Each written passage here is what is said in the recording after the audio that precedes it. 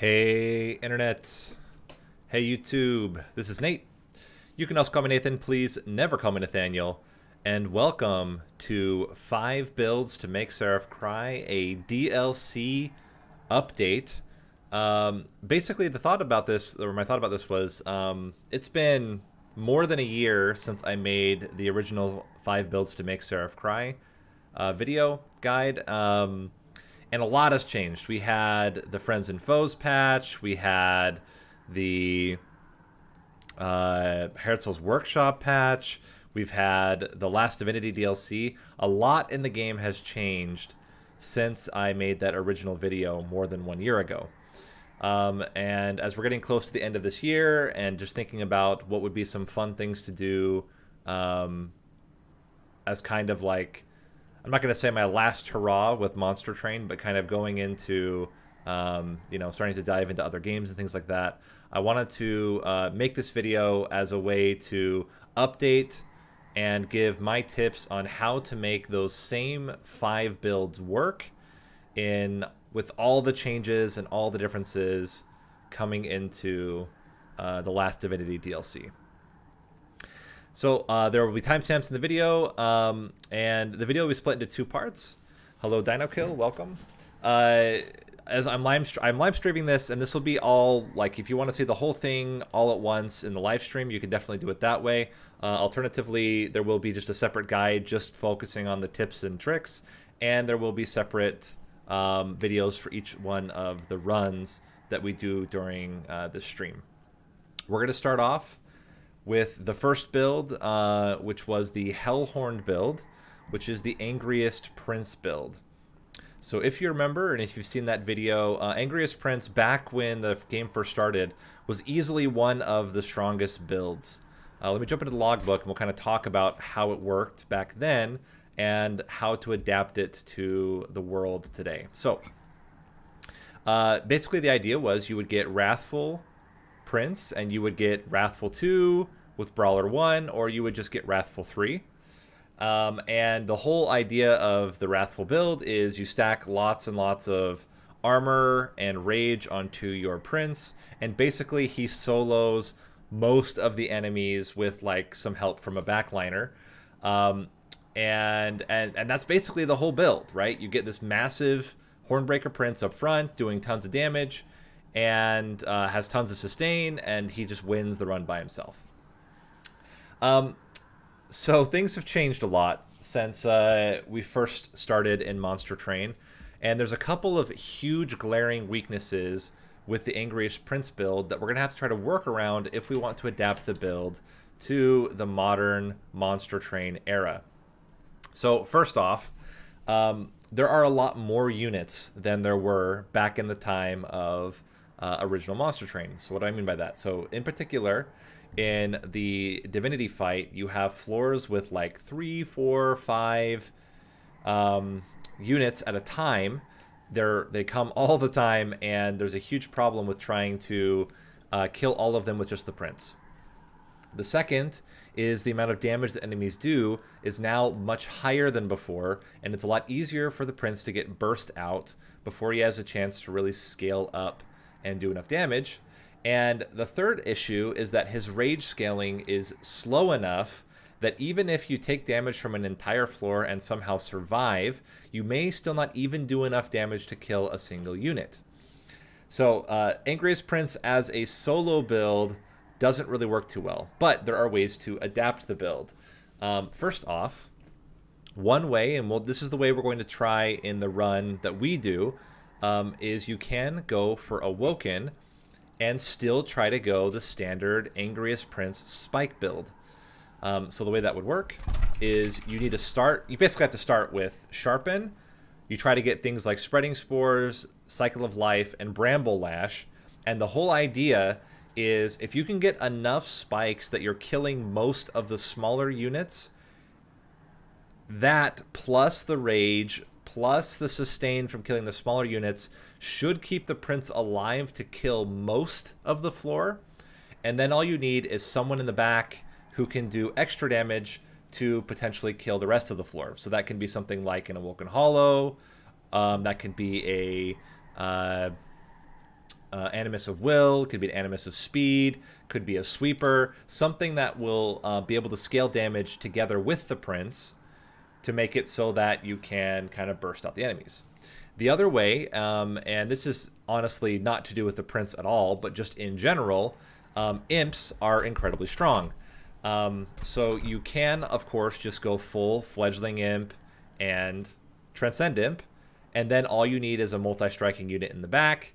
You can still tank with your Prince as long as you have like a Welder Helper merged with one of your units and has Endless. So you can still kind of do that same Imp synergies using your Prince as a tank, and then having a backliner who's doing multiple strikes to take out the rest of the floor. Now, that's kind of going away from the idea of the Angriest Prince build, where the Prince just kind of does everything on his own, but that's one of the ways you can adapt it, is just using these imps. With other clans, it's going to be very similar to using just other clan strategies. So if we go, for example, into like Stygian Guard, you can do a lot of like armor synergies. The Prince works quite well with sweepers in the back, so you can get like Cold Celia, you can get your Icy Silophyte, merge one of the Sirens onto them, or merge something that's going to help them scale, and then you're playing a bunch of spells on your Prince, buffing him up or attacking the enemies, and then your backliner is scaling with all the spells, and you do a lot of damage that way. Typically with an Angriest Prince build, you don't want to do some of the staple things you would normally see in Stygian. Like, you don't really want Titan Sentry, you don't really want Frostbite, you don't really want Sap with your, where is it? With your Lodestone. So some of those things don't work quite as well because they're kind of anti-synergy with the Prince. But otherwise, you can kind of go this incant style, do a lot of spell damage to make up for the gap in damage from the Prince, and try to keep your Prince alive. If we go into Umbra, you can Gorge with the Prince. It does make it a little bit awkward because the Prince, again, doesn't have multi-strike typically. But yeah, you can Gorge with the Prince. He's usually good with extra health, extra damage. The main advantage of Umbra is going to be the Ember Drain package. Now, we're going to talk about the Ember Drain package as one of the separate builds later on. But absolutely, the Ember Drain package in particular, getting Furnace Tap, is very, very, very good with the Prince.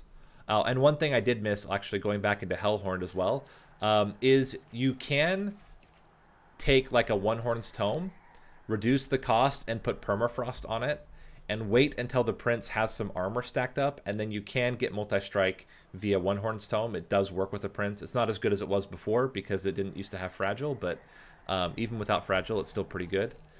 But yeah, so then Umbra, it's really about getting the Ember Drain package and potentially getting some Gorge with the Prince just to make it a little bit stronger. Or going a 2-floor setup where you have a Gorge floor and you have your Prince floor. Your Prince helps to take out a lot of the frontliners, and then your Gorge floor cleans up after. Finally, Melting Remnant, I would say is the weakest synergy directly with the Angriest Prince, because most of the things want to like chump block and die and things like that, which doesn't really pair really well when you have a angry Prince that wants to take all the damage. But here you can still make it work. What can be very helpful here is getting things that are going to do a lot of like self-death. So you can put things like the Tombs, you can put like Bounty Stalker, things behind the Prince that will die on their own and then do their extinguish triggers onto the enemies and still have the Prince to absorb all the damage and do his attacks to gain extra stats. Also then just going like the standard stuff with Melting Remnant.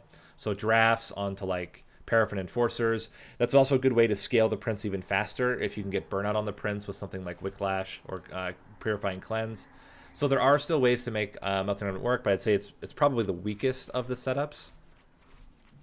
And then finally with Wormkin, again, we didn't cover Wormkin because Wormkin didn't exist at the time. But with Wormkin, a lot of the stat improvements are going to go really well with the Prince. Echo Infusion, very, very solid. I like eggs a lot with the Angriest Prince. So you can put these eggs behind the Prince. He blocks all the damage, and then the eggs do a lot of the cleanup. That can work quite well.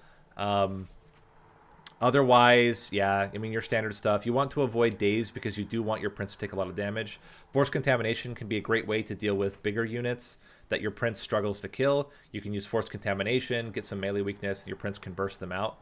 Oh, one thing I also missed with Umbra, speaking of, is Trample as well. Trample as well is really, really good on the Angriest Prince. If you can stack him up really high, give him an Umbra Stone, then he will be able to get over those front lines and kill the back line.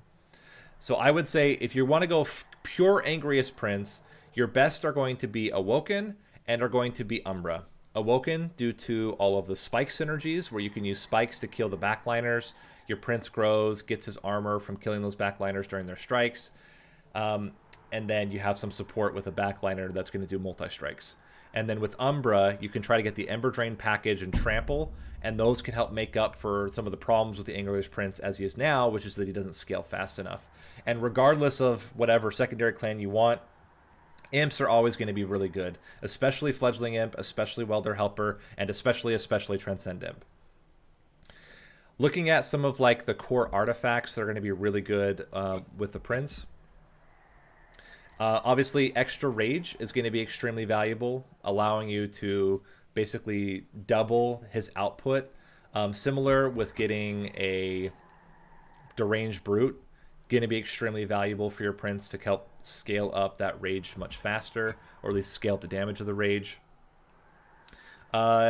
You can early game take things like Collection of Tails, which is pretty good to help enable your Prince early. Late game, when you have rage coming a lot faster, it's not quite as good, but early game tends to be really strong. Obviously, because Imps are so good, Impsicle is going to be quite good. Double Summons is going to be quite good. Railhammer is excellent on the Prince because every single trigger is going to get more armor onto the Prince, helping him with the sustain. Outside of some of like the Hellhorned stuff, Emblem of Exiles tends to be really good on the Prince to help him with extra sustain. Gnarled Root, if you're going to go that spike route, helps him to get more damage out of all these spikes that you're putting onto the Prince. Outside of that, I would say, I mean, you have some staple stuff that's pretty good. Fade's First Blade, if you can get burnout on your Prince, increasing the amount of burnout that you get. Both Mark of a Champion and Mark of an Exile are very, very good on the Prince, just helping him get a little bit extra right at the beginning. And then just some like core strategies. Some of them haven't changed. So obviously self-inflicted damage is a very good way to scale him. So things like Dark Deal, Torch, not usually Hornbreak, the Branding Right, all of those are still going to be very, very synergistic with the Prince to help him get his rage scaling a lot faster. So that's basically it. So you have to kind of work around his major deficiencies, especially if you're working outside of Awoken and Umbra. You are going to need to support with strong backline units that can clear up a lot of the damage that the Prince can't get or that he can't do on his own. But definitely still feasible. I would say it's not as good as Brawler, but certainly better than Reaper. And with the proper support and building around it, you still can make the Prince work like that. So that's it for the guide part. So if you're watching on just the solo guide, next will be Awoken. If you're watching on the stream, now we're going to jump into the run. So for the Angriest Prince run, we are going to do standard Prince. We're going to do I think Restore is probably still better. Although Root Seeds would allow us to draw through our deck faster. You know what? We're going to do Root Seeds. It's kind of a tough choice because Restore is also incredibly good as a way of keeping your Prince alive.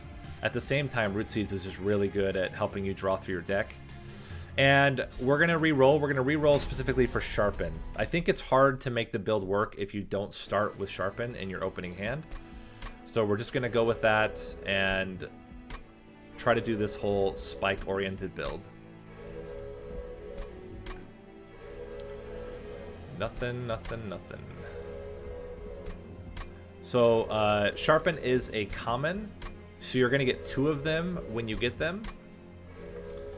And then, of course, like if we can super luck out with something like Welder Helper or Fledgling Imp, that would also be sick. But you don't necessarily need that with the spike build. Okay, there we go. We have Sharpens, March of Shields, Ritual Battle. Like, all fantastic stuff. And now we just need Wrathful. Fantastic. We have Temperate, which is probably the best Seraph you can hope for with the Wrathful Prince. We get Mark of a Champion, which just gives him extra damage. Like, this is about everything you could ask for. The question is, do we take that over Lost Luggage? And it's a tough choice. Lost Luggage is very, very good. So we can get early Sharpens onto our Prince. What do we take here? Both are really, really good, to be honest. It's tough.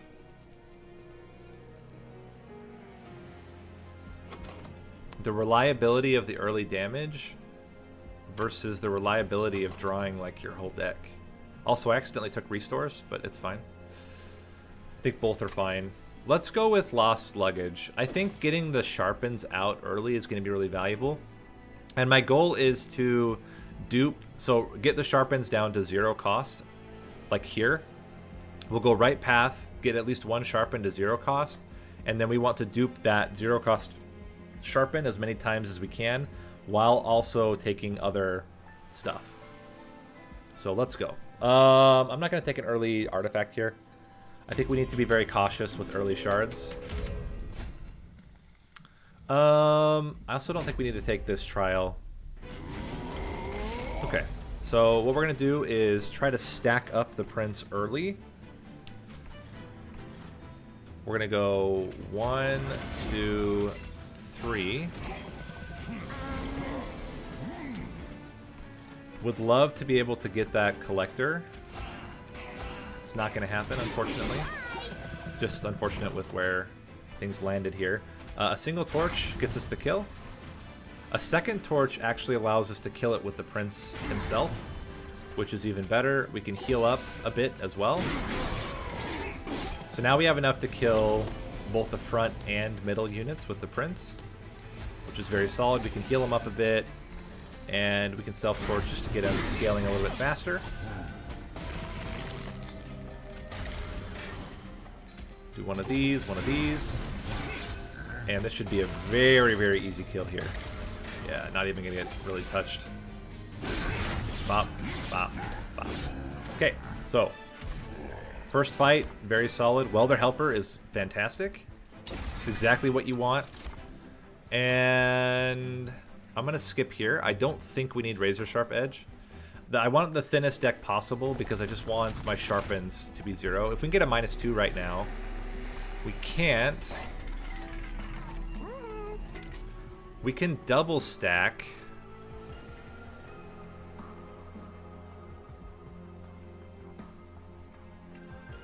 I'm just thinking.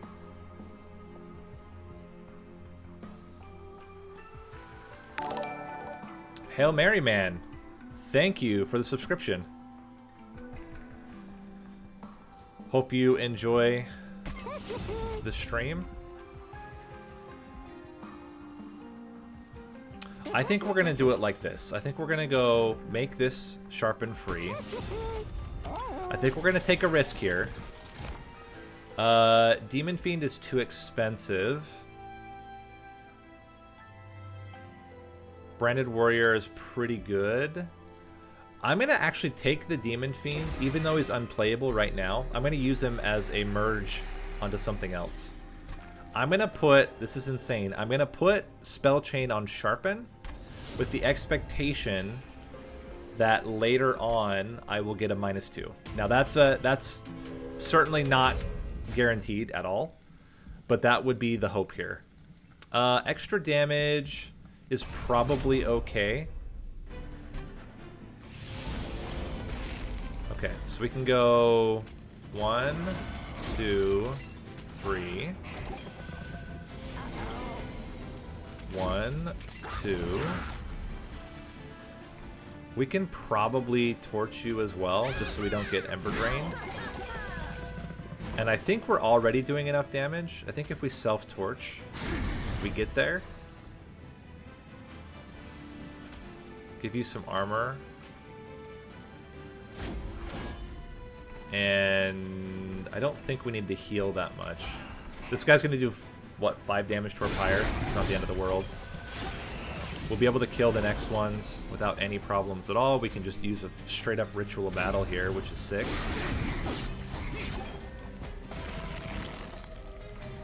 Get another... Just use that one. Crushing the boss. Yeah, taking 5 fire damage out of all that. Not bad. I don't want a second welder helper on it. I want something else to merge onto it, if anything. We might not even put anything onto it. Yeah, we'll skip here. Another Sharpen. That's fantastic. And Animus of Will. It's exactly what we wanted. So now we can potentially increase capacity and fit a big fat Animus of Will on the floor to help do cleanup. -2. Oh, you love to see it. It's so good. Okay, let's merge Demon Fiend onto Animus of Will. Big fat Animus. And we don't necessarily have to play them on the same floor. I'm tempted to just make this the biggest Animus of all time and use it as like its solo floor with cleanup. I think I might actually do that. As insane as that sounds, I actually think that's legitimately good. ×5. Nope, didn't get it. But we can merge 2 Sharpens to get a Super Sharpen.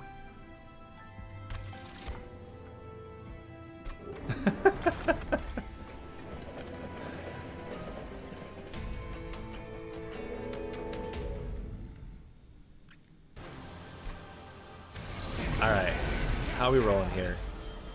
We can go for this. We're going to get 10 armor per slay, which outpaces the amount of damage that we're taking. I do want to get Big Fat Animus out.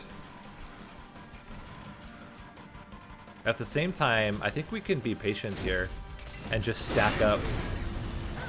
Like, we're going to kill everything. Heal back up a bit. Just look at that. Absolutely crushing. Can do one of these for sure. Extra. Extra. This guy's a real jerk. Hopefully, we should get the Animus of Fiends out relatively soon. Let's get you out and you here to die and just do a little heal. I mean, worst case scenario, we take 3 damage, but I'm hoping that we get the Animus out. We got him. Animus just crushes here, and we can just play the Strange Steward out as well. And we're just gonna blow out Daedalus. Does not have a chance. Get wrecked.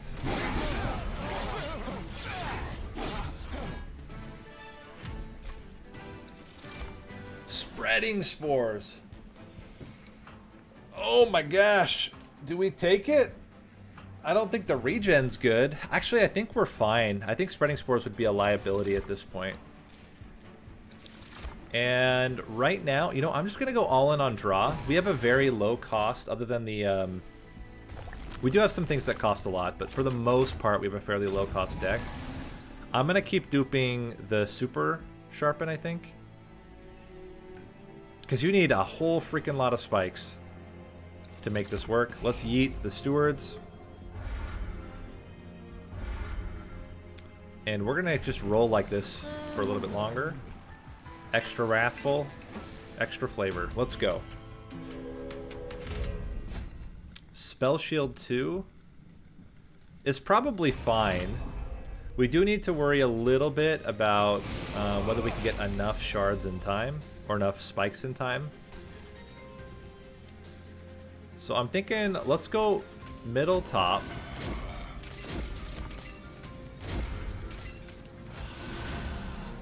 And a little self-torch. 11 plus 5. Should get us there to kill the front unit. So, like, what if we do 56? That's after the heals. Is this enough?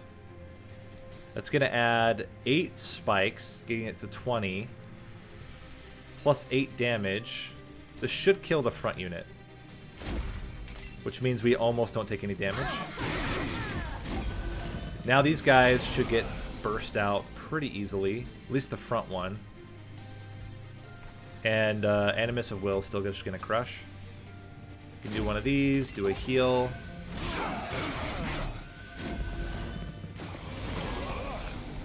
Okay, we can get even more. Oh my gosh, we're so close to killing that guy. Okay. Are we there yet? Excellent. We got there. And you're still killing. Like, this is working out. This is working out. Considering we're at 75 shards right now. Like, this is going... Oh my gosh. He's going to be doing 13 damage. It's certainly going to be a trip to try to get enough damage out here, but I still believe. I still think we actually kill him. It's close. How about now? It's even closer. Is the extra rage enough, or is it the March of Shields and Sharpen? Let's do some math. Let's do some math. So, we have 25 plus 53. 78 minus 13 minus 13. Okay, that's 1. Minus 13 minus 13. That's 2. Minus 13 minus 13. We would get a full extra hit with a March of Shields. Okay, just kidding. We're still killing. Doesn't matter. Extra damage and spikes did it. Monster, the trained steward gets the kill.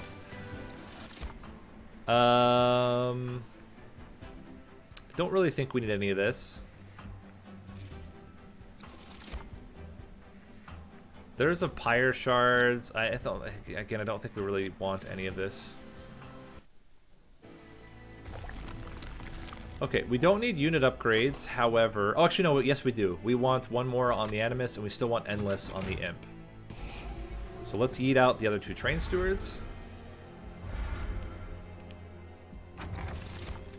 I think we just want Improved Firebox. That's, like, really, really good, combined with Lost Luggage. There's our Endless.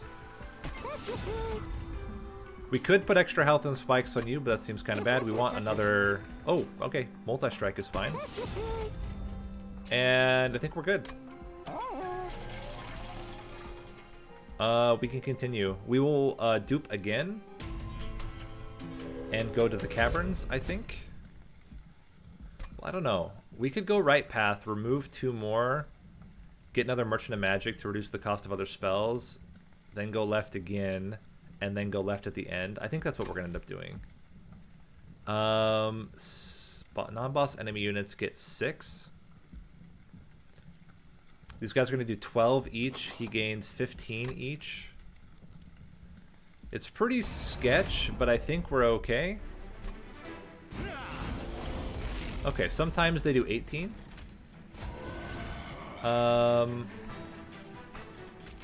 Let's get everything out.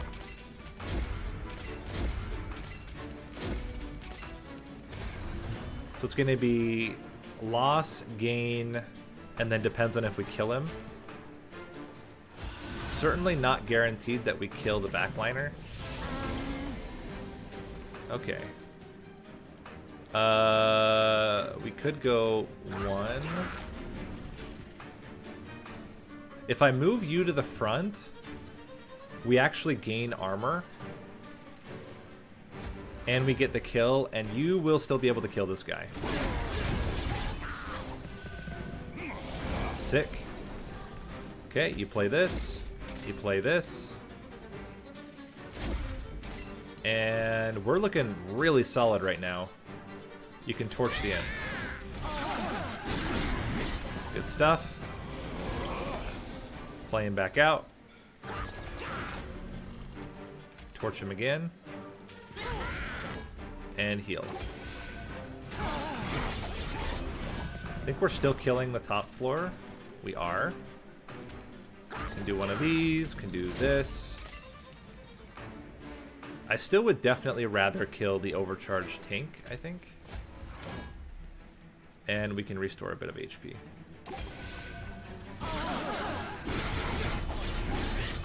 Okay. Do one of these. Torch you, and I mean we can heal for whatever.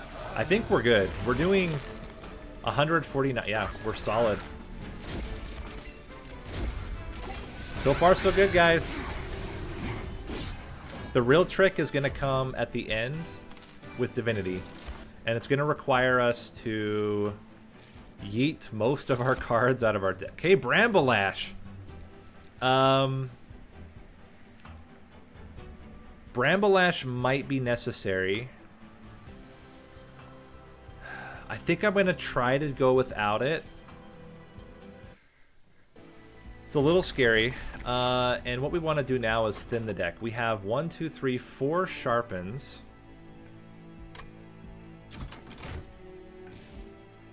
Next, okay, we don't have any more train stewards. I think the next things to go are probably... It's probably the Rituals of Battle, because the restores are still kind of playable and kind of useful.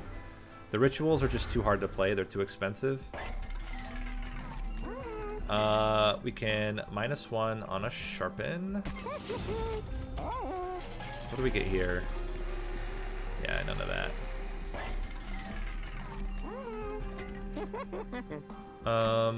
Keep going. I think we can make you free. I actually really like Stackstone on this one. It gives us an instant 16 spikes. Hard to pass that up. Especially if we can get it in the opening hand. Which the thinner that we make the deck, the more likely it is that it'll show up in the opening hand, which is like the best time for it to show up. This is one of the best times to have the Prince here. He's going to absolutely crush this fight. Just don't accidentally play your spikes on your imp and you're fine.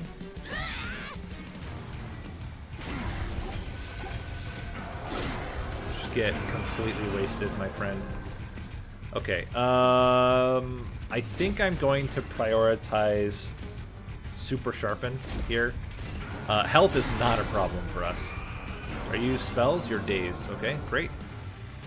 I think we can justify just kind of pumping up the numbers here.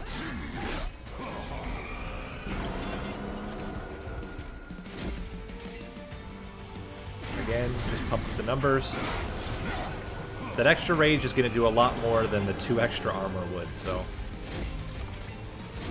Keep going. And then this guy just does cleanup. We probably should be putting the heals onto the Animus now that I think about it. Okay. We can play you. And we won't actually kill it yet because we don't want to have the Scourge. And look at this. 64, 68, 72 spikes. Not bad. Now, obviously, the thing that would take this completely over the edge is if we get the multiple, or the spike multiplier. If we can get spike multiplier, like, we're in heaven. Actually got him. Look at that.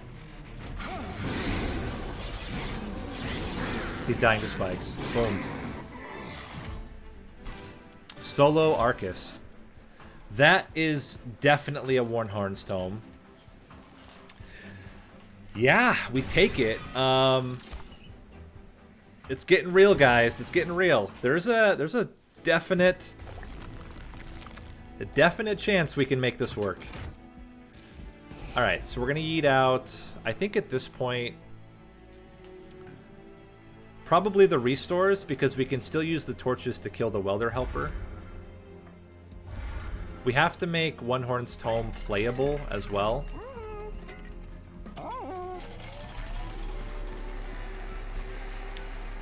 Oh man, -2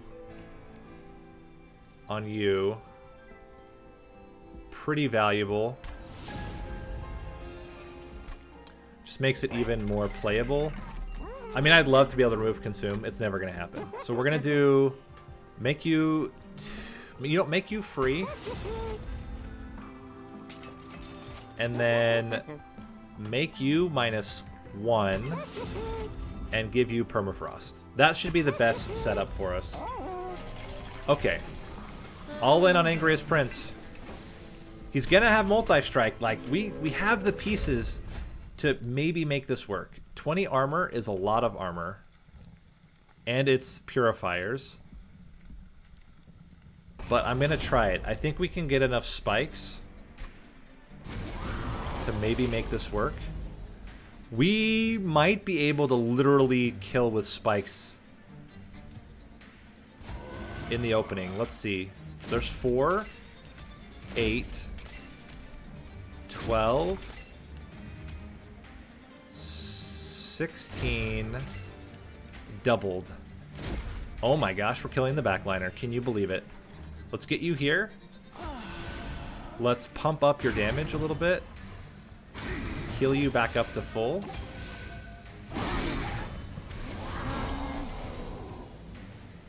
Okay. Can do one of these. One of these. And honestly, I feel like getting as much damage on you as possible is more valuable. Okay. Good stuff. This guy is he's gonna make it. Like, that's life. The first leak of the game, I'll accept it. I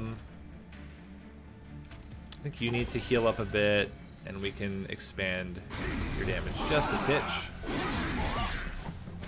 Okay, we have to play the One-Horn's Tome. Like that. And we do get some leaks, but it's not too bad. 2 hits there. I think 1 hit on the next one. No, 2 hits on the next one. You're dead. 208. You're very close to dying, but still not quite there yet. Can we get you... We can't get you to 250. Okay. This guy's not going to make it to the pyre anyway. We can heal you, give you a torch.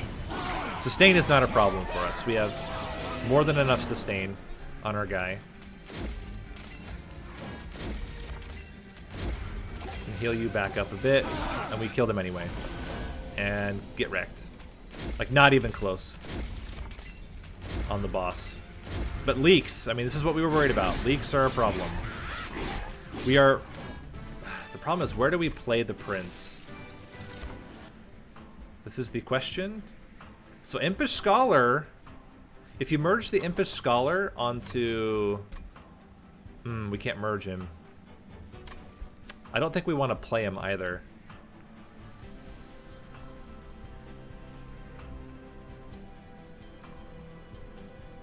Skip. And skip. And now the question is, do we dupe? Duping would mean we would probably dupe One-Horn's Tome. Or the Nexus Spike, but probably One-Horn's Tome. If we get spell upgrades and removal, honestly, I think we just go left, dupe the One-Horn's Tome. And... Oh wait, but we need enough shard. We need enough charge. Like, oh, we can just take the Divine Boons. Yeah, Divine Boons gets us to 100. So let's go left path, take the heal, dupe the One-Horn's Tome. Oh, One-Horn's Tome dupes for 10 anyway. See what we get. Unbroken Horn, Crucible. Okay, so you're saying there's a chance. I think removing the restores has more value than probably anything else we can do.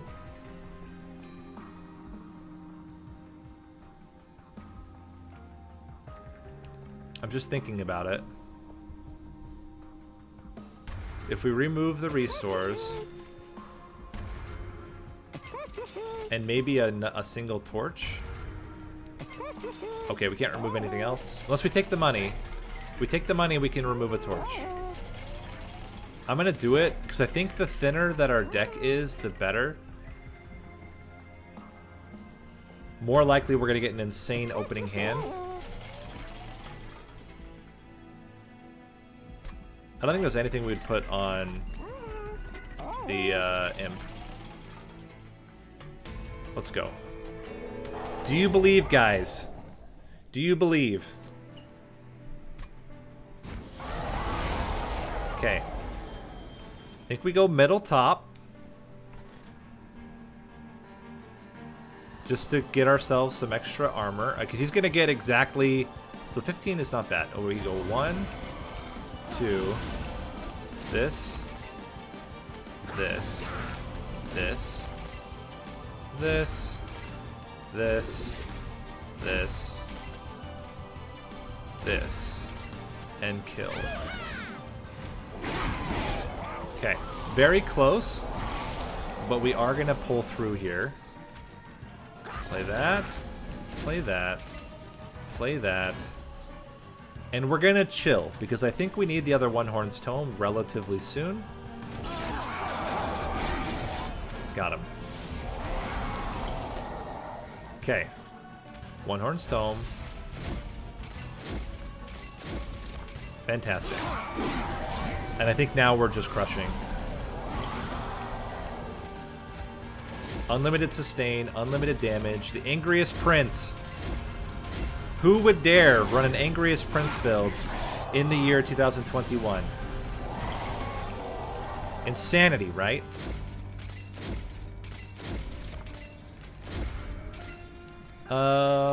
Yeah, we don't need the sustain. If anything, we just kill this guy to do more damage onto Seraph.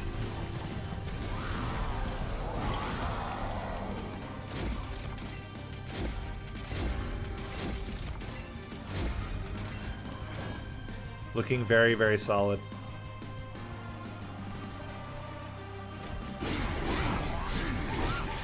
A 104 spikes doing 208 damage. We are now at the point where only this guy is surviving the spikes damage. That's insane. And then he just gets eaten by the prince. Everybody's now dying to spikes, except for this guy, because he doesn't attack. 280 spikes damage. Get frickin'... Oh my gosh, we're losing 35 net HP onto Seraph. Get obliterated. Oh my gosh. Alright. I mean, what can I say? Craziness. Absolute craziness. Oh, man. So, I gotta think through this. How are we going to win? How are we going to win this fight?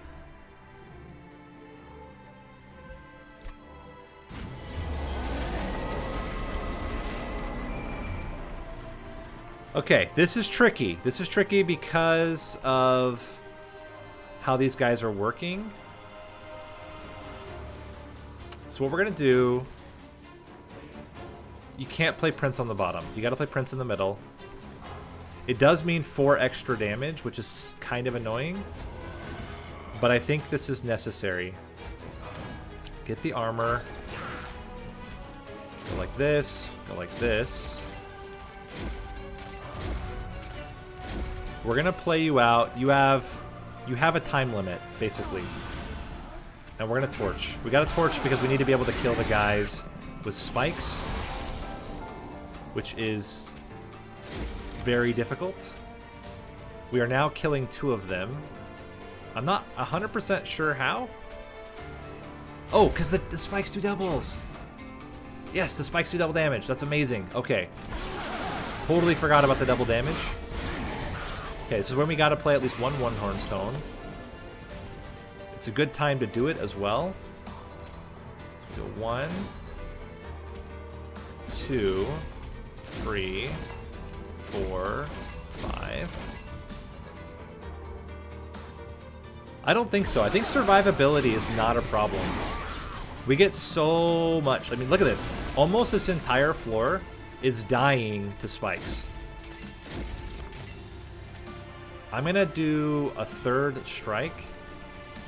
That will kill this last guy. Look at that. Absolutely insane. The boss, the mini boss is going down. He cannot survive. And we're there. 104 armor. Get freaking wrecked. Can you believe it? Angriest Prince, soloing Divinity, and all of the waves in the year 2021. Just get freaking obliterated.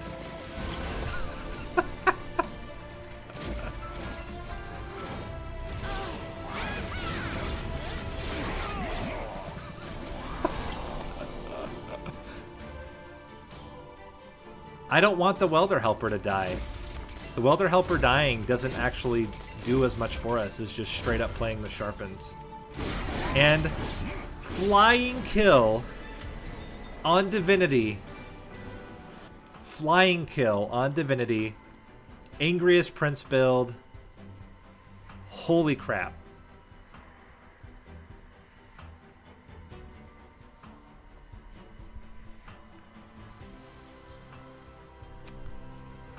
Wow.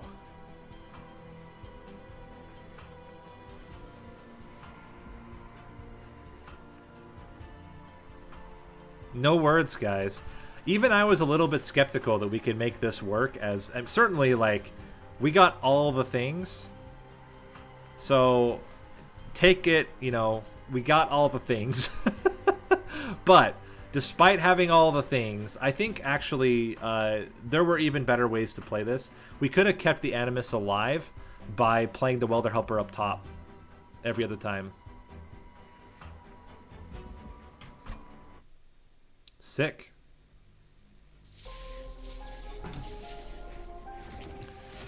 Let me just update now. So we started Hellhorned. I don't remember about what time. I'll have to go back and fix it. I think it was around maybe 1 minute in. Was Hellhorned. And now we are at about 48 minutes for Awoken. Okay.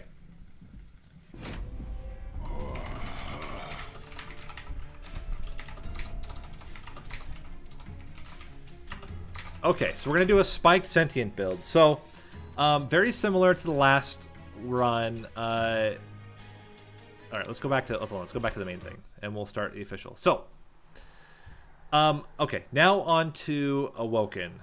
So, the Awoken build that I highlighted in the 5 builds to Make Seraph Cry was the spiked Sentient build. So with spiked Sentient build, the idea is you take Bristling Sentient, you get it to level 3, you get huge spikes, and then you just try to buff up your spikes damage. Also, hello Rexifan. You try to buff up your Sentient spikes, and also get all of these typical spike synergies. So you want things like your Shard Channeler, which increases the amount of spikes. You want things like Petrified Crucible, which we just saw in the Angriest Prince run. You want Gnarled Root, and kind of like all these things, right? So this is like the typical setup. And then what you want is a big unit in the back to take care of all of the large units in the front. So things that I like quite a lot, you can get Animus of Speed, Animus of Will, you can get things like Awoken Hollow, you can get, not Thorned Hollow, you can get your Sweepers, can also be quite good. You can even take things like Vine Mother and go with Stings and kill big things with Stings. So, yeah, like, there's a lot of like really good options, and then of course your secondary clan is going to have a lot of options for killing things. So again, the goal is big Sentient with big spikes. Make sure that it lives. That's very important. Make sure that it lives. Add more spikes as you can. Sustain works quite well. Like Spreading Spores tends to be really good. And then the ultimate is to get Bramble Lash. So just to be clear, Bramble Lash, normally not incredible, is absolutely devastating if you can get Piercing onto it and then make it 0 cost, and then you dupe it a whole bunch of times, you can literally kill every floor with Bramble Lash. So this would be the ultimate. We're going to try to re-roll into Bramble Lash to try to kick this one off. But yeah, this is like the ultimate spell to get, and you can totally make a run work with Bramble Lash. Okay, so that's it for like the Awoken itself. As I said, then you just want to support with healing, with extra spikes, and with spikes increases, right? Some interesting combos. So Hellhorned, typically with Hellhorned, you're going to want to just get things like armor. So armor tends to be quite good. If you can get like an armor imp and rage, you can then have it almost like multi-strike, like spikes and stings and then your rage all together with your imps tends to be really strong. And because the Sentient's only 2 capacity, you can usually buff both the Sentient and a unit behind. So if you get like a sweeper and you have, you know, fledgling imps with welder helpers, then you can get armor, get rage on the whole floor, and they can do extremely well. But yeah, so you're going to want to go for things like the imp synergies. Apex imp tends to be quite good in these builds just because it's easy to scale them up. That kind of thing. Alpha Fiend also not terrible, and his essence is not terrible because you're often going to just be able to tank and solo tank with the Sentient, then your Alpha Fiend can just grow, or whatever the Alpha Fiend essence is on can just grow naturally. That tends to be pretty good. So it's about rage, armor, and then, you know, your Sentient doing your Sentient things. Stygian Guard, similar. The one thing you got to watch out for with Stygian Guard, same thing we talked about with the Angriest Prince run. You need to avoid Daze and Sap. Both Daze and Sap are super anti-synergy with your Sentient. But everything else, all of the incants, the sweepers, Guardian Stone is very, very good. You can play a Titan Sentry. Unlike the Angriest Prince build, you can play Titan Sentry and do a 2-floor setup where Titan Sentry softens things up and then your Sentient finishes them off. Any type of incanter is going to do really well because you have restores, which are very easy to play. You make them 0 cost. You restore on your Sentient, and then your, you know, backline Siren or you know, Eel Gorgon or whatever can just get a lot of incants. And then obviously big spells. I mean, what's one of the big drawbacks of of Spike Sentient is your inability to hit frontline units. So then just getting big spells can immediately deal with those frontline units. Moving on to Umbra. With Umbra, you can do the Ember Drain package. You can even do Ember Drain package on the Sentient, although I wouldn't recommend it. Normally what you would want is do the Ember Drain package with something in the back line. Either one of the wills, so Animus of Will, or one of the Animuses, Animus of Will, Animus of Speed, a sweeper. Those are gonna use the Ember Drain package a lot better. So in case you're wondering what the Ember Drain package is, it's Perils of Production, Immortal Trade, Void Binding, and Furnace Tap. Perils of Production is the enabler for all of that, and then your finishers are typically Void Binding and Furnace Tap, which are your huge damage scaling. Gorge is hard unless you have a Morsel Maid, because you do want your Sentient up front. You also want to avoid Damage Shield, because Damage Shield prevents... Oh, wait, no. Damage Shield is fine on spikes. It's Damage Shield doesn't work on Revenge Trigger. So actually, yes, you can also use Damage Shield. Damage Shield, they still will take spikes damage, even if you have a ton of Damage Shield on your Sentient. So that works quite well. Extra capacity to fill up more units, always going to be a good thing. But then you can gorge with the Sentient, but it's not particularly great. Normally you'd want another gorger. Maybe you do a 2-floor setup where you have your Sentient floor that's like healing a bunch and stuff like that. Then you have your gorge floor on the top that finishes off anything that survives. That can be quite good. But I would say the major parts are Ember Drain package and Damage Shield. With Melting Remnant, you get some unique things. One that's quite good is if you're against Seraph the Chaste and you have Melting Remnant, if your Sentient dies and gets brought back, she will come back with full spikes.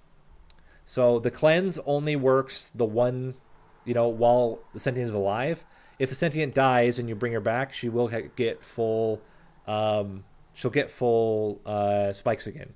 That's one of the ways you can play into Seraph the Chaste, even with Bristling. Purifying Cleanse then tends to be pretty good at keeping her alive. And then, of course, you know, all your backline stuff. You can do the similar, like we talked about the Angriest Prince, where you can put bombs in the back line. So you can get like Entombed Explosive, get Burnout onto it, Endless, and play it in the back. And then it hits once, and then it blows up to do more damage to frontliners and things like that. Stealth is very anti-synergy, so don't use Stealth.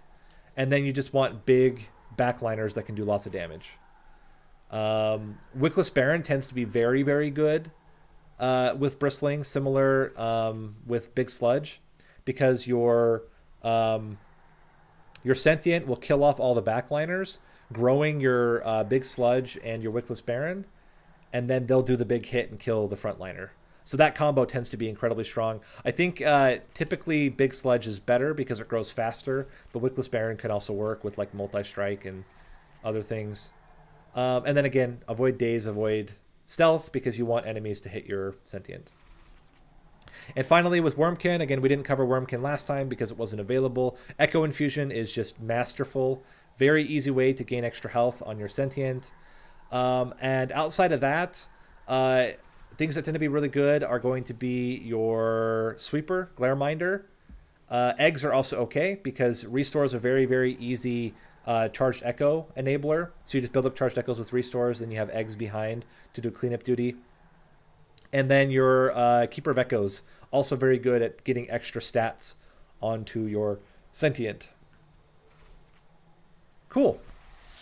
Again, looking at artifacts, we talked about some of them already, but Emblem of Exile is always going to be fantastic. I quite like, where is it? Your Thorn Fruit tends to be very good as well, because, again, you can kind of get bursts on any units that survive with those Thorn Fruits. Similar, I actually do like taking the Vine Mother in these builds just to get extra stings, and then obviously your sting synergies are going to be very strong in that case. Root Split Mask, like masterful. You get double spikes on all the units basically. Similar, Petrified Crucible, which is literally double spikes on all the units.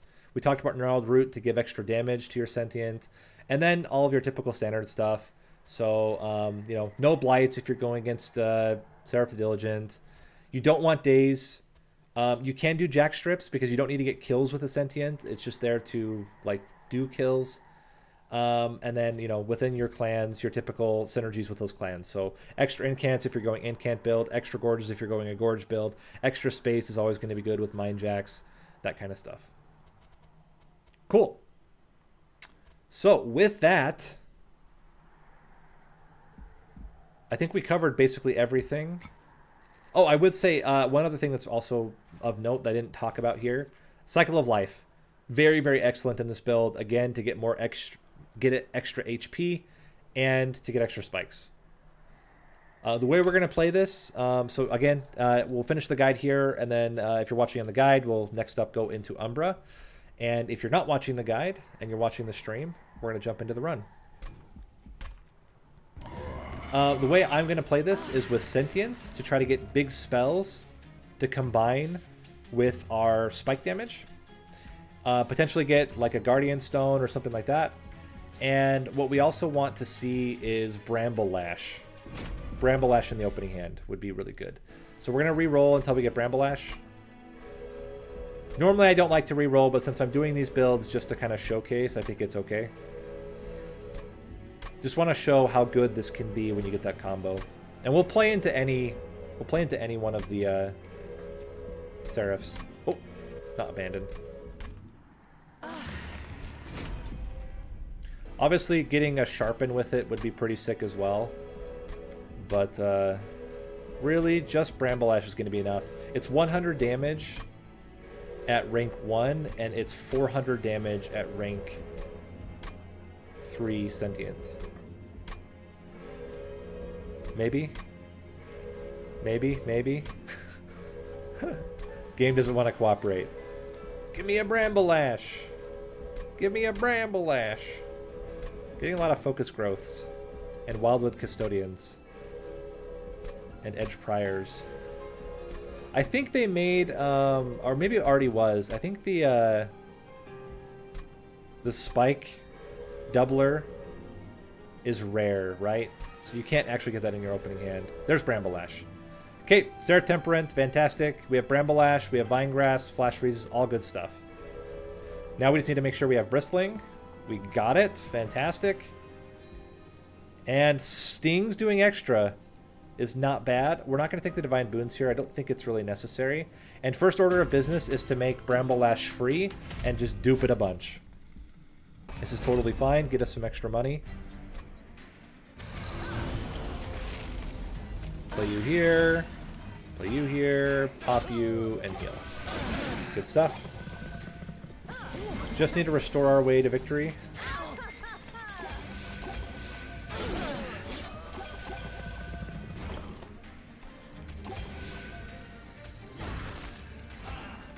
Pop you. We are going to take a little bit of damage to the fire. It's very typical with these builds. Okay, Bramble Ash. Not necessarily when I wanted to see Bramble Ash, but we'll take it. 1, 2, 3. And we should be good. We're going to be able to hit at least 4 times, 5 times actually. And that's good enough. Okay. Glimmer's fantastic. Wildwood Sap is also very good. Sharpen is also very good. Oh. I think I'm going to go with the Wildwood Sap and try to generate enough regen to make it work. Don't really think we want any of these. Even Offering Token I don't think we want. Okay, so we want... Maybe we get lucky and there's a -2 here. There's not.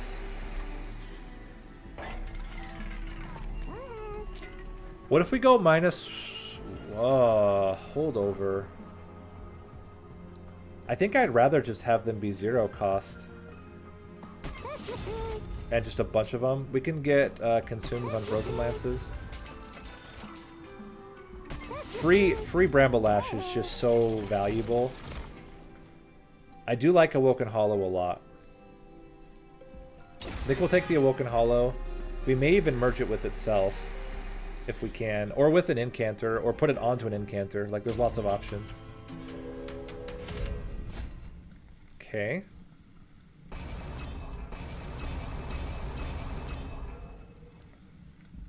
It should be okay, but it's a little sketch. We do have a lot of spells, which helps. Okay. Oh, you gotta be kidding me. Hold on. We're redoing that. It just misclicked. At least we won't take a lot of damage to the pyre, even if they make it there. Try that again. Put you here for collector purposes. Okay. We can go... Pull you to the front. Get a heal on. Pop you. Good stuff. Go like that. I think we can go... Let me think. 1, 2, 3.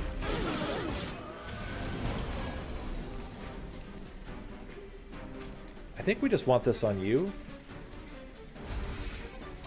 To get extra stats there. You're gonna die. Means we go up 1 at a time.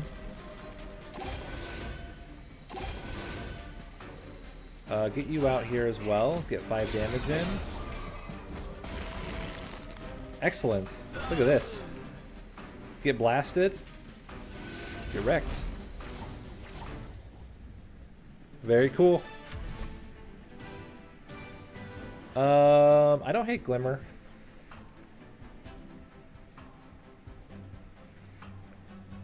Yeah, Glimmer's really good when we have Awoken Hollow. And we're going to skip here. Our big spell is going to be Bramble Ash. I don't love any of these, although you could put Quick. You could also get Sweep. Put the Awoken Hollow onto a Sweep unit to scale itself. But I'm going to hold off. I think there are better ways to make this work. Let's go right path, get an artifact. Okay, precious plating is whatever. Siren of the Sea is definitely much better. We can put Siren of the Sea onto our Awoken Hollow. We are not going to restore health.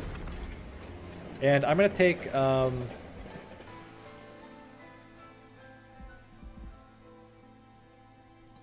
going to take 10 shards here to get some extra gold for later. We're going to go left path to remove and dupe because we really want to dupe Bramble Lash as many times as possible.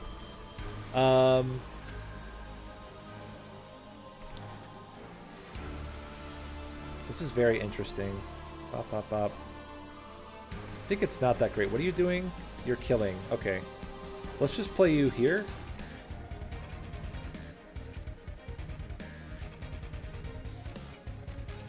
Play you here. Play you here.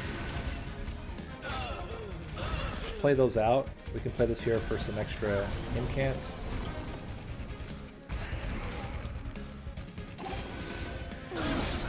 Okay.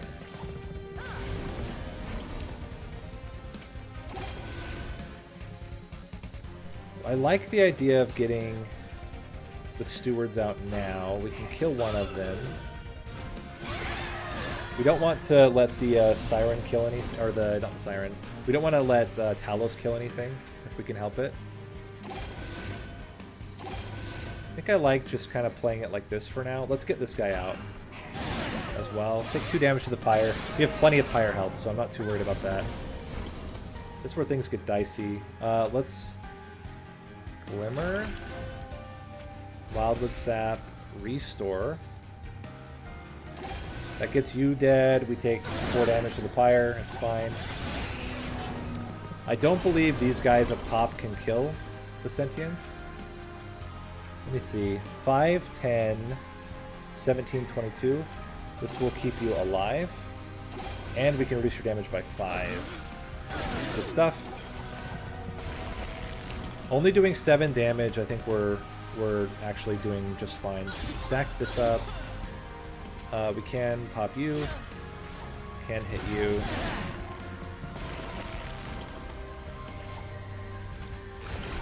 That is enough. Cool.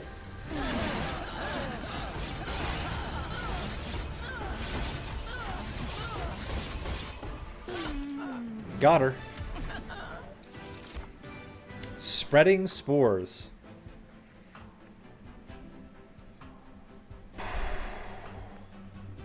I'm even concerned about taking spreading spores. Because I just want all my Bramble Lashes all the time. We're not going to take any of this. We already know what we're going to take here.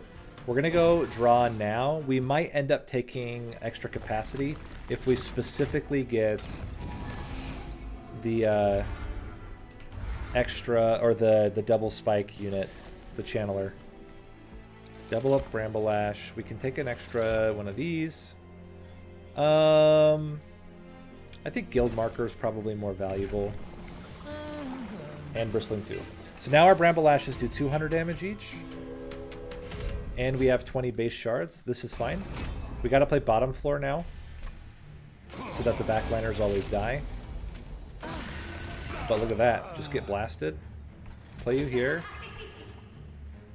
And honestly, just play these up there. Like one health is not worth going crazy about. We can do this. Do this.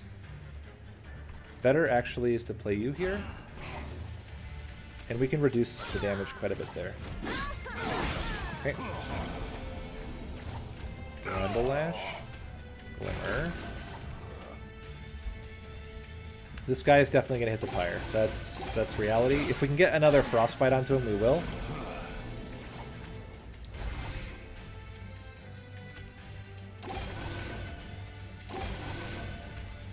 And yeah, I mean, that's just going to be the nature of life. We're going to take some extra damage.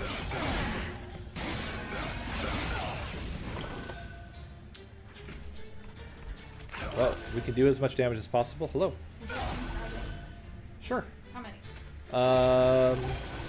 Two. Okay. Thank you. We should be good against the boss here. Blast him. Do one of these numbers. Smack him up. Smack him up. Good.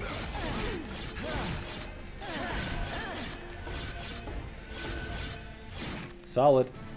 Those two make quite the team. I actually don't want this because I want things to hit. Okay, that's fair enough. Extra Bramble Ash. We'll take it.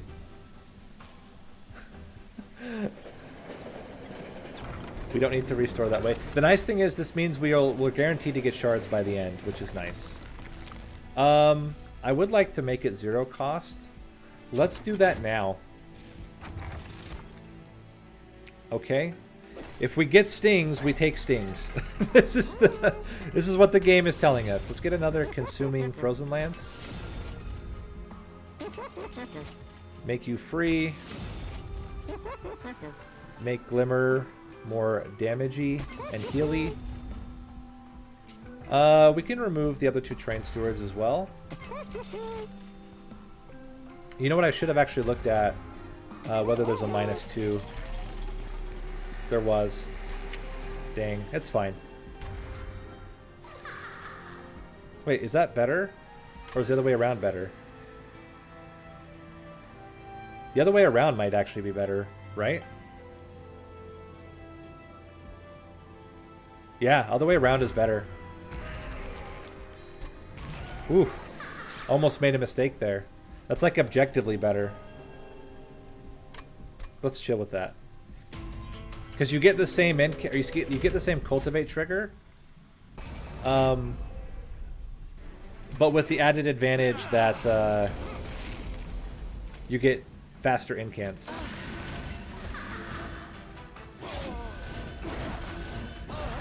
Okay. Greed. 1, 2. Heal. Pop.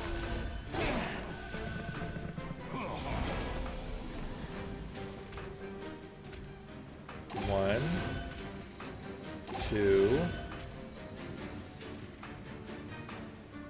3. Ouch. Did get some damage there. Now we're good.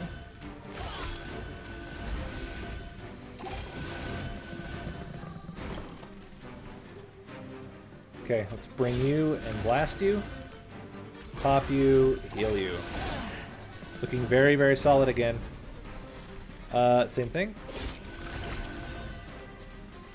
Get an extra heal on and start building the frost. And I think it's just, you just gotta stack. You gotta stack enough regen that it can't kill you. We're already almost there. That was enough. Cool. Got it. Obviously, like, multi-strike would be really solid and some other stuff. Hey! Shard Channeler. We're taking extra capacity. And Guardian's Amulet onto it. Yes. Yes, I love it. Yes. Oh, that was magical. Let's get rid of, I think, 2 Frozen Lances. And I kind of like the idea of just dumping Endless on this guy. I'm very nervous about the survival here. This will guarantee that, well, you know what? We could just get better stats. Let's do this. No, sorry about that. Confusing, I know. Confusing. We gotta take extra capacity. This is the only thing we gotta consider. And we do need to go to another unit upgrades, which is fine. It's where the dupe is anyway. And we will merge. So apologize for the confusion if anyone's wondering. There's no new DLC. It's just me talking about my original video in... What is happening? My original video from a long time ago. Okay, we have Garbage Fell. Obviously annoying. But we can kill the dudes, which is pretty good. Blast that. Play you. Play you. Okay. And then after this, we'll take extra capacity. Heal, heal, heal.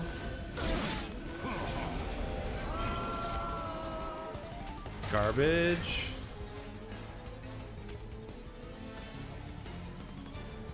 Consume. Frozen Lance. Vine Grasp. That guy's gonna hit us for 6. Boom.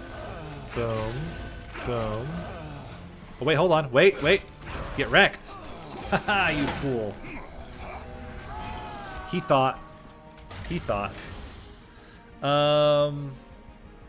I think we're gonna need restores as much as possible. Okay, these guys are actually gonna make it to the fire. There's nothing I can do about that. That's just life. Can reduce that damage. Can play you both out. And I guess we just put this guy here.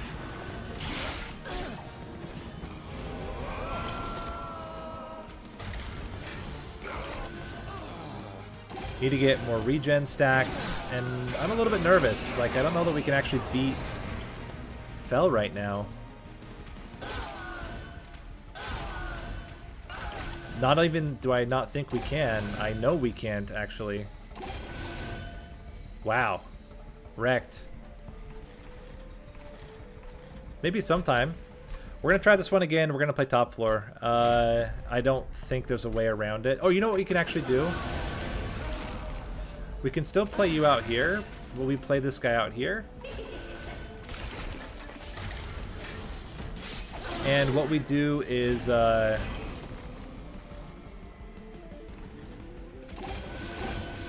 we play the spikes on the bottom. Like this.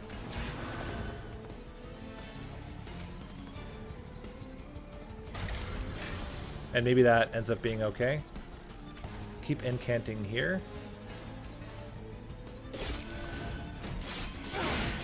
Mm-hmm. 1, 2.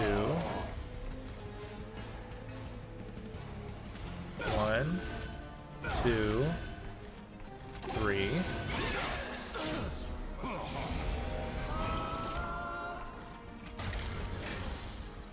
Oh, crap. Are we dead? 6, 12, 27. This gets us there. Barely.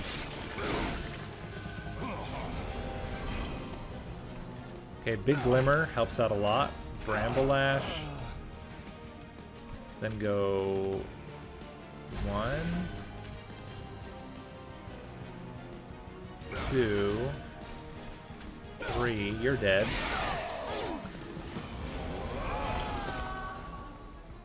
1, 2, 3, 4, 5. Maybe we don't try to get rid of the garbage. Although I do think that would be really bad to not get rid of the garbage. We can go 1, 2, 200 damage, Vine Grasp, Restore, and then I think we're not going to get there.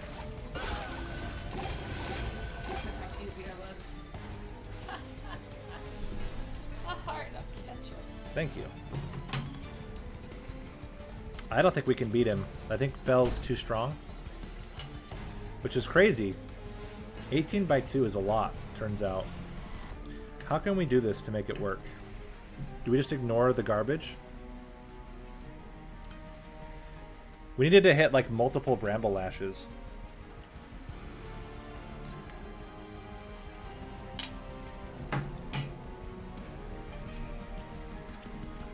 Even then, like 1800 health is a lot. Not really sure how we can do it. The other option is to play top floor and just not worry about garbage, but I'm worried that if we try to go top floor, we'll just die anyway. and it won't actually make a difference. I just hate Garbage Fell. It's too bad too, because it's like the perfect setup, except for Garbage Fell. Just ruins our lives.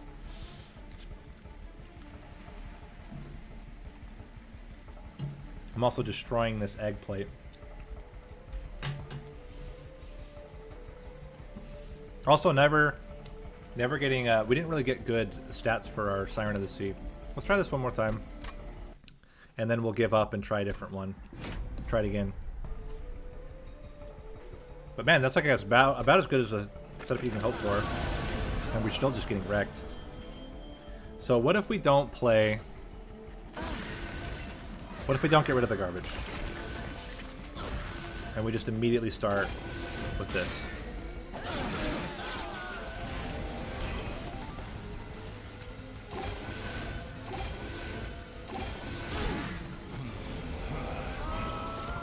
Similar, we just don't care.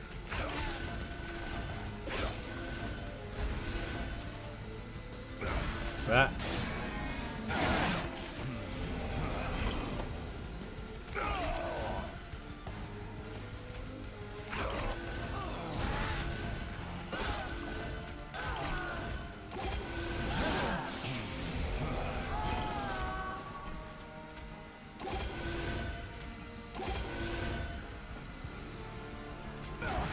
Okay.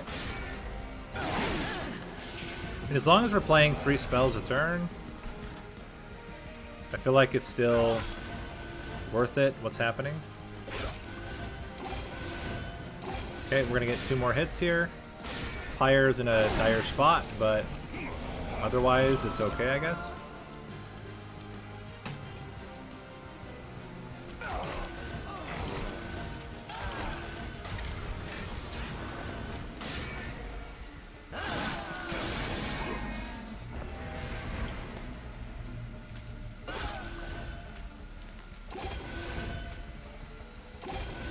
Not even close. Not even close.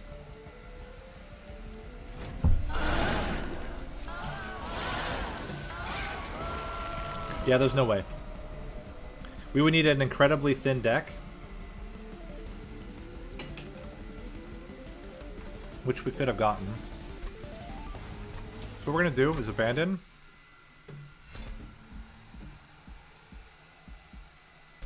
Let's redo this run. I think we can make this run work. I think if the seed works, I think I just played it wrong. So, if you're just joining, what we're going to do is rerun a run that we just did. This was, honestly, I think the run is solid. I think we just messed it up. It's a bristling run. We did not take the Divine Boon, so we won't take it again. We'll do everything else the same. The only thing we're going to do is just remove more cards. I think if we just streamline the deck, we're in a much better spot. Pair on each floor is fine. So we're going to play it basically identically, with the one difference being at the end. No, we're not going to take capacity first. We're going to keep everything else the same. The only thing we're going to do is just remove more cards. We had plenty of money to do it. If we just remove a whole bunch of cards instead of holding on to our money, like, we're going to be in a much better spot.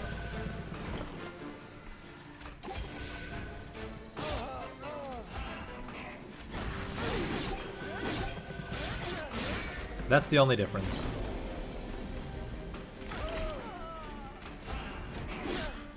Okay.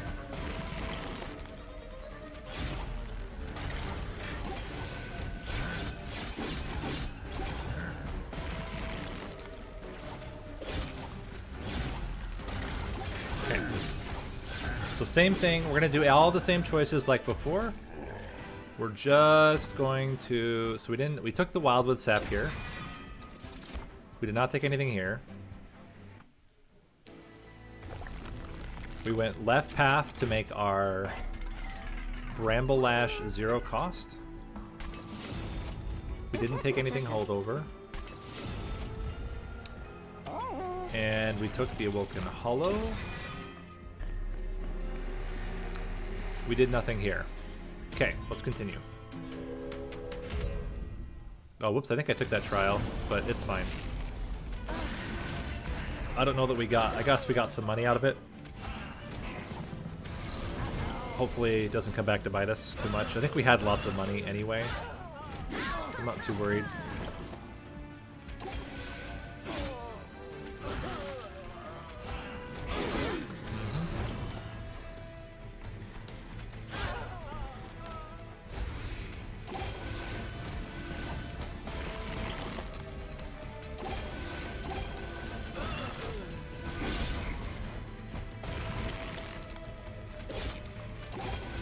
And we got him. Okay.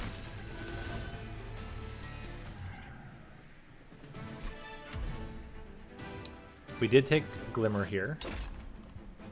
And we didn't take anything there. Okay. We went right path. This is where we got the Siren and where we got the Precious Plating. We took the Divine Boons. We did not take the extra health. And we keep going. Okay.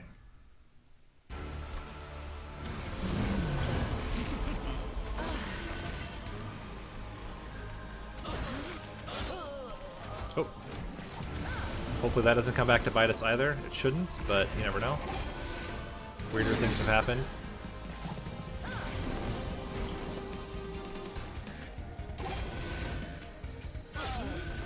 Bring you out as well.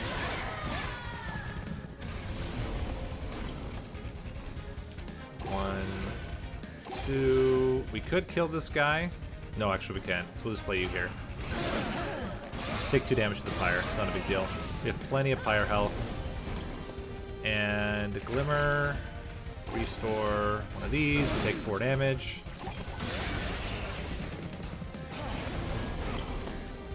And just full heal here. And we're good.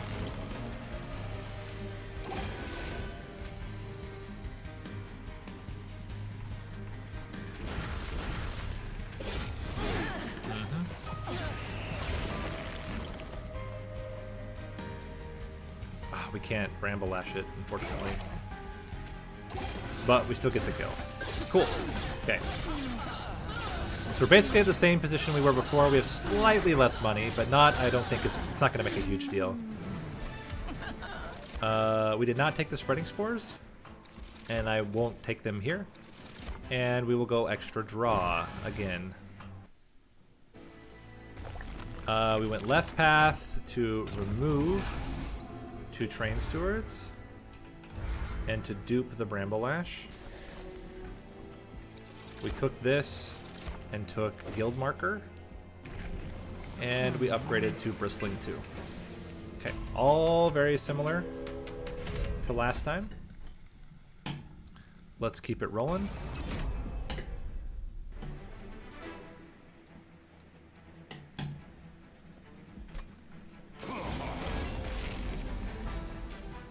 I think we still want to play bottom. We can do this. Just like last time. Get slightly more damage. We can play you here as well. And I'm not going to worry about reducing your damage. I'm going to just try to stack up the Siren a little bit. Do one of these. Do one of these. This and this. That guy's going to hit us a lot, but that's life.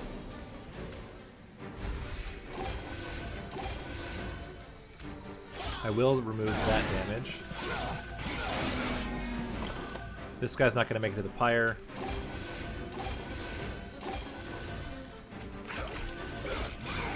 And we're good. Over Easy Van, thank you for the raid.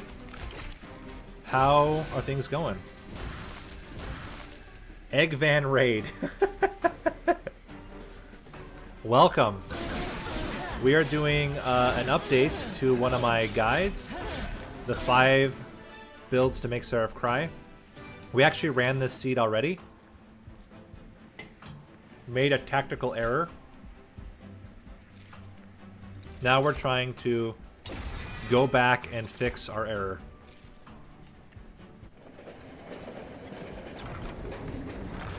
We died on Fell, but basically the reason we died on Fell is we had too many cards. I guess I could have taken -1 there as well, but I don't think that makes a huge difference.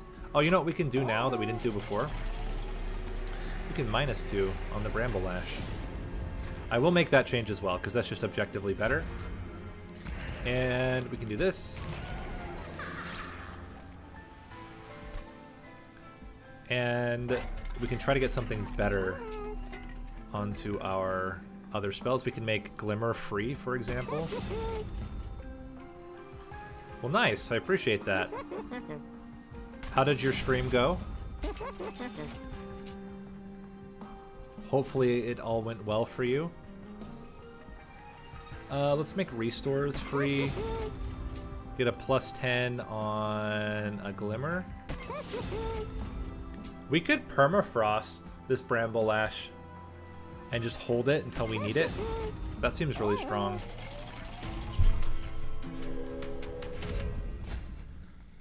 Okay, this is fine. And now we can literally just hold a Bramble Lash until we want it. Probably holdover would have been better, but we're not going to be able to get a holdover in time, so I'm not going to stress too much about it.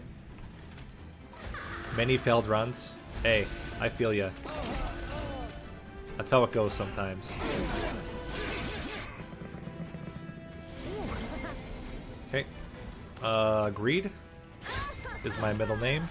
Do one of these. Pop and pop.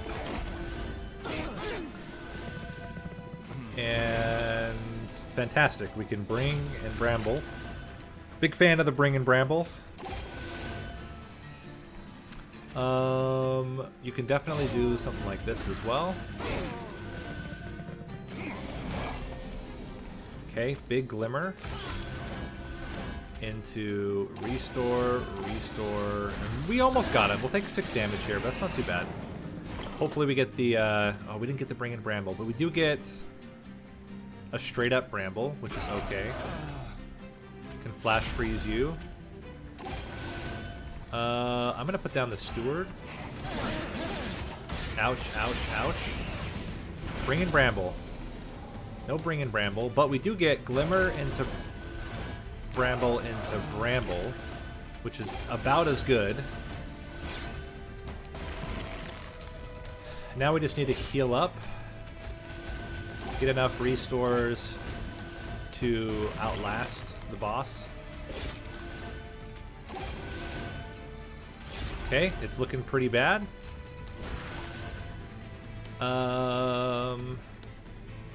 I think we die. Which is crazy. Yeah, we die with 1 hit. Okay. Let's try that again. I don't know how that was so bad. But that was really bad. Did we just not get enough regen? If we didn't play our stewards out? I don't really know. I don't really know how we botched that so badly, but that was obviously not ideal how that ended up working out. Let's play you out again. I guess we need to prioritize more regen.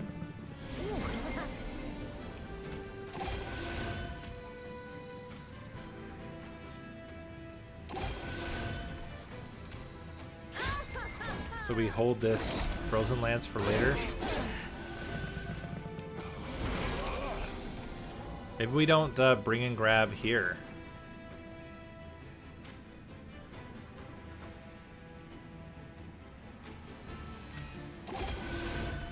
But I feel like the bring and grab is so good.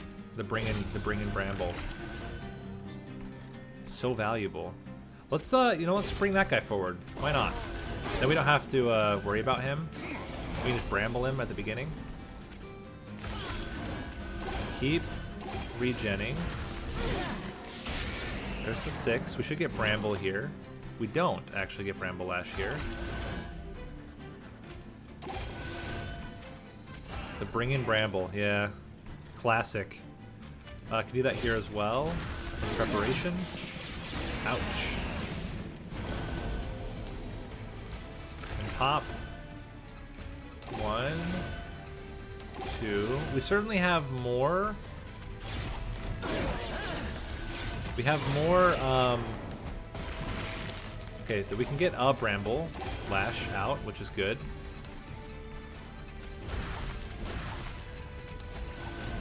That should be enough. The one Bramble Lash, double Bramble is going to be enough, yeah. Different draw order, but also just making sure we have a Bramble Lash for the boss is really valuable. We took the Spike Channeler.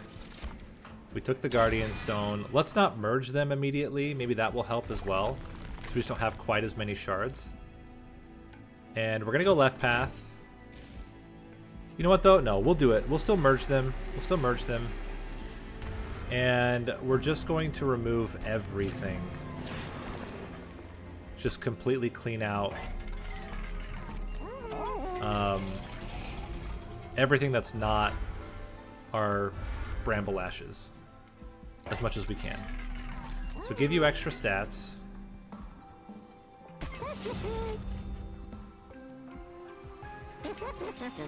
Plus HP on you. And then we'll chill, and now we're just going to remove. We want to remove Frozen Lances.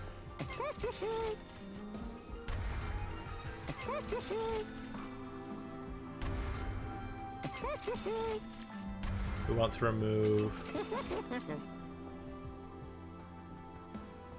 probably Flash Freezes as well.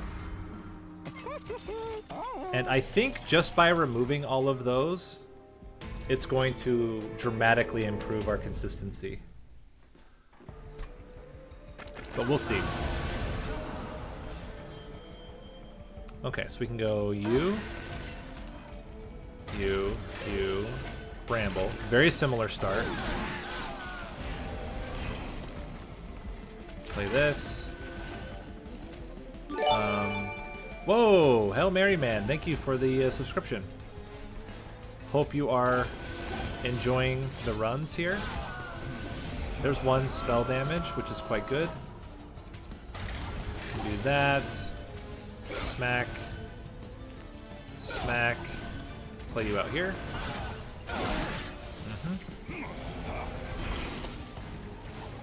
Bramble Lash. That. Well, we're almost there. Getting closer every day. Do a Bramble, a heal, a grab, another heal, and we're much higher. We're much higher in restores than we were before, for sure. Okay, big Glimmer. If we don't have to play the Bramble Lash, I'd rather not. Oh, we can play this one. I'm gonna actually do these now on you to remove all of your spell shield. And we can Bramble, do one of these. And I feel like we need a Bramble Lash here. Like, it's a straight up 200 damage right now. We just take a little bit of damage to our Pyre for it. 1, 2, heal, heal, Flash Freeze. Still not even close.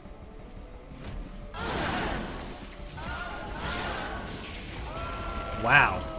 Just getting completely dumpstered by Fel. Crazy. Crazy, crazy.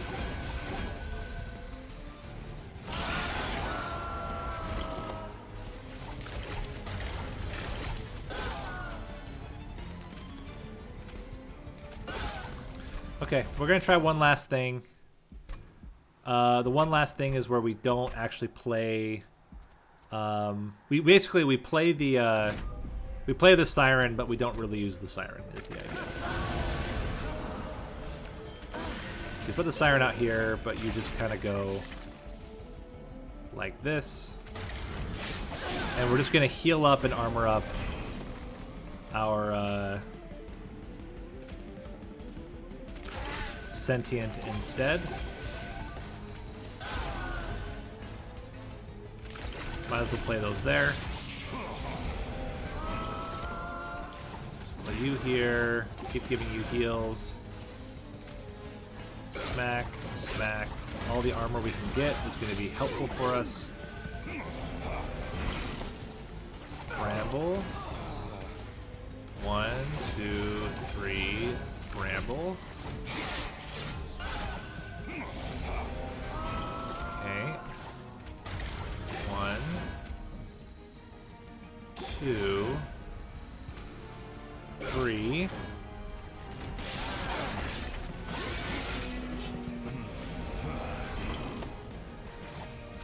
Do that.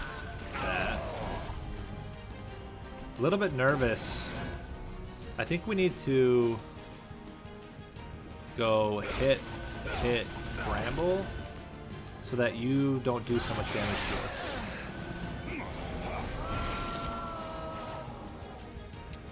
One, 2, 3, 4.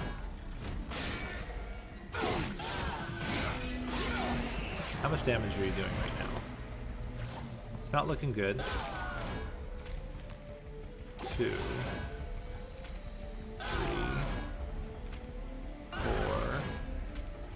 5, 6. Not even close. Okay, so it's not gonna work. We can't make this run work. Then let's try it again with a brand new run. Same thing.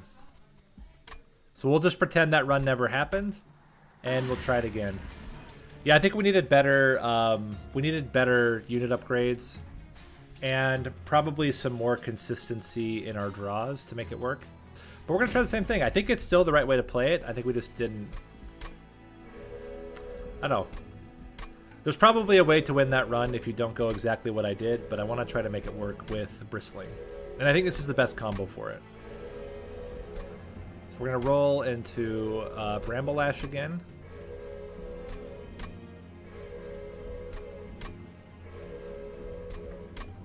Come on, Bramble Lash. Okay. Oh, into Diligent. We'll still try it. There's a lot of ways around Diligent. But yeah, so I won't tell if you don't. Let's take Tempered Talisman. Pretty good for the heals. Bramble, or oh, we didn't even get it, so it doesn't work. Just kidding. You have to get Bristling in order to be able to do a Bristling build.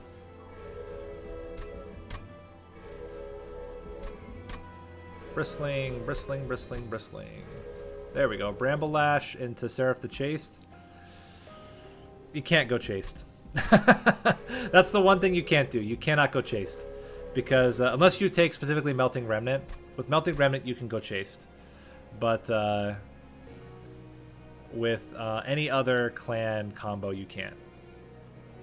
Because it just becomes a worthless Sentient at that point. Come on, Bramble Lash and not Chaste. The rerolls.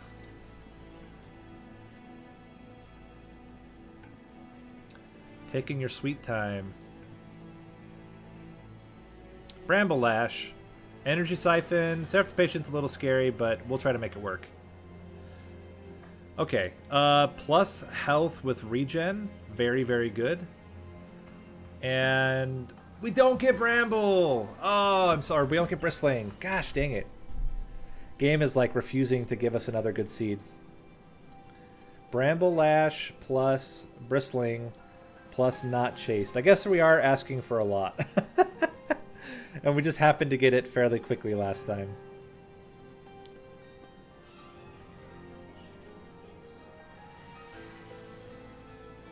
Come on, game. Come on. Basically, we've lost all sound at this point. I don't know what happens when the game, like when you reload, the game like just struggles to load the sounds after a certain amount of restarts. Brambleat, into Chaste. Every time. It's like a 1 in 10, and then it's a 1 in 4, and then it's a 2 in 3. Okay, this is perfect. You just gotta get Bristling. Freaking heck, game. Give me the Bristling. By the way, don't do this in a real thing. Like you can definitely play Bristling outside of the setup, but I want to show off exactly how to do like a bristling focused build and not just like a build that has bristling in it. Oh.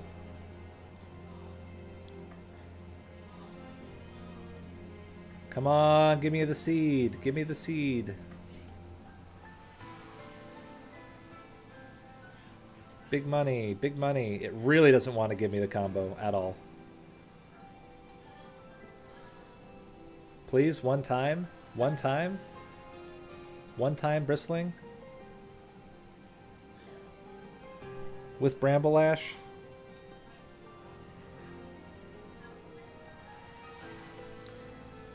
I guess we used all of our good luck with that Angriest Prince run.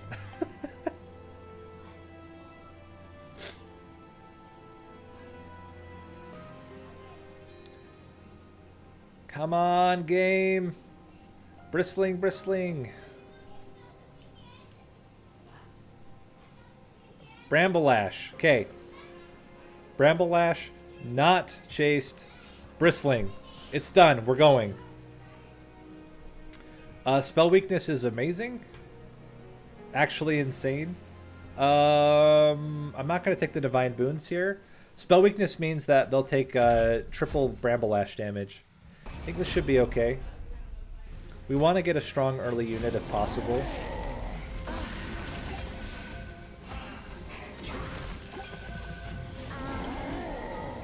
Okay. Just let you die down here. Bramble Ash. Nope, but we do have Ice Tornado. Almost as good. Now we get the Bramble Ash. Into a Vine Grasp, into a Restore. Get blasted. Get blasted.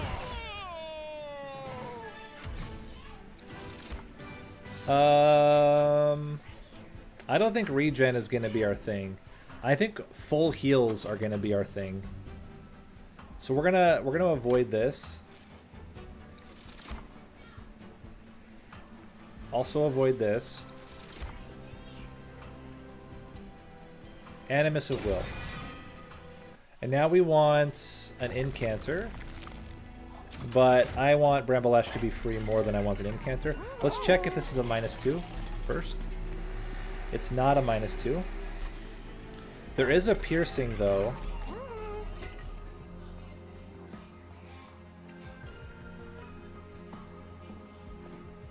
I'm just thinking, what if we get 3 of them or more, and we get +10 in Piercing instead? Because +10 in Piercing is, like, so good. We could also put +10 in Piercing on an Ice Tornado and make them free. You know, let's do that. There's another Animus of Will. Also a Shattered Shell. I think I just want the Animus of Will for now.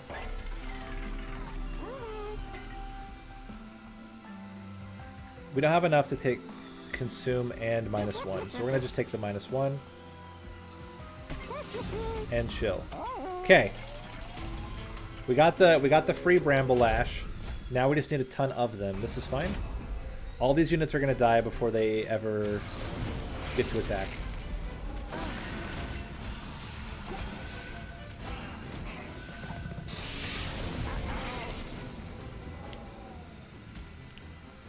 One, 2, 3.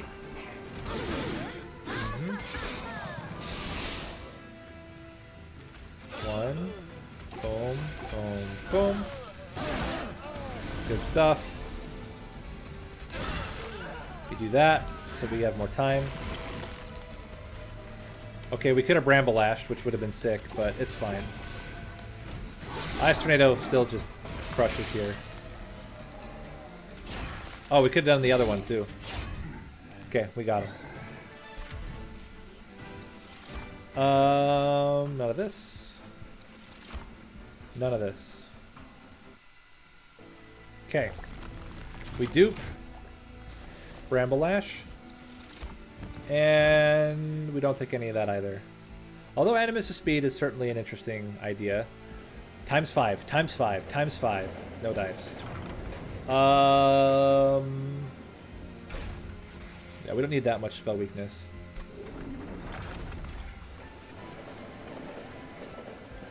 Yeah, but Totem Fragment is just so good in terms of killing bosses. This makes our Bramble Lash right now do 300 damage. At rank 2, 600 damage. 600 damage on a Bramble Lash is kind of insane. We're probably going to go right path. So let's take some extra money here.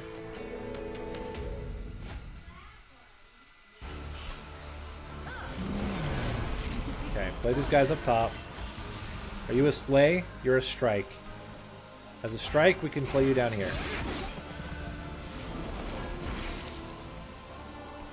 Do one of these. Bop and bop.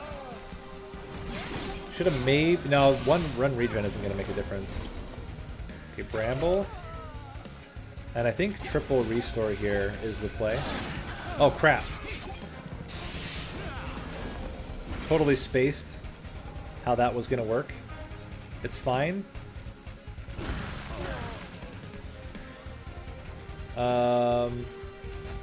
Maybe.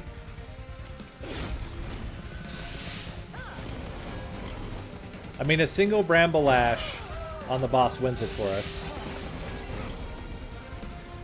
But we also have to hit the single Bramble Lash, which is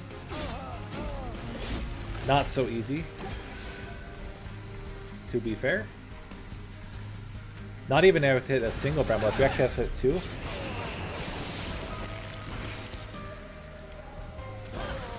Okay. Single Bramble Lash wins it for us. Bramble Lash, Bramble Lash, Bramble Lash. Get wrecked. Oh no, it doesn't. I lied. 'Twas a lie. I think we're dead. Yeah, we're dead. Oof. We can't play the Hollow, or the Animus of Will is just complete garbage right now. Does not do any damage.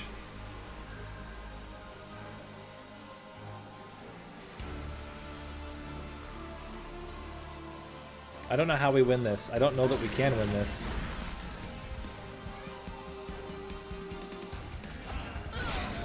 We can play the Animus of Will at the end, but the problem is that we need to be able to hit multiple Bramble Lashes, which is not easy.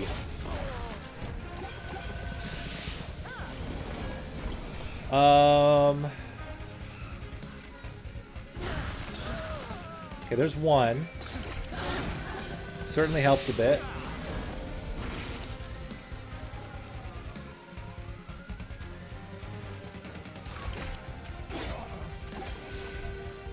Get you out.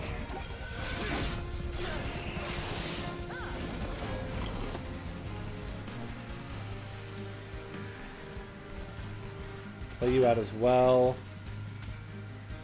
Heal up. Hit you. Gonna take some fire damage.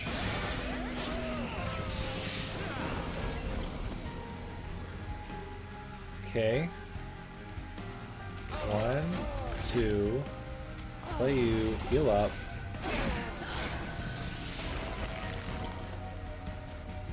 Do that. Heal, heal. We will not get another Bramble Lash, but we will get this Super Ice Tornado.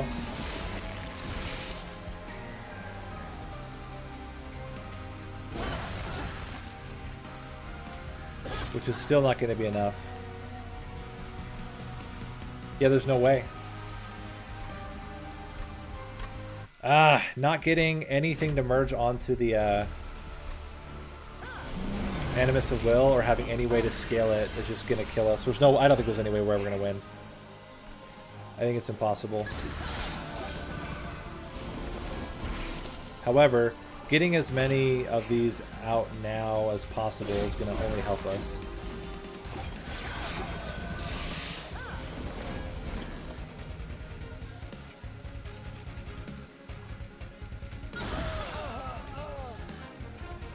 That's so annoying. Yeah, Oof is right. I think we're just dead. Yeah, we needed to get a better unit than the Animus of Will. I don't know if Sweep would have done it. Hard to say.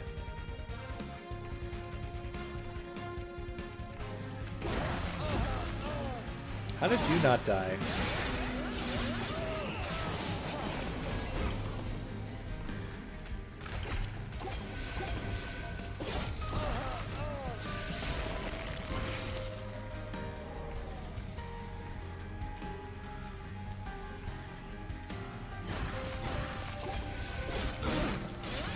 Yeah, it doesn't matter.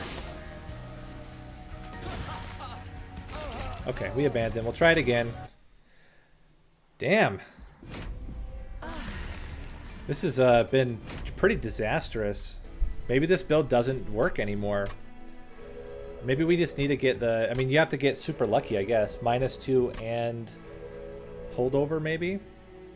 Well, we have another go at it right away. Extra health, very, very solid. Bristling. Okay, I mean, we have another start. We have a start. Gonna be very similar. Let's just go for it. Let's try it. See if we can get it to work. This should be okay, because we have the extra health, and an extra unit could be really solid, depending on what we get.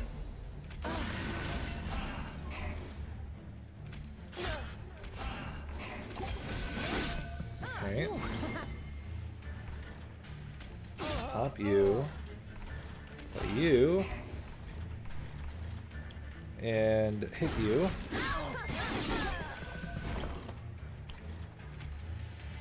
One. These. Play you out as well.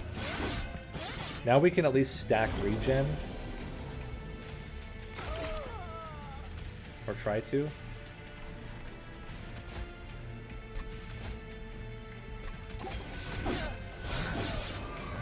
Okay.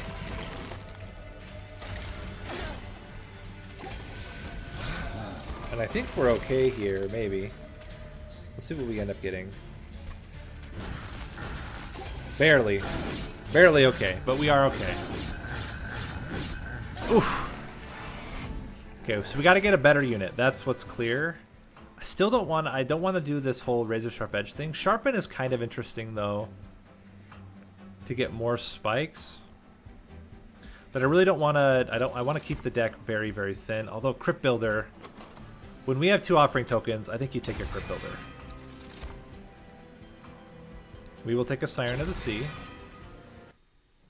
Now we have something that actually scales, which is good. Still want to get a free Bramble Lash.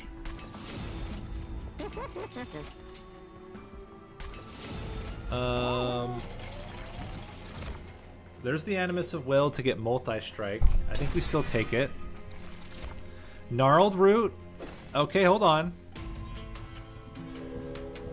No, the goal is not to get the goal is to thin the deck out that you're basically Bramble Lashing infinitely. That's the idea, and then get a full heal rather than restores. That's the kind of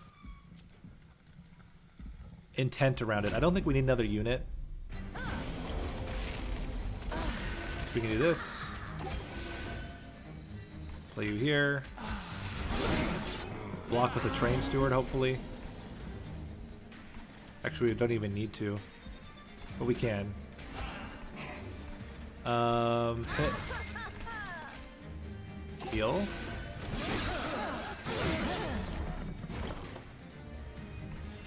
Okay, we can pop you. And bring you to the front. And chill. We should be able to kill the boss.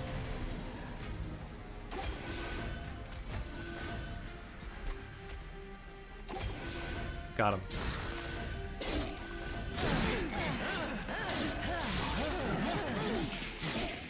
Yeah, I think the biggest problem though is just taking extra cards slows us down. Restoration Detonation would be another burst spell. But I'm really going to go for this, like, all in on trying to... Okay, another Crypt Builder I will take. These ones I will take because you can roll into them.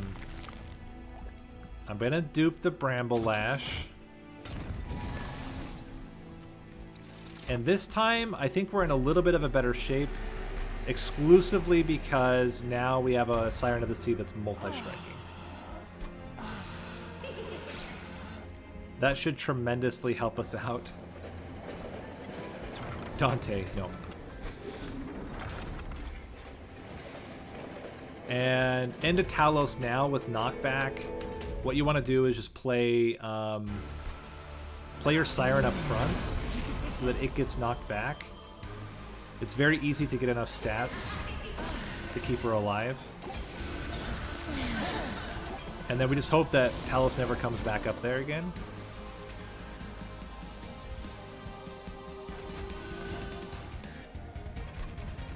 Play you out, give you a good heal.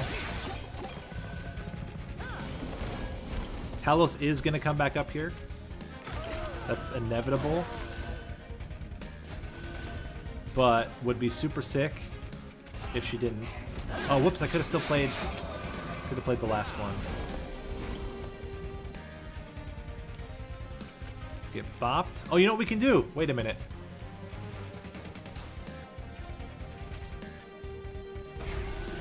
We can bring her back later. We can bring her back later. Pop you. Okay. We use Vine Grasp to bring the Sentient back to the front. That's how we do it. Sick. Okay, we're good.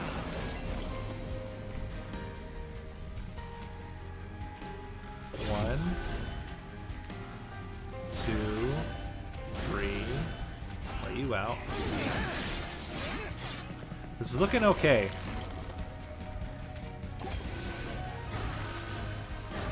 We're doing 72 damage per.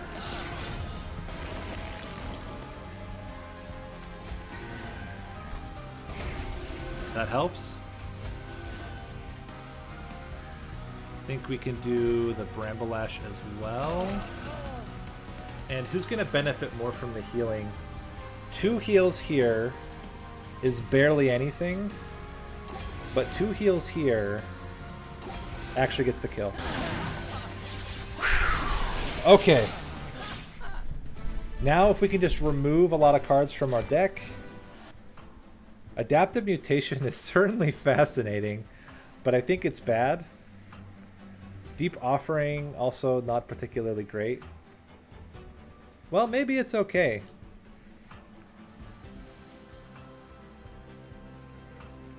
We can take a Deep Offering, I think, and then -2 to it. We don't need anything else. We're going to leave room so that we can get, hopefully, a Spike Doubler on the same floor.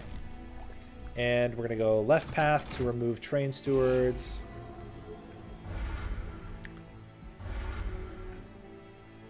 Not take whatever this is, and we're going to make all of the restores free.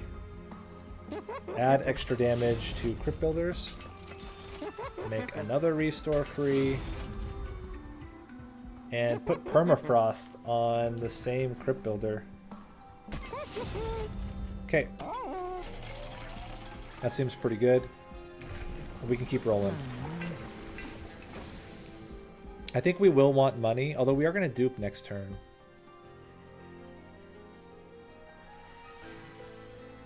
When are we going to upgrade units? I guess we're going to upgrade units here. No, we're going to upgrade units here. Let's take some money. Multi-strike should be okay. Multi-strike just means that they kill themselves faster.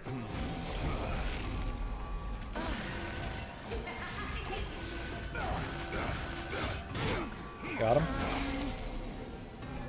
Get bopped. Play one of these, play one of those. You can certainly Bramble Lash this guy. Pop him. Play you out, play you out, play you. Do a heal, do this. Very solid. This is looking much, much better than what we were dealing with before.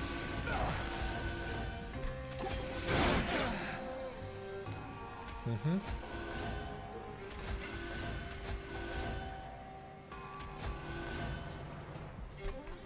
Okay.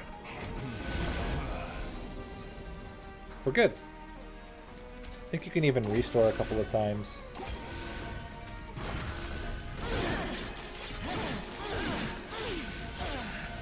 Got him.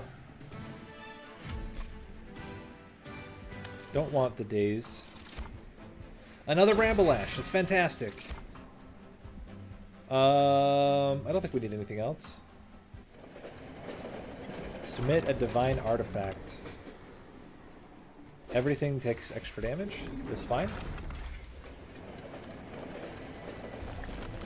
Alright, let's go left path. Get another artifact. Refracting lens. It's not going to be super amazing, but it is going to be a thing. -2, -2. Oh, you love to see it. -2. Okay. This is starting to look like a run. We need to get rid of the train stewards. And we would still like... I mean, we have lots of opportunities to get more shards. You'd still like to see... I think this should be okay. Still like to see... oh my gosh. Do we dare play bottom floor? I guess we can. Do you get anything if you skip divine artifacts? No? I guess you get the glory of knowing that you skipped the artifact. And if that's a thing for you, then good on ya. Get wrecked. Should have played that first. My mistake.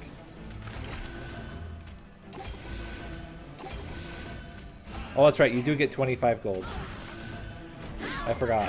25 gold. Can be pretty relevant sometimes. Let's do this. Let's get rid of a frozen lance. We can pop this guy. Heal you up, hit you, play you. A single Vine Grasp does a lot of work here. And I think I would just like to blast him. And we get 90 damage on this backliner here. 1, 2, 3, that. You never know. Okay, fair enough.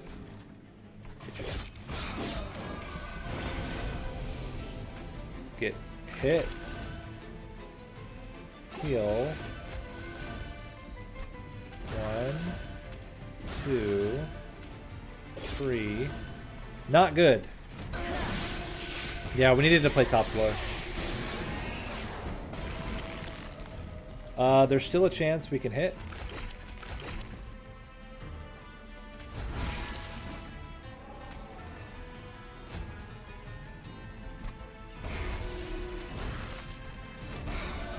I think we will get the kill if we can play you.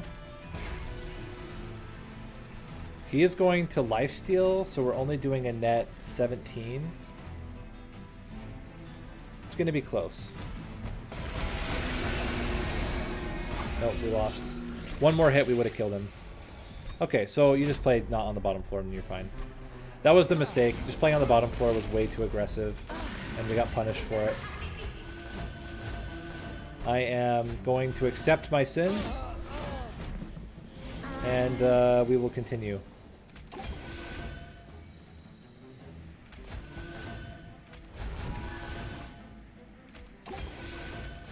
Okay.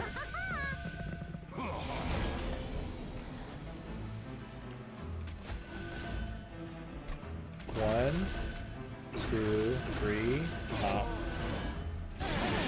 Oh my gosh. Wow, that was a lot of damage we just took there.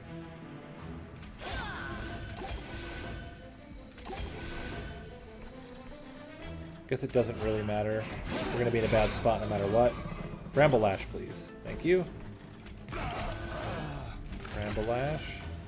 One of these, and Quick Builder. Bring you to the front, smack you, and we're good.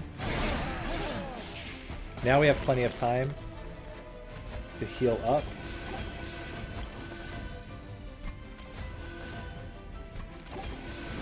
And hopefully get a couple of Bramble-Lashes in, and then we're good. Yeah. So just not being greedy. And I knew it the moment I played it. I knew I shouldn't have done it. But you get greedy, and that's what happens.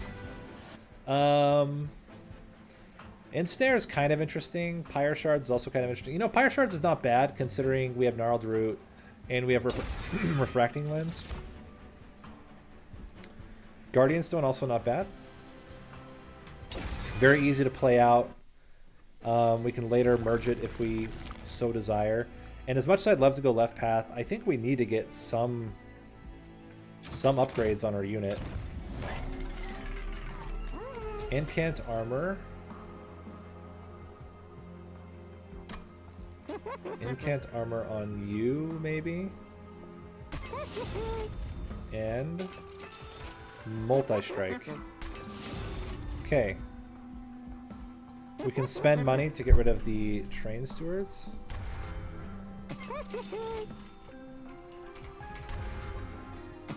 And then what do we get here? Don't really want days. And what do we have here? Nothing too particularly great. We could put plus 30 onto the other crypt builder, which is kind of interesting. Yeah, that's fine. And then what we want is to try to get holdover on the -2 one, so we have it every turn. What are you doing? Rally, that's fine.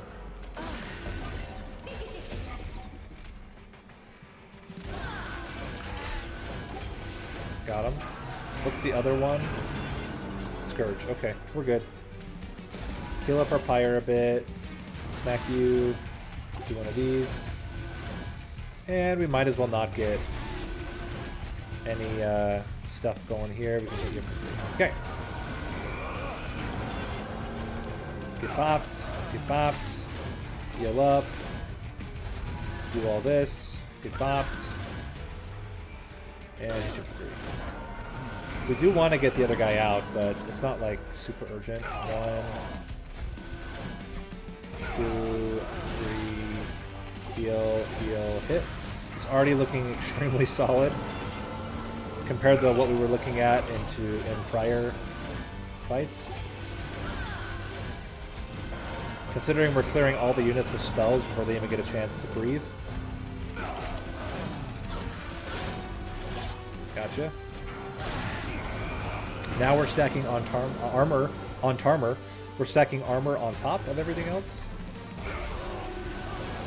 Certainly not going to be too upset about that. Bramble Lashes. Wow. 1, 2, 3. Heal. Smack. Smack. Crypt Builder. Wow! Worlds different than our other 2 runs. Worlds different.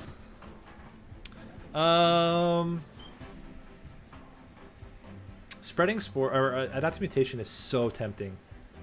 I can't tell you how tempting it is. It's like insane because of Gnarled Root. But I'm still not going to take it. As good as it would be, still not going to take it. And I'm holding out hope on getting the last piece of the puzzle, which is a double spike damage, but we'll see. Okay, least valuable spells in our deck right now definitely are going to be Frozen Lances. I would love a -2 here. We get... Oh, you know what we can do?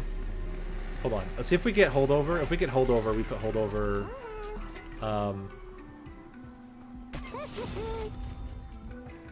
we will 100% put holdover onto our Bramble Lash, but let's see what else we get. Plus 10, that's not really a lot. It's probably fine though. Could have done Permafrost. Keep making the restores cheap. And I'm gonna put Piercing onto this Bramble Lash. And we're going to spend a little bit of money to remove another Frozen Lance. I'm not even going to put Consume on one because I just want to get rid of them completely.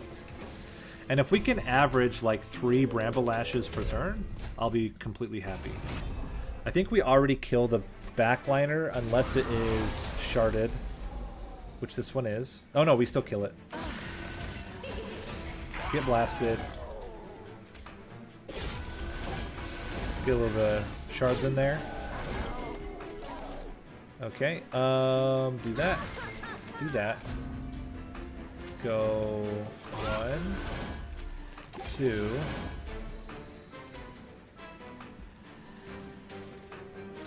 Three. We can kill that guy with a Crypt Builder later on. 1, 2, 3. Heal. At least get him down quite a lot. Okay. Bramble, Bramble, heal, smack. Deep Offering. Bramble. Bramble. Are we anywhere close to... No, we're not.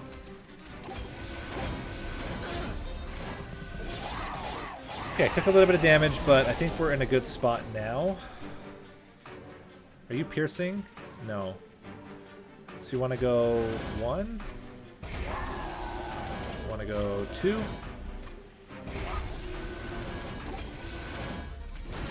Unfortunately, I didn't see the Bramble Lash until it was too late.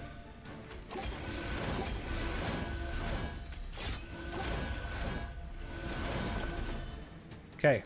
Bramble, Bramble, Crypt Builder, heal, heal. Good. Incredibly solid fight there. Now it's just Seraph and Divinity. Nothing here. Do we merge the Guardian Stone into the Guardian Stone? I guess that's pretty good. That can be our kind of final shard thing. Let's check for double... Sap Tap is just draw. That's pretty good.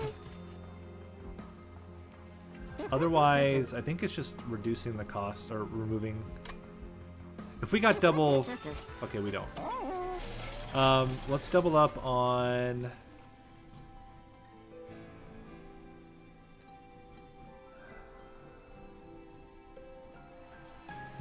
I'm going to do a regular Bramble Lash because I'm worried about taking too many shards.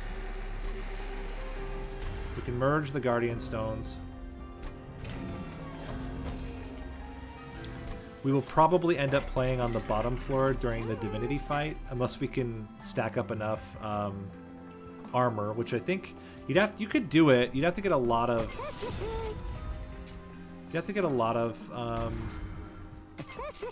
good spells in the same turn, but it's certainly possible. Do we have anything else that is worth... You know what? Let's put Permafrost on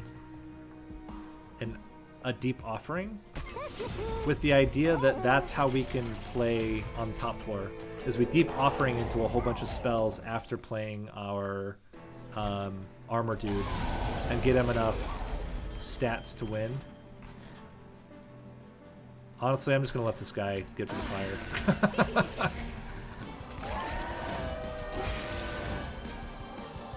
Or we just Vine Grasp him. One.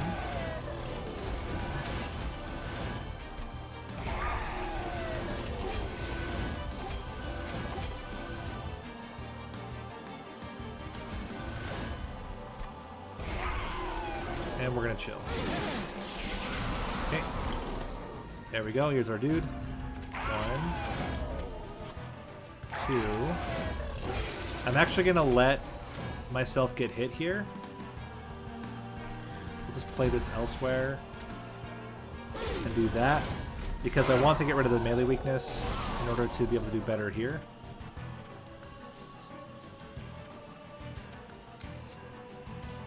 $260. Bramble Lash. Vine Grasp. 400, 400, 110, and we show. We're going to use Deep Offering next. Okay. Bramble. Do one of these. Heal, heal, heal, heal. Deep Offering.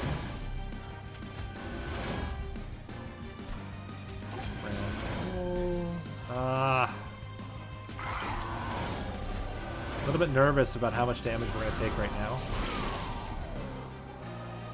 I could Vine Grasp the Guardian Stone to the front. So we go 1, 2. You. Yeah, that would work. Bramble. Pull him forward. Big heals. Then we can bring...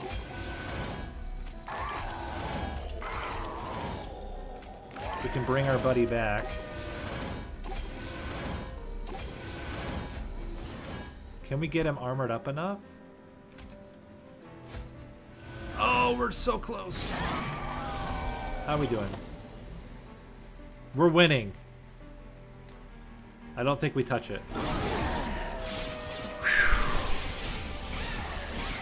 That was sick. That was sick.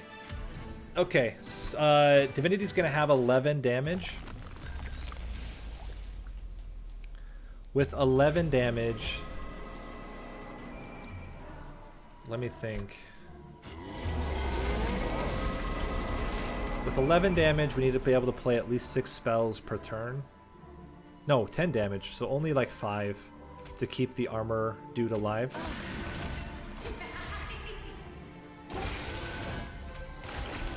Oh, whoops. Just leaving damage on the table here. Okay. 1, 2, 3, 4. Seems very scary to play it at this point. We'd have to draw specifically into... I guess any spell except for the Frozen Lance, we get there. Oh my gosh. We got it. You're just living. And then Deep Offering is massive, because Deep Offering will trigger on everything. So we go 1, bop and knock back, 2, heal, heal, boom, boom, boom, heal. Okay, okay. We generated enough now. I think we're in a good spot. Let's start with Vine Grasp, Bramble Lash. Vine Grasp, heal, Offering Token, Restore, Deep Offering, do one of these, Bramble Lash, Bramble Lash. Wow! Whew, okay.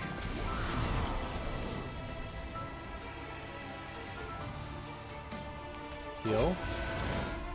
Heal. Heal. Break you. And move you to the front. Not that it matters too much. I don't think that changes the damage numbers at all. Just gets you slightly more damage. That's fine. And we're good now. We did it. We're there. Because we can blast through this first guy very easily, and then 2 Bramble Lashes kills the mini-boss. And then we can start hitting Divinity. So we got there. We had to replay that one fight just by moving to the top floor. It wasn't super, like there were very close moments along the way, for sure. And bring you back and blast you. And heal. But it does look like we're going to be able to get it here. Pyre Wing. Don't like you at all. Then you can easily just pop him, get him, do one of these, blast him to the back, and we're still good. Mini boss should be fine. Couple of, or a single Bramble Lash, still going to be enough. Second Bramble Lash just makes it even cleaner. Third Bramble Lash for fun and giggles. And yeah, Backliner's way too strong, and we're killing too many things with the spikes here. 1, 2. Can go 1, 2, 3, 4, and everybody lives. Okay.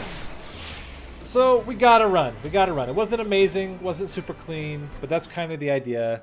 Bristling is a lot harder to play as your main, your main focus.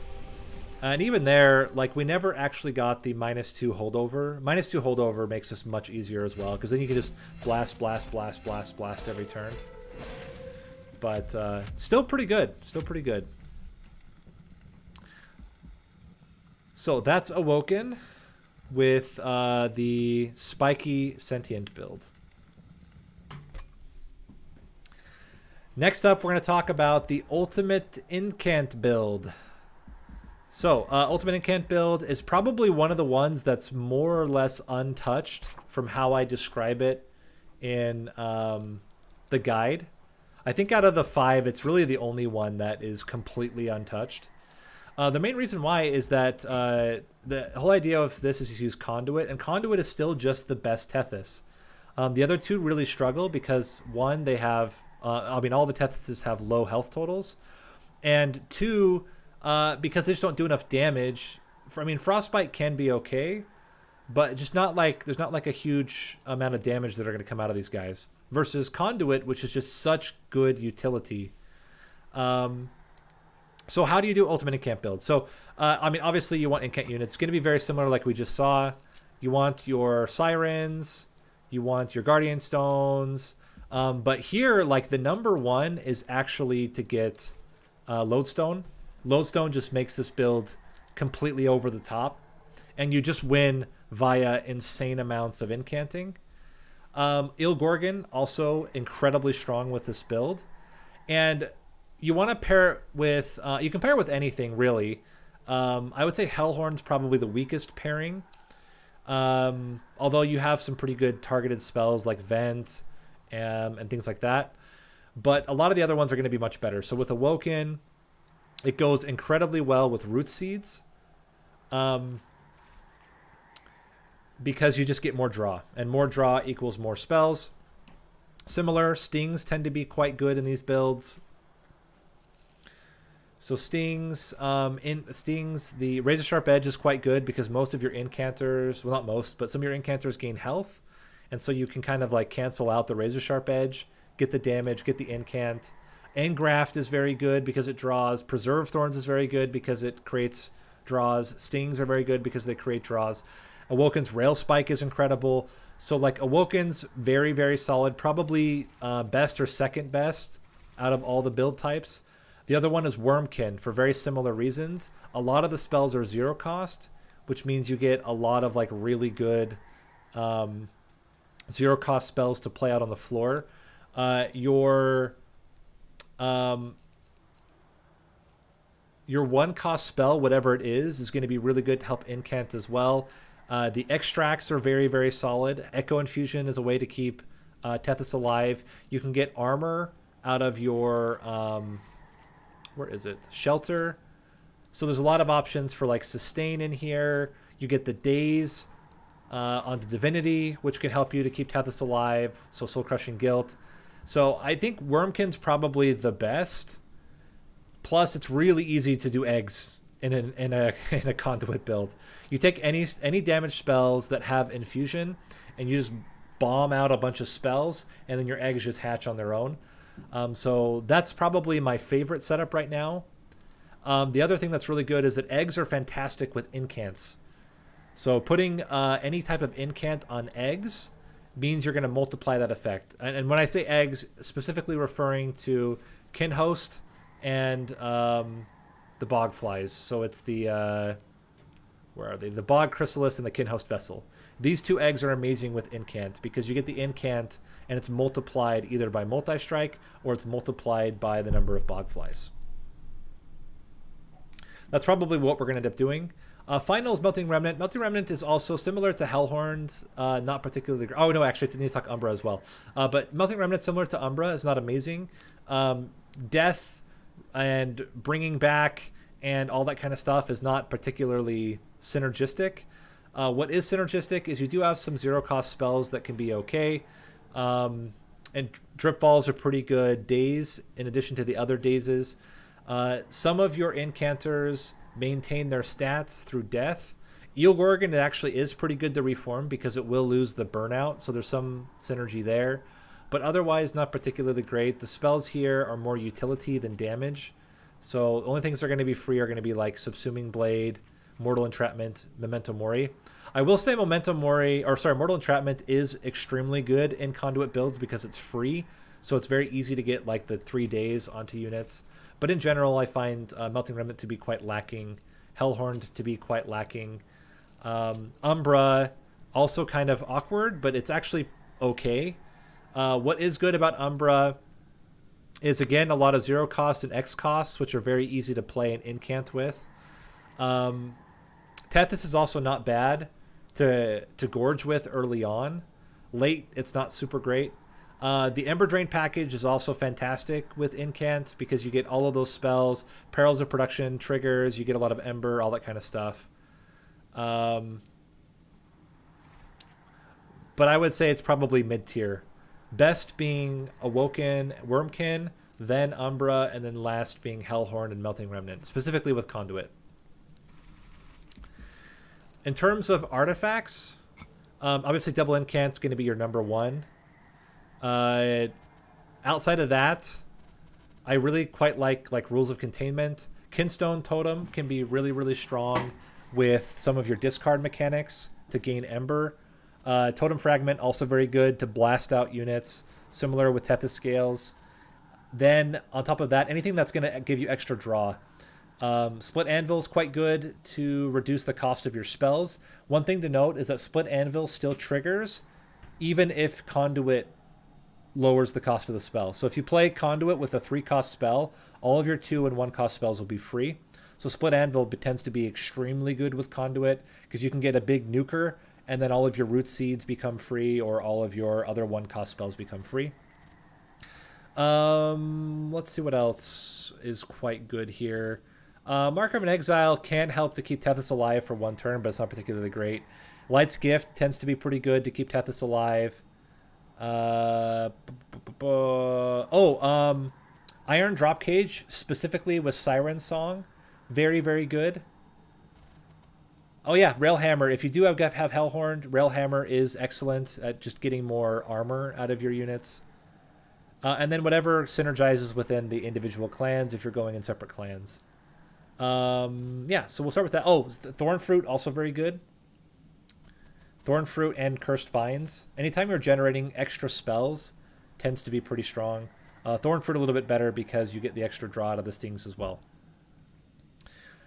So, with that, we're going to do Wormkin as our secondary clan. So we'll go Tethys. We're going to go Wormkin. I prefer Echo Break, but either one's pretty good. And the only thing we're going to look for here, we're not going to look for any specific, we're not going to like re-roll like we have been with the other two. The only thing we're going to look for is making sure that we actually get Conduit. That's basically it. Okay, Mollusk Mage, fantastic. Ice Storm, fantastic. Echo Snare is also pretty good. Yeah, this seems very solid already. Extract, oh my gosh, Carmen Carrasca. Nutty. And we get Conduit. This is like the perfect start. Let's get Divine... Divine Boons is the name of that. And we'll go with this. This should be totally fine. Play you up top. We don't need to incant now. Echo Snare should kill everything. Almost. It's doing a lot of damage for sure. Which is pretty good. We could play that there for fun. And then do one of these. And we can get both of you here. to try to prep for like any big spells. 1, 2, 3. Now you're living. Play one of these out, and we can play you out. And we're going to be relying on our big spells. Big spells for the big win. We got to play both so that these guys all die. Ice Storm, fantastic. Get wrecked, get wrecked, get wrecked. Amazing. Ice Tornado, excellent. Ooh. I do like Soul Cripple, but I think Shelter for the armor is going to be pretty solid for us. And Keeper of Echoes is excellent. Yeah, we'll take a Keeper. And then we'll try to merge an Incanter onto it as well. What do we get? Hey, Dynasty, welcome. I mean, you can almost always fit a Titan Sentry into one of these builds. Just to clear backliners.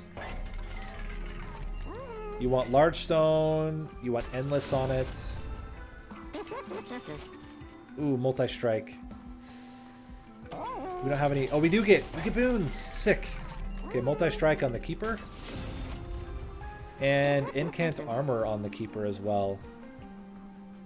Very, very, very good. Cool. And Spikes 3 is probably okay.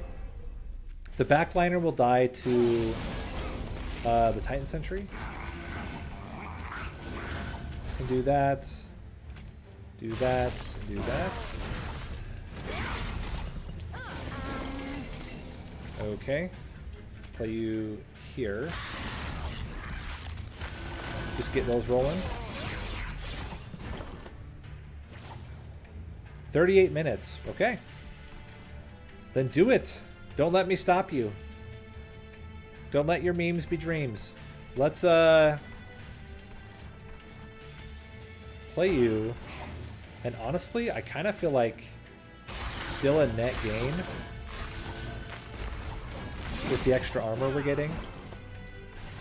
Get blasted. Get blasted. Yeah, holiday break always. Oh my gosh, we're just killing.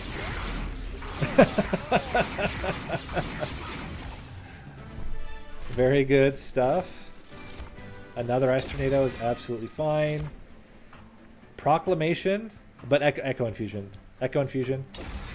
Yeah, Echo Infusion is preferred for sure. I would like Endless. I also would like a Herzl's Horde here. Very interesting. We can still fit an egg. That is a Lodestone. We take a Lodestone. We chill for now.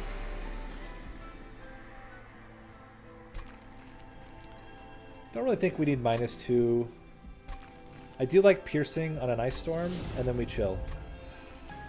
So we have the ultimate right now, which is the Lodestone. Oh my, Awoken's Rail Spike.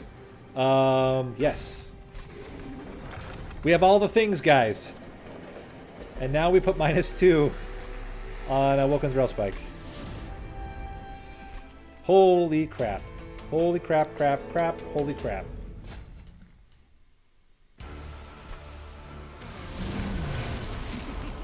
Okay.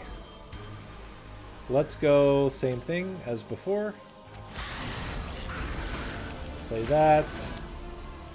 And we can just tap one of these guys. Cool. Let's get you out. We can do this. Into that. And self-tap here for neutral gains, but also gains on our... Okay, here we go. One of you. A tap onto you. A draw. Get you in here. Get you here. My goodness, this guy... Or these guys are just going to completely obliterate. So let's do this. Boom. 1, and play you out here. So we can either put mollusk mages on both, or we can still go for an egg. Like, I would take an egg.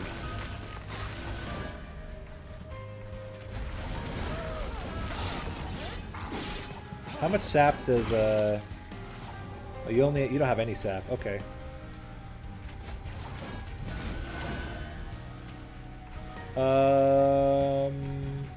Play this here for fun. Do one of these.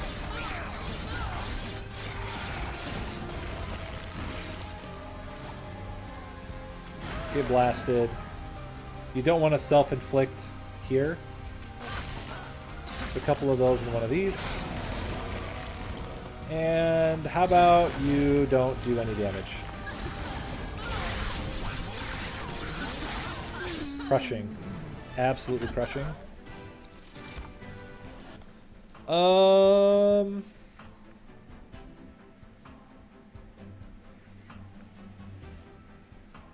don't think we need any of this. Bog Deep Cocoon. Eel Gorgon. Oh my gosh.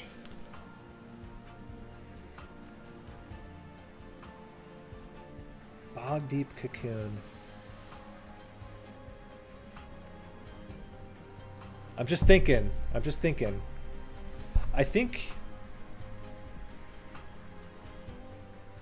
think we can use his infusion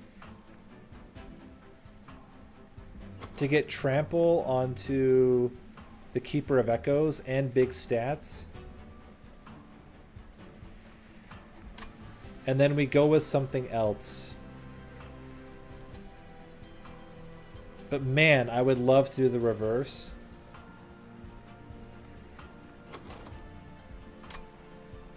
Oh, this is so hard. I think we may just... Maybe Siren's just better. Or even Eel Gorgon. Make it a 3-coster. And then take extra Ember.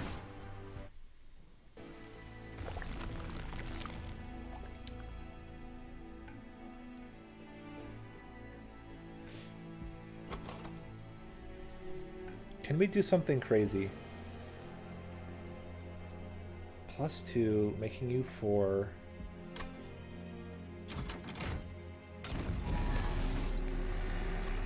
What if? What if, guys?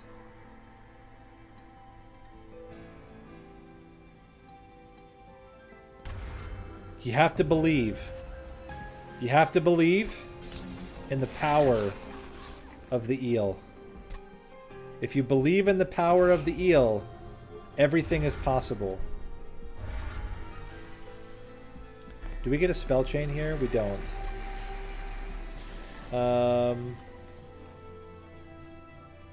I think you dupe an Echo Infusion. Conduit 2. It's all about belief, guys. You just gotta believe. We have ways to generate Ember now, so this is how I plan to make this work.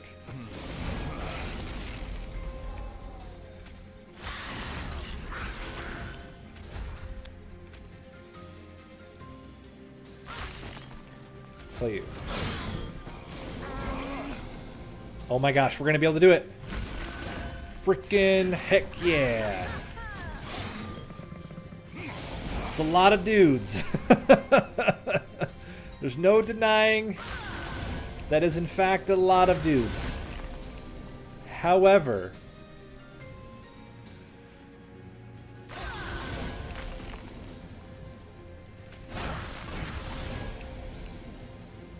it's not great. It's not looking great. Our man's gonna do some damage to the pyre for sure. Alright, let's put you out. Do one of these numbers.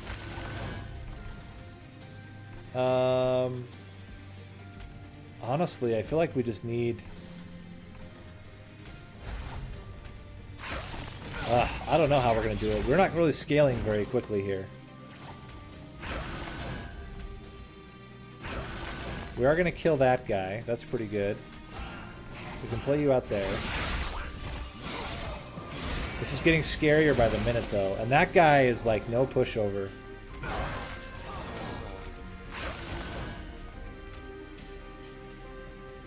Got him. Draw 4. We definitely get this guy in. Do one of these. Oh man. We are in trouble. You gotta believe. 1, 2, 3. Get wrecked! Spikes almost killed us there. Spikes almost killed us there, but we got through. Woo! Ice and Pyre, fantastic. Soul Crushing Guilt, fantastic. Okay. Gotta go unit upgrades and removal. Get rid of these other train stewards. I will want to eventually merge one of these mollusk mages onto our Keeper of Echoes. You gotta have more HP. It's mandatory. Very clutch. Absolutely. Do we just go... I think we just go double large stone on this guy. And we can get an extra 10 damage on the lodestone. No, we're gonna have more than 4. We're gonna have 4 or more every time. This is fine.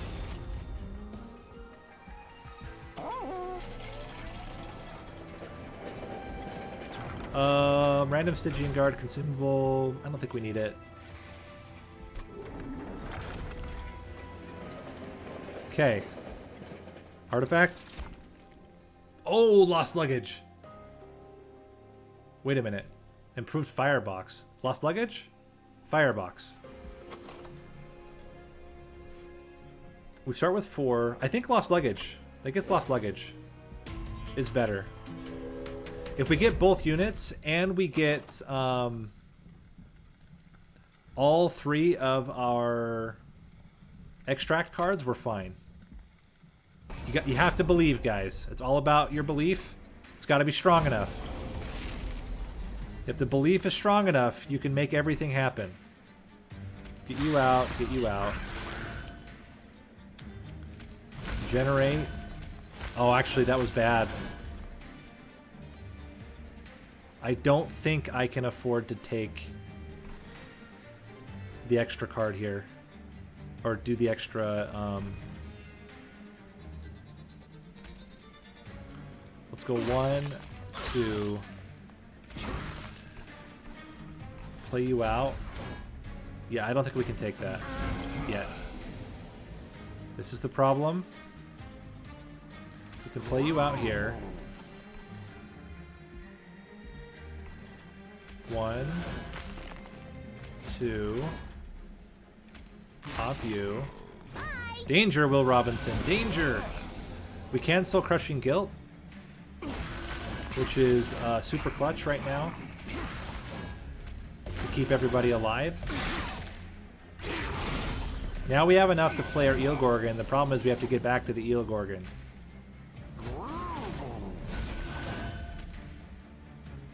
This guy just kills us. Okay. How do we do this? I guess we have to go for the draw. What we have to do is not play the... you can't play Echo Infusion. So you play this. 1, 2, 3. We're drawing 4. Okay, draw your 4. Okay. Echo Infusion. Play, play.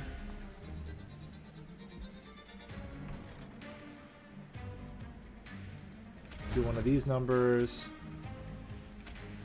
Pop you, and play this.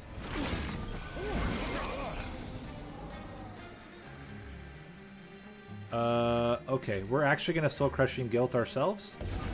Literally so that we can't fit the eel gorgon. We can fit the eel gorgon. However it works, guys. You gotta do what you gotta do. You're dead. Put you in there as well to die. Okay, we should be good now, because we can sap them.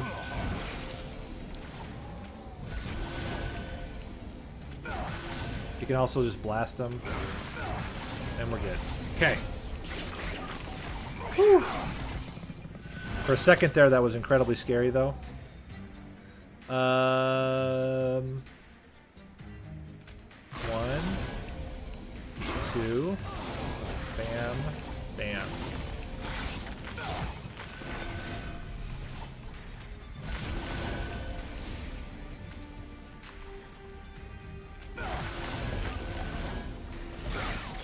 We should be good because we can sap him down. Sap him down plus get a lot of extra stats.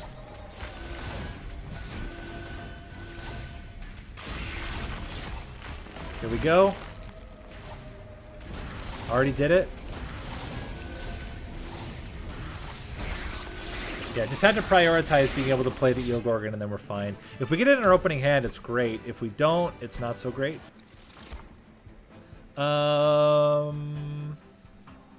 Titan's Tooth is pretty good. But what I'm noticing, though, is that what we're lacking is... Ooh, the Ember Drain is a killer. But can you imagine? No, I think we're okay. Ancient Resonance, though, is very good. 0 cost. It's going to do a lot more than the damage that whatever it was going to do. I think we have all of the upgrades that we want. So let's get removal. I don't think we can afford any of these. Oh, we can. You know what? Rules of Containment. We got the super combo here. I'm almost wondering now if we just yeet the Titan Sentry. Then we're gonna yeet 1 Mollusk Mage. I think we just yeet the Titan Sentry. I don't think it's necessary anymore, and I think it slows us down too much. We can now merge the Mollusk Mage onto the Keeper of Echoes. And we can Spell Chain Echo Infusion. Piercing. Ancient Resonance. Okay, we have a lot of shards, but if you believe, it'll work. Also, if we just get intrinsic on our Soul Crushing Guilt, we're fine. Okay, so you go U to get Ember Drain. Do one of these. Do one of these.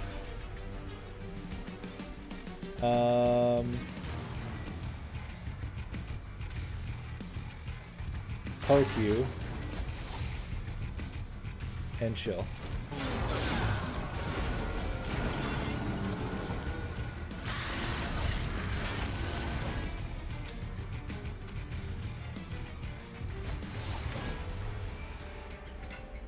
Okay, fair enough. The garbage, while annoying, is not the worst thing in the world.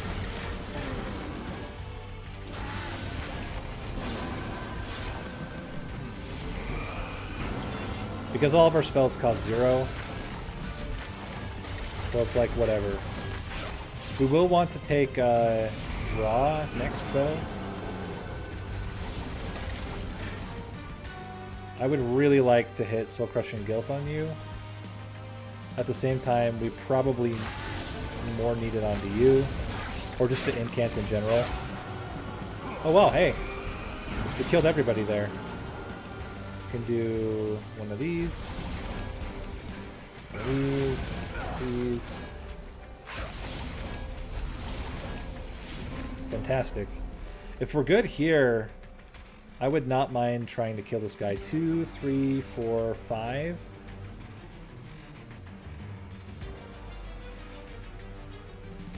It's 14 damage, still not enough. Let's just hit our buddy here with all he's worth. and sap everybody to oblivion. That's our last garbage we're gonna get.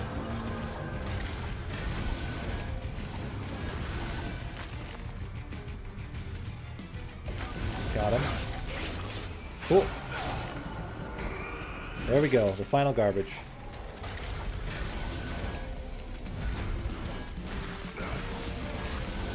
Sick.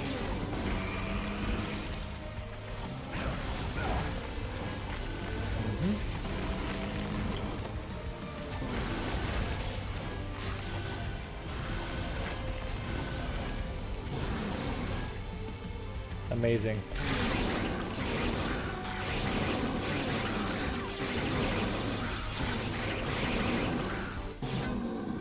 One hit. Eternal Kinstone is good. It adds 2 charged echoes onto the floor. Also pretty easy to play. Let's get draw. And I think we can start thinning out some of the cards we don't need, duping cards we want. So we can remove these echo snares. We want to dupe the echo infusion, I think. They get dazed when they go to the pyre. Tempered Talisman, probably not that. I think Vapor Funnels just makes sense here. We're going heavy shards, but I think we can handle the heavy shards. We just got to get a really good opening hand, and then we're fine. I mean, we're going to be able to sap, hopefully.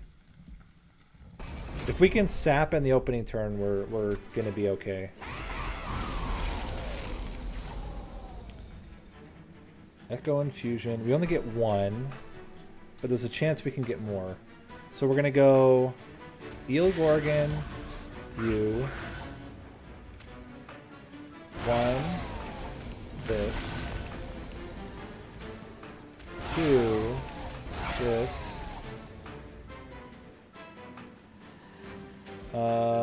Into Awoken's Rail Spike. No dice.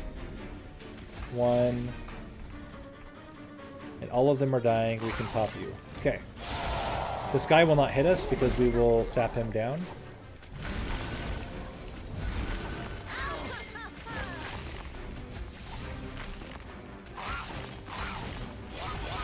Not super worried at this point.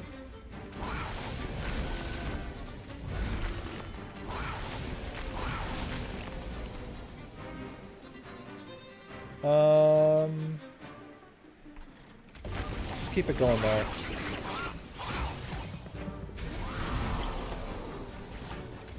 Keep buffing him up. Look at the stats on him.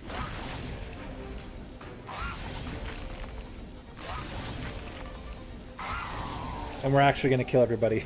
That's hilarious. Alright, where's my there he is, Keeper of Echoes. Get in there, buddy. It's your time. You made it. And I think this should get the kills, yep. No damage to the pyre. 1,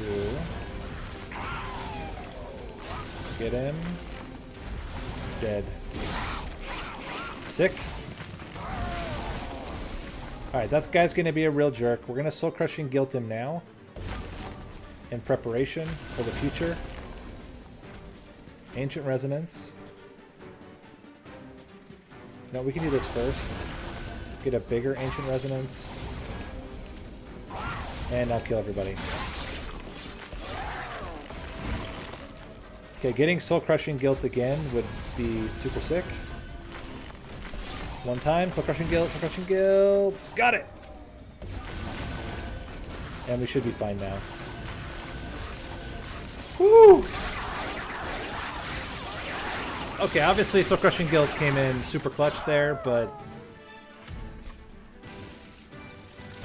I mean, Deep Offering is very good to get through the deck faster.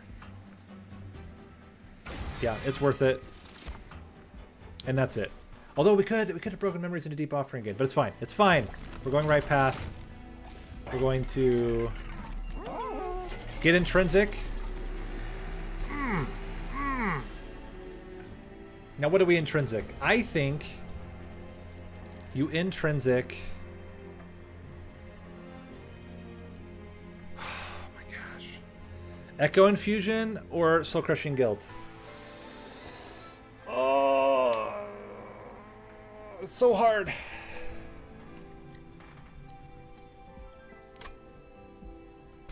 Let's wait a minute. Let's take a breather and think about this. I think you definitely want a free deep offering. Double incants would be amazing. Totem Fragment, very good. Titan's Claws is unnecessary. We don't really have that many consume spells. We have like 3. I think Forgotten Name might be better. And then let's see what else we get. I kind of like the idea of removing Consume from Awoken's Rail Spike. I also don't mind removing Consume from Deep Offering. Let's remove it from Deep Offering. That's just so good to draw more and more and more each time.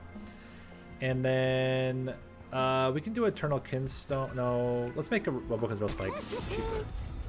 Okay. Now we can remove 2 cards. I think we want to remove Shelter and an Echo Break.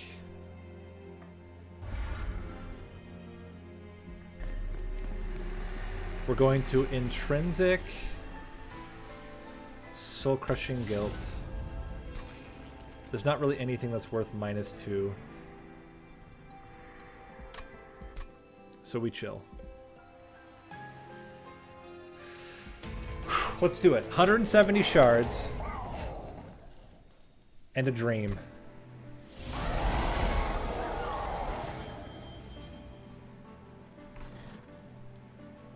Is there ever a world where you play bottom floor? I think not. No reason at all to risk it.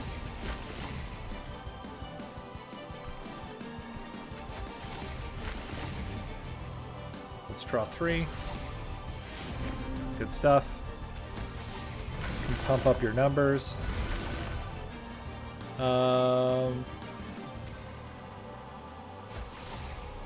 You can Soul Crushing Guilt. And what's funny is he will lose his days at the end of his turn. Oh wait, no, that's a resolve trigger. Did we just mess ourselves up? Possibly.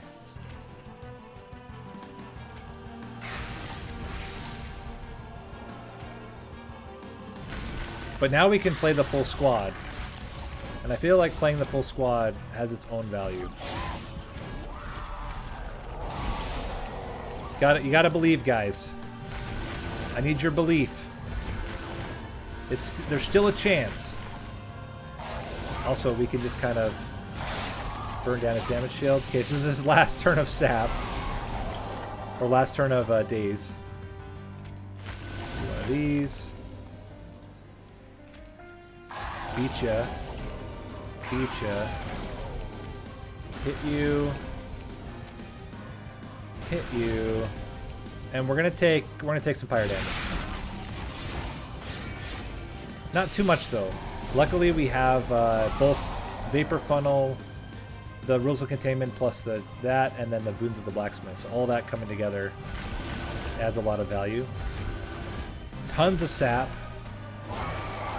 Can blast the floor. Pop the backliner, and we're crushing now. 700 damage to Seraph. This has potential flying kill. Oh! He got 33 because he was dazed. That's incredible. That's so funny. He had 33. I don't think we're going to do that again, but that was hilarious.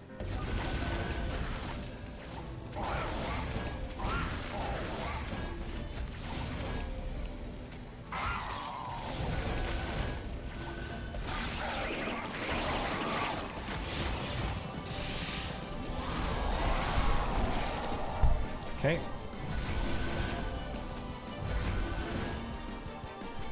Pick you off. Hit you, hit you, hit you.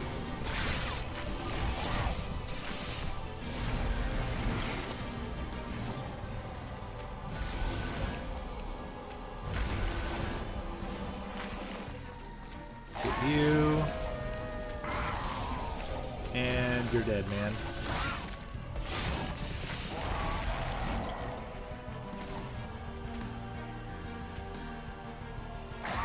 Okay. Should be able to get you also down to 0. Or close to. I can't imagine that we lose here because we've sapped him to oblivion, but you never know. Actually mildly close.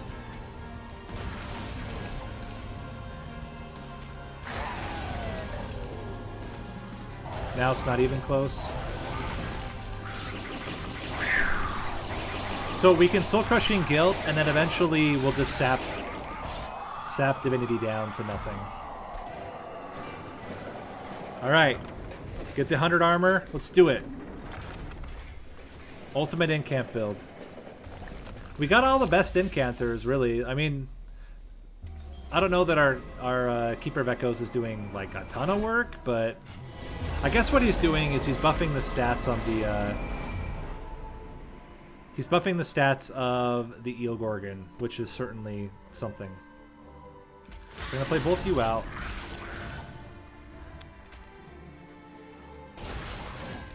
Gonna do all this, and then we can draw 5.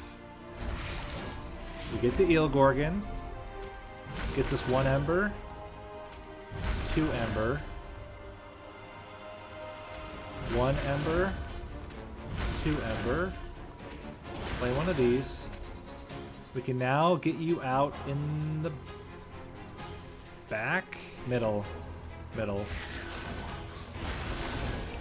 Soul Crushing Guilt. Gets us another. And there you go. Fantastic start. And now it's just a gravy train from here. You're already sapped out. And, yeah, we're in a good spot.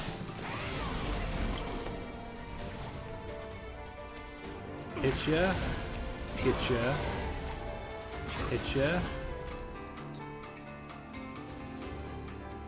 Get ya. Get ya. This should be a flying kill, but we'll have to see. Oh my gosh, this is amazing. Get pierced.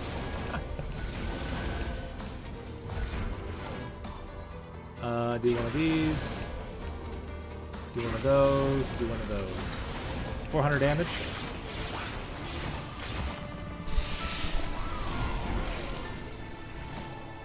I'm gonna hold on to both Ice Tornadoes. I don't think this floor is so scary. Well, actually, no, I'm not, because we have Deep Offering. If we didn't have Deep Offering, I would have held them both.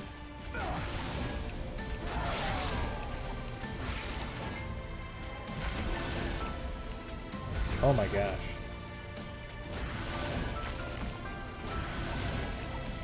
Now I am going to hold the Ice Tornado. So we just have one more incant on the next turn here. Okay, so you want to do... Want to go 1, 2, do one of these, get him, then we can pop him with an Ice Empire, pop him with an Ancient Resonance, get him with an Ice Storm, get him with a Ice Tornado. Sick! We're almost there, guys. Almost there.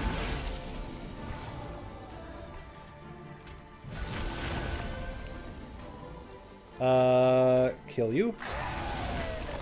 Kill you. Do one of these. Do one of these. And we kill everybody and do damage onto Divinity. Okay, we got this turn and next turn to try to get the flying kill. It's looking a little bit less likely every moment, but you never know.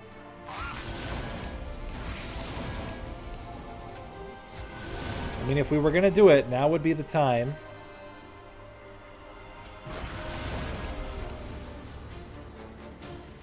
Let's pop this guy. Not great. We are clearing the floor, but...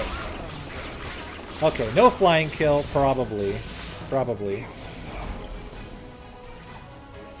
Wait a minute. Maybe there's still a chance. Hold on. Pop you. Pop you. Get you with one of these. Get you with one of these. Get you with one of... Or...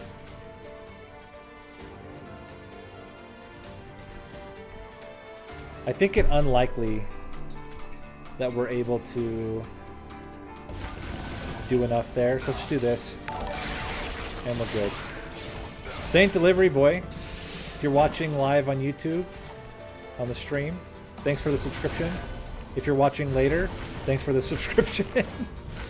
Hope you're enjoying the stream/run. Anyway. Take him out. We take 6 damage. 57 sap. Ultimate in camp build. Oh, nice. Very solid.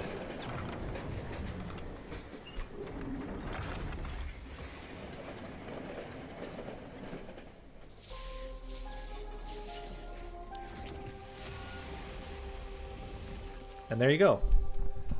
Obviously, a lot of variety you can do there. You can take Sirens, you can take... We could have kept the Titan Sentry and gone more Titan Sentry oriented. Like, there were a lot of options here. But I actually like this style. I've never actually put... That's the first time I've ever put a Lodestone onto an Eel Gorgon. But I think it was fun. Even if we did have to restart. I think we had to restart one time, right? Because we didn't play it right. Yeah, we couldn't get the Eel Gorgon out. But apart from that, pretty good. All right. Next up is Umbra and the Ember Drain package. So Ember Drain package, still just a dominant strategy in Monster Train. You do need all the pieces to make it work. But the basic idea is you take Penumbra. Normally you go Monstrous. You go Monstrous 3. You can also do Architect here. Yeah, both are totally fine. But the idea is you go Monstrous, you get the Trample, and then you buffer it with the full Ember Drain package. So the Ember Drain package is these 4 cards: Immortal Trade, Perils of Production, Void Binding, Furnace Tap. Perils of Production is the enabler and pretty critical to make the Ember Drain package work. It's what gives you the Ember to be able to play your Furnace Taps and your Void Bindings.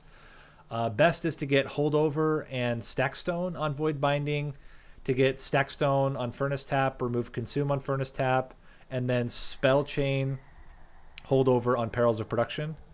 Immortal Trade is pretty good early. Late game falls off quite a bit because of the way the interaction works with Multi-Strike.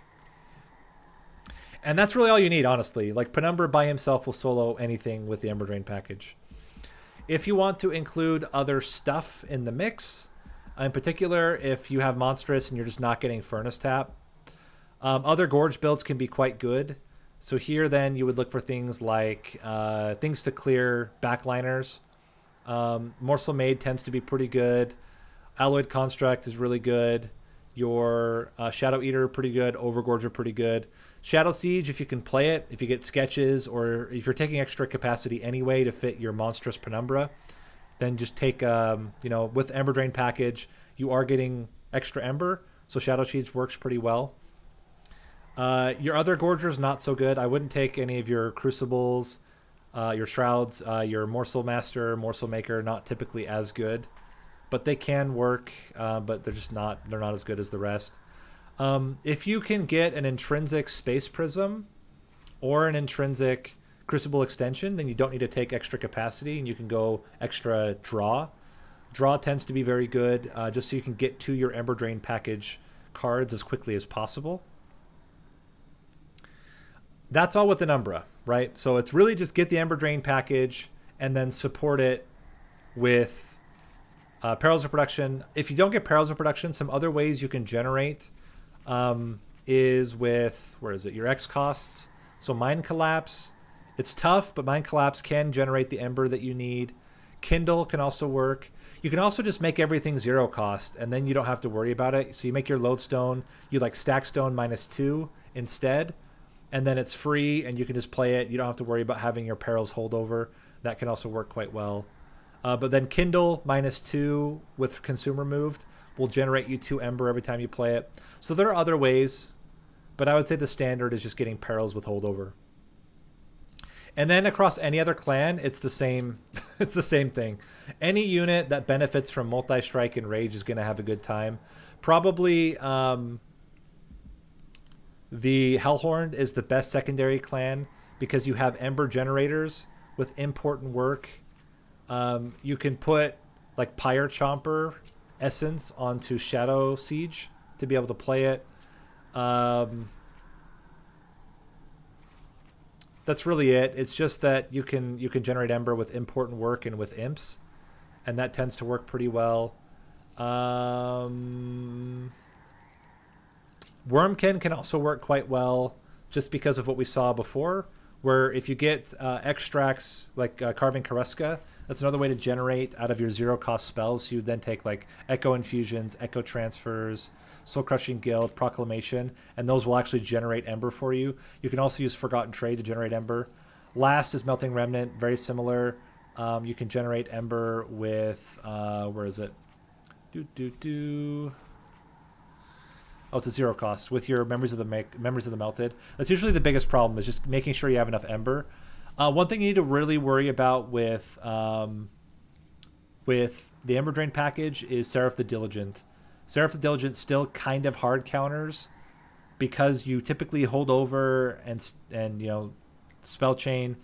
Then you only have a handful of spells that are your Ember Drain package spells, and if they happen to get consumed, it's really bad. Especially Perils. If Perils gets consumed, it's going to be a really tough time. So that tends to be pretty difficult. But outside of that, most of the time you have pretty straightforward way to victory. In terms of like good artifacts to get, sketches, if you can get any large units, will be really solid because then you won't have to worry about playing them with Ember, and it'll get them out of the deck. Sinner's Salve is very critical if you are going to go against Diligent, to be able to play them without having to consume or without having to generate with Perils of Production. Hell's Banners tends to be pretty good too if you can get something like 0 cost Shade Splitters. You can play a couple Shade Splitters. That will generate Ember for you.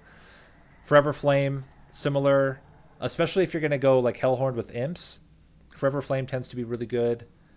And what else? X costs. I mean, First Health Pact is always going to be good as a way to generate.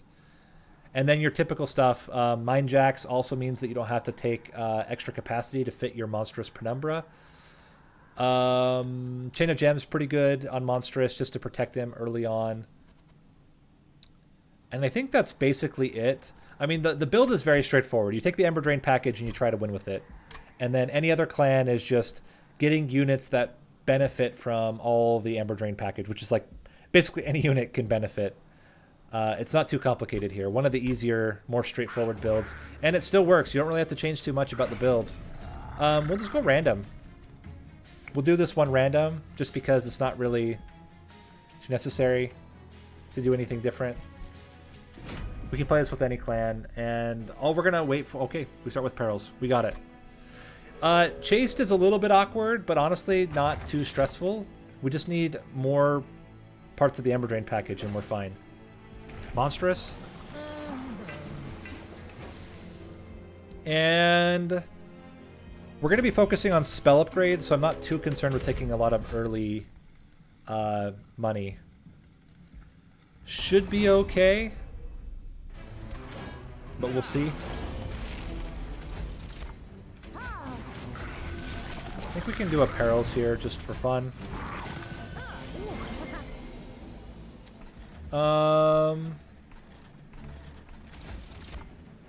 Very interesting to take, or to have Stygian here.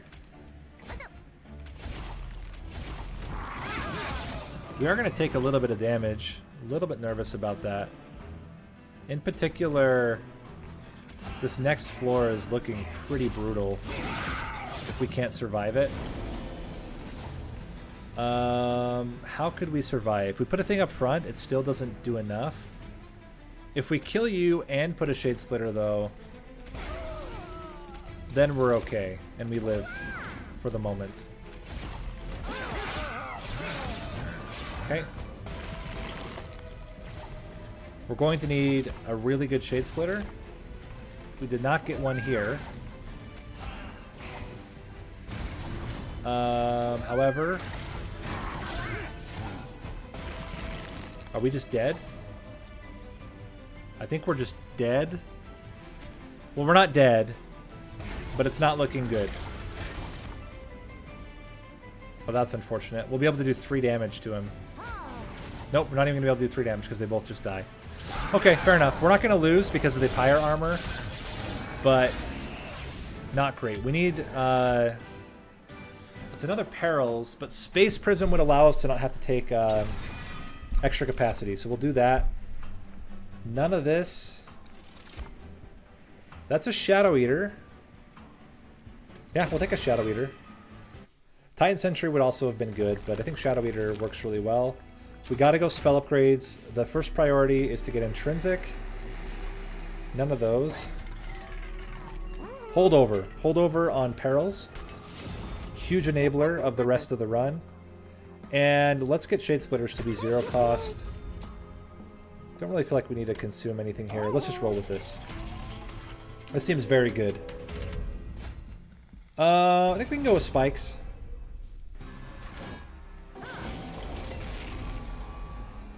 Okay, so we can go Shadow Eater,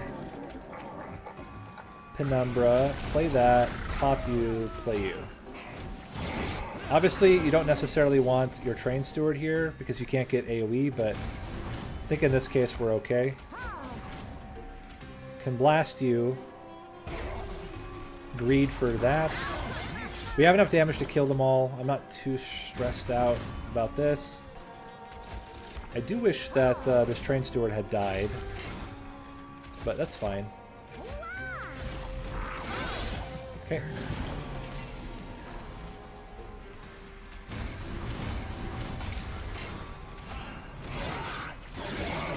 This is where a single hit would have done a lot, but you gotta hope. This maybe would have been. Oh, we should have got that. Dang it. We're gonna get a little bit of damage. I think we're okay. That's very close. I think we take. Yeah, we take a little bit of damage. A lot of it gets blocked, luckily. But we do take a little bit of damage. Void Binding. Okay, Prismal Dust. Prismal Dust is good. It's a way for us to generate value. We can skip all this. Or generate damage shield, which is pretty good. We can go left path. I still want Spell Chain. I will take a -2 on the Prismal Dust, though. That's okay. We can Intrinsic the Space Prism now. And we're pretty set in terms of how we're going to run this. Continue to make Shade Splitters 0 cost. I don't think we need to Permafrost anything. Not going to invest too much into those. Ooh, Stackstone into Prismal Dust is pretty good. And continue to make more Shade Splitters free. This is looking solid. This is looking very solid. Copy 5 times. Honestly, Prismal Dust, maybe? Or Space Prism.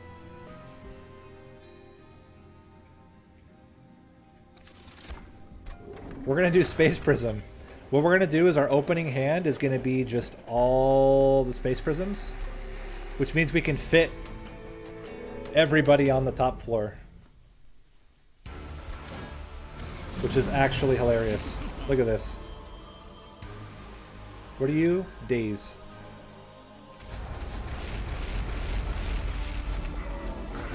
We can still fit morsels. This is the most amazing thing ever. Have you ever seen anything like this before? It's incredible. We'll be able to oh, whoops, that was a mistake. We'll be able to AoE immediately into a massive destruction at the end. New one of these. I need to get rid of the cave-in probably.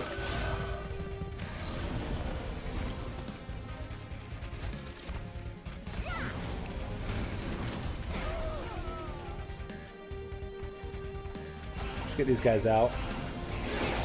This is hilarious. If we can get incant on the Shadow Eater as well, that opening turn is going to be so valuable. Oh, whoa, hold on. This is no good. We're going to take some damage. We needed to get the exact other morsel. Okay, we haven't taken any damage to our pyre, though. That's the good news.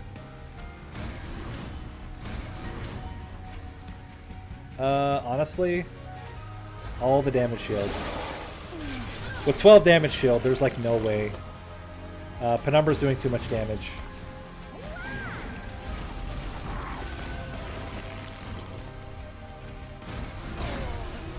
The only issue now is scaling. So we need a unit to scale with Shadow Eater, or to put onto Shadow Eater to help it scale. We don't need any of this. We really wanted Furnace Tap, but it's fine.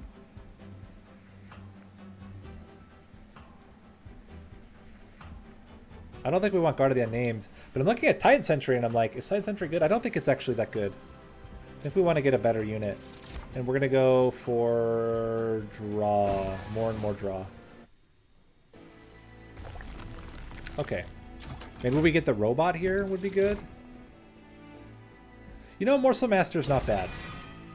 Morsel Master isn't too bad here. We can yeet out some stewards. We can just play the Morsel Master for now. I don't really want quick. Don't really want any of that, actually. Oh, that's interesting. Units cost -2. Or, I think more health. I think more health on Penumbra. And we're going to chill like this for now.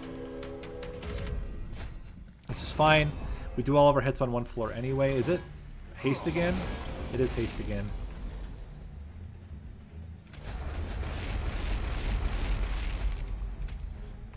Play you in the back. Okay, we can still play everybody. Get you rolling. Do one of these. Pop one of these.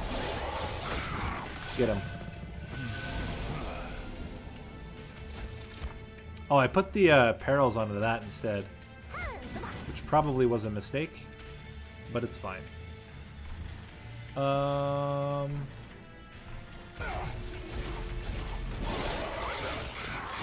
Still looking okay.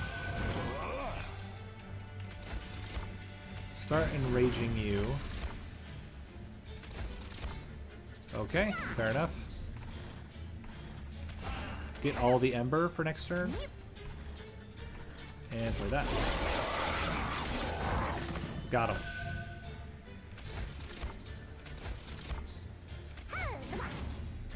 Whoops.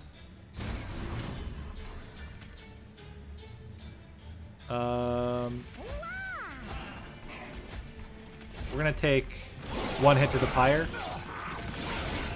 Oh, we're gonna take floor. Yeah, because it's full health. I forgot about that. Get you rolling as well. Lifesteal's fantastic. Keep you extra angry. Do some of this.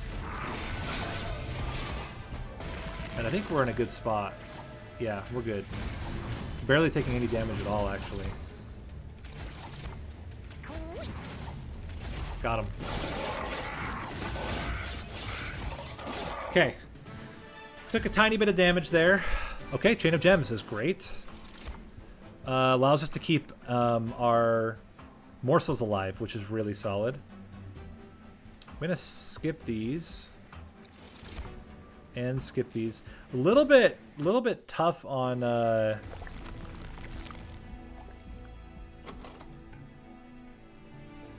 damage right now.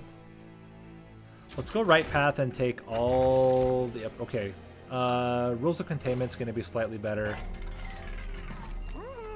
I don't think we're going to be doing a lot of damage with our Pyre. Build a card. A Rage card. A Buff card. That increases money or card draw? Money. That's pretty good. And if we get Double Gorge...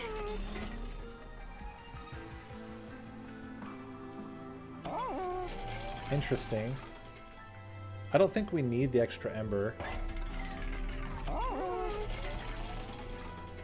But it might not be terrible to get Hell's Banners.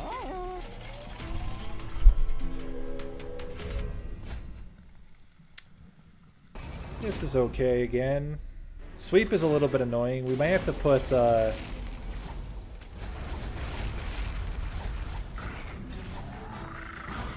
we may have to put...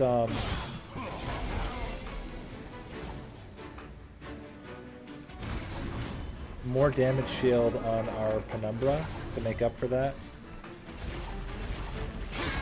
Okay, we're doing 100 damage right now with Penumbra. That is going to increase. Oh, you are sweeping. That's super annoying. Oh, wait, but yeah, we're good, we're good. Forgot about that part. And we gotta get rid of this cave-in as well.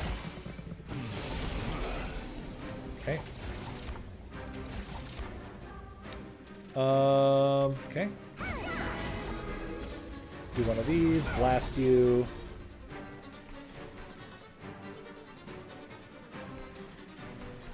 Do one of these here. And play that there.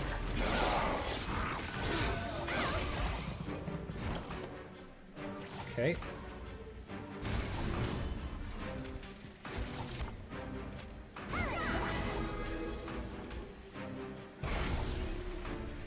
I think I really just want this on Penumbra. But he's going to lose so much of it so fast. Because of the trample. But I think it's still the better play. He's got 7 left. I guess it's not terrible.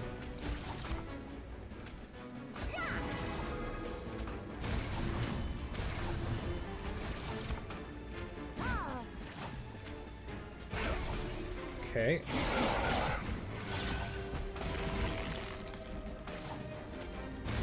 Keep it rolling. Okay. I think we're good. He's doing so much damage. I was gonna say, I can't imagine how he's not dying.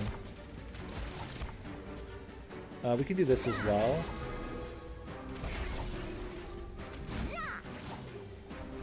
Get him. Cool. That was much better. No damage to the pyre. Very clean. I would doubt that we do frozen, but you know what? I'll take it anyway. Furnace tap! Furnace tap!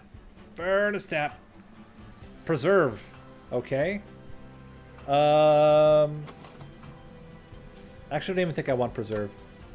I just want to skip. Yeah, to skip. I don't care about silence either. I want fewer cards. I want to go... removal to get rid of the 2 train stewards. Spell chain? Nope, no spell chain yet. What are you?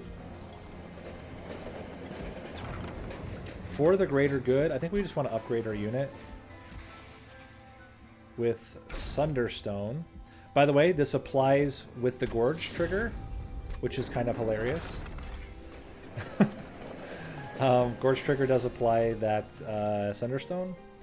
And we'll just dupe the Furnace Tap for now. Oh, wait a minute. Can I still merge? I still can. I didn't merge my units. I should have merged them. That was a mistake.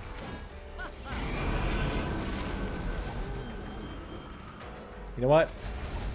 Let's do it. No garbage in our hand. Hellhorned Harvest is fine.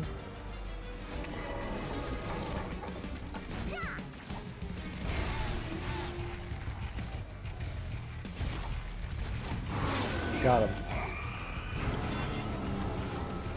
1, 2, Furnace Tap. Generate more Ember, and big blocks. 24 damage shield. Whew. Not bad.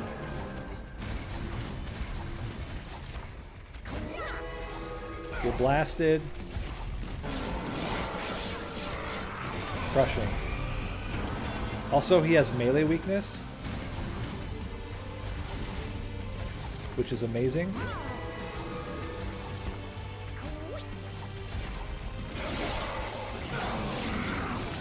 Two melee weakness. That's so good. We're going to get melee weakness every time he does a Gorge, which is just amazing. Go 1. You know what? Get back down here.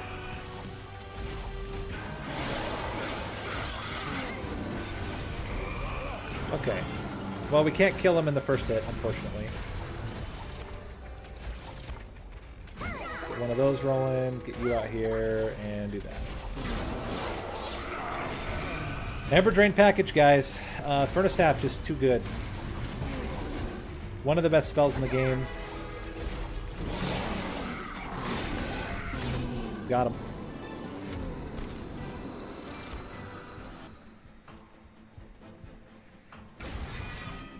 The melee weakness. The melee weakness is going to be overwhelming. They won't know what hit them. That is another consumer move if we can get it. Permafrost on Furnace Tap. -1 on Old Magic. Spell Chain. No Spell Chain.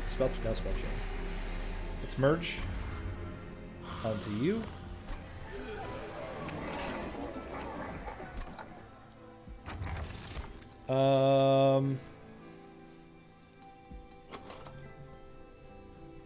Refracting Lens just gives us a massive heal at the beginning of every turn. It's not bad. We're gonna try to get consumer removal on you, and I'm gonna hold over maybe Old Magic just to get lots of damage scaling rolling out. Big monstrous. Let's go. This is insane. This is one of like the best Ember Drain builds I've done in a long time. Spikes are fine.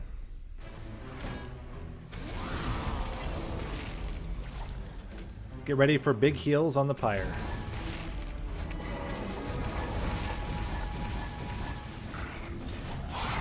One more, getting one more capacity with another Space Prism would not also be bad to consider. Okay. Can do one of these. Can do this. This. Do that. And roll. Got 11 left. It's a lot, to be sure.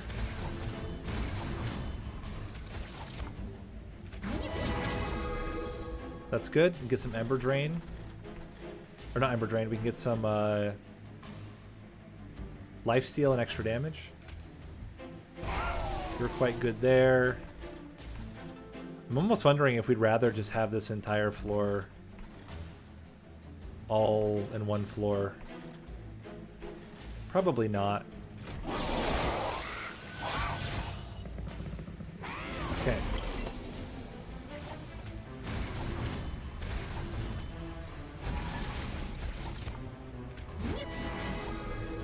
Definitely want to kill those guys. Definitely want to kill that guy.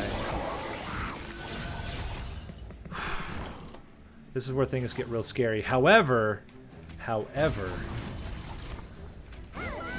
we're going to be able to Shroud Spike, which will kill everything. And give us tons of health.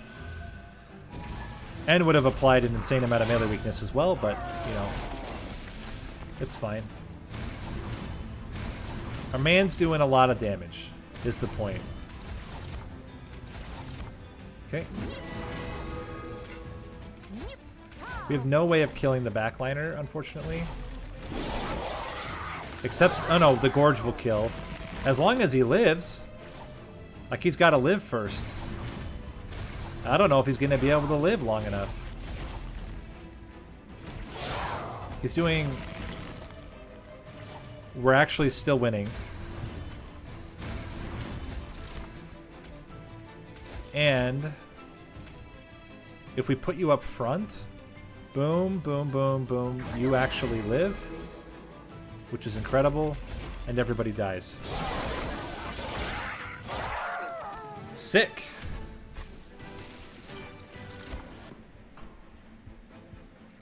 Don't think we need any of this. And we probably won't need any of that either. So we want to go spells. The spell also has dupe. We need to decide what we're going to dupe. It depends on if we get consume removal. What do we put it on?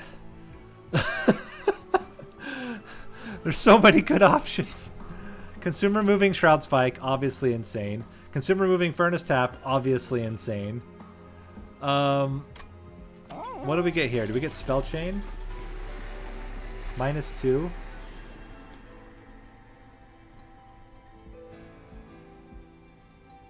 I don't know. I guess we have -2 that. We can purge one of these. Get us to exactly 100 shards. What do you got?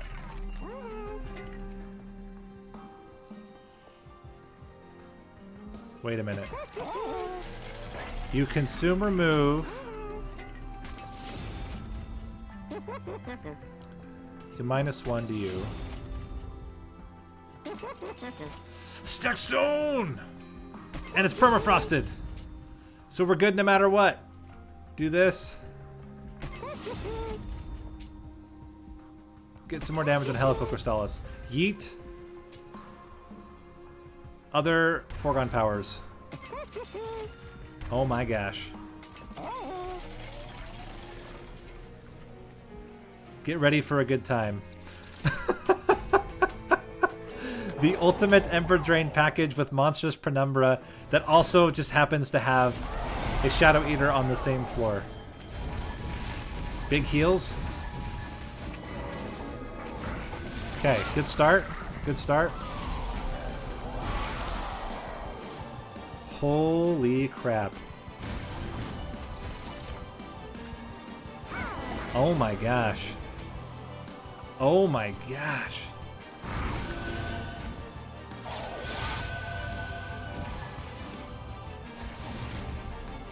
$20 melee weakness on this guy.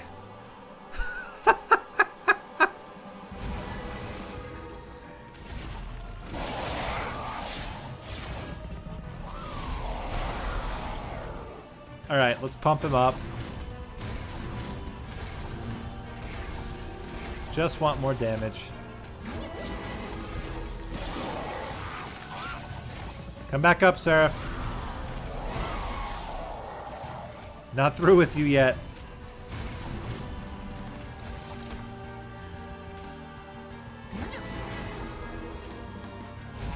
Just get another casual hit in there.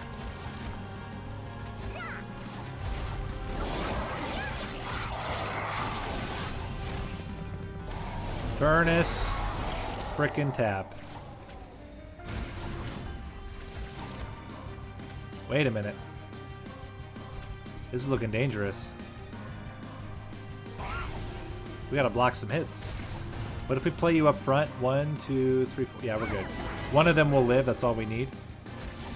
6 damage. Yeah, next time he comes up, he's dead. Come back up. Come back up. What? How are you not dead? That's insane. Preposterous.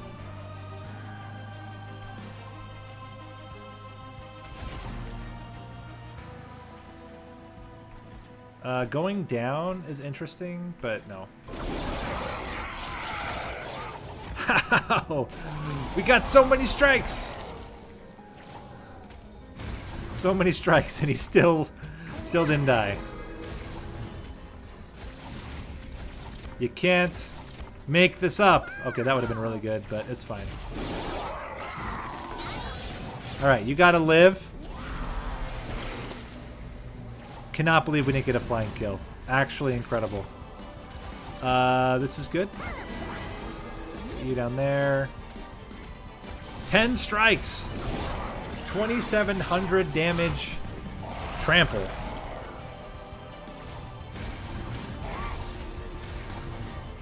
You know what? Let's finish it off. Get wrecked. Get blasted. Obviously, this build would have gone very differently if we hadn't have gotten an insane amount of space prisms and, like, all the furnace taps. But even, like, getting void binding instead would have been really solid. Get in there, get in there. Let's go.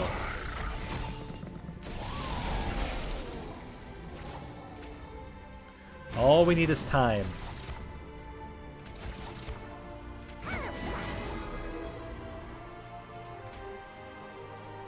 You know what? I'm gonna wait on the Shroud Spike. Just get you rolling. I just don't think we need that much. Although, oh no, because you would. Oh, you would use. You would get the melee weakness removed. Yeah, we're gonna wait. If I'd played the Morsel Jeweler and done it, then it would have been really good. We would have gotten 1,100 damage on the first hit. Like, that would have been sick. But we'll wait. We can be patient here. Alright, so do this. Blast you. Do one of these. Blast you. And do one of these. Oh, that was so scary. I actually should not have done that. We're in trouble. We're in trouble.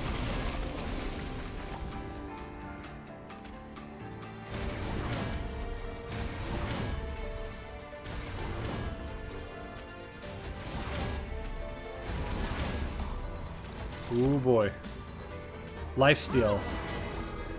You gotta save me, Lifesteal.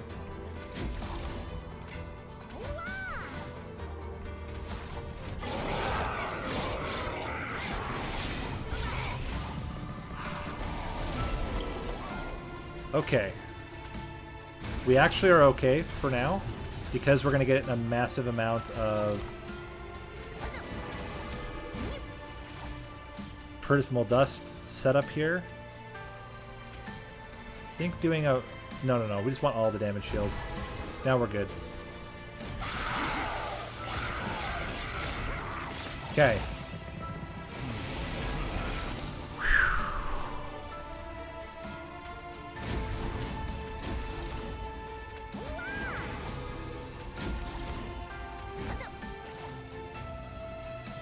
I think I just want all the damage shield, right? I don't know that I can get the kill here.